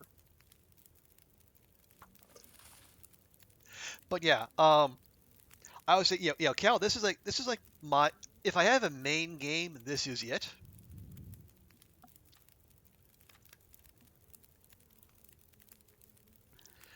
Um, right now, we're playing on Stalker, which is like the second highest difficulty, and we're specifically pushing for the last Steam achievement where you're supposed to live for 500 days in a single run.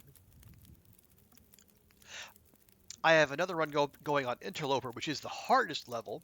I don't have nearly enough experience there, but right now I have a character who's been alive for I think 105 days, and honestly, I think I might be even prouder of that than I am for this one, just because Loper is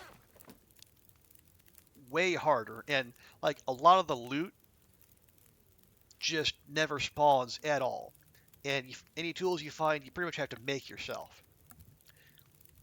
So it sounds accurate to life. Your Alaskan friend loves to tell you moose stories. Yeah, I I, I need to visit Alaska at some point.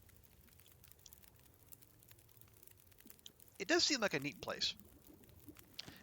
You know, even despite all the peculiarities of both the place and the people.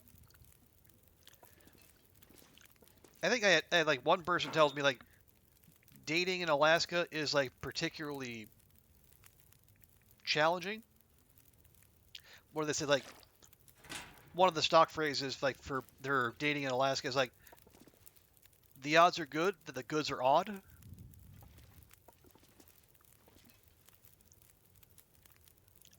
But it's not like this is me talking here, so it's not like I have any room to talk. Okay, that's got 40. I hate wasting fire. Unless and until Hinterland gives us the ability to douse a fire and reclaim some firewood.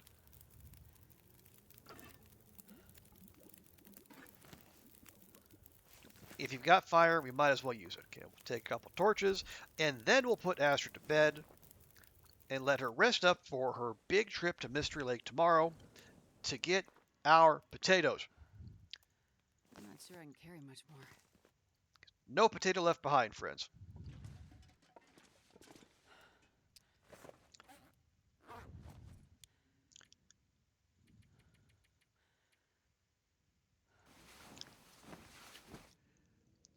Yeah, we'll be able Oh, geez, and another. Okay, the game is trolling me. Another Aurora? Good grief. Anyway.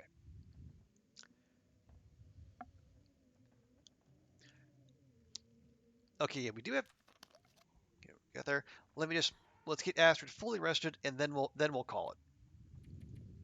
Because I need to get myself fully rested because I gotta work Sunday. This is just the latest in my series of one-day weekends. But there we go. Okay. Yeah. Now that it's daylight, you can see our clothing pile, our coal pile, our food pile, and the our hunting pile. Because organization is for the weak. We prefer to use the floor. Anyway, and we're gonna do our customary end of run in a stream check. So we have been alive for 266 days. So we got 266 days. We have 291 wolf kills, as well as 9 bear, 4 moose, 3 deer, and 10 rabbits. Wow, we've killed more moose than deer. How about that? And in those 266 days, we have had 136 blizzards. So we're still averaging more than one wolf kill a day, and basically a blizzard every other day.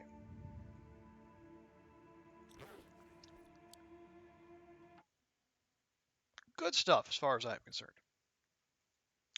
All right, but yeah, we are going to leave it there, folks. Thank you all so much for hanging out with me tonight.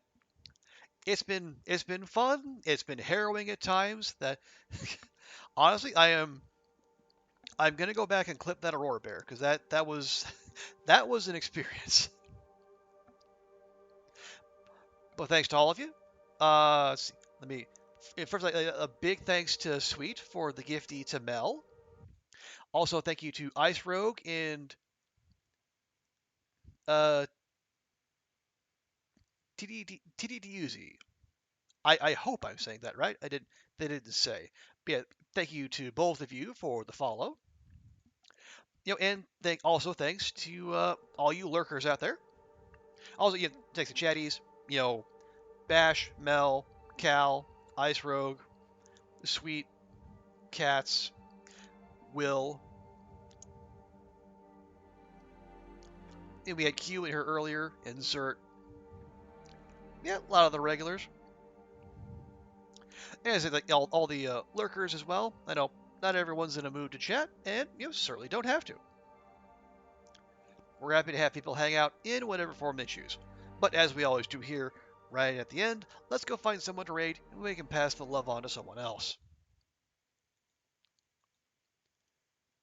Let's see. Oh, I have almost no one on my followed channels who's actually streaming at this hour, which is weird.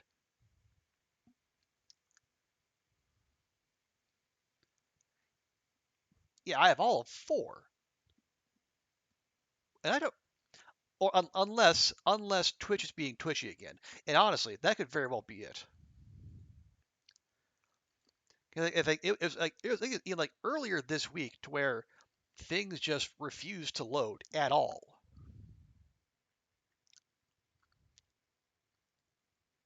All right.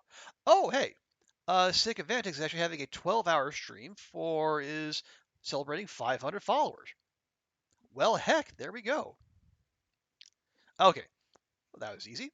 All right, yeah. So, folks, we are going to go raid Sick Advantage, the champion in the Backpacker Rally Intermediate division, in which I finished a respectable 5th place. But yeah, if you can stick around for the raid, I'd really appreciate it. Show Sick Advantage some love. And yeah, we'll be back at this tomorrow with some more travel, probably some more cooking, and some more fishing. And hopefully, 100% fewer run-ins with Aurora bears. But anyway, have a great rest of your day. Take care of yourselves, and we will see you next time. Yes, 5th place twinsies. Thank cats. All right, take it easy. Bye for now.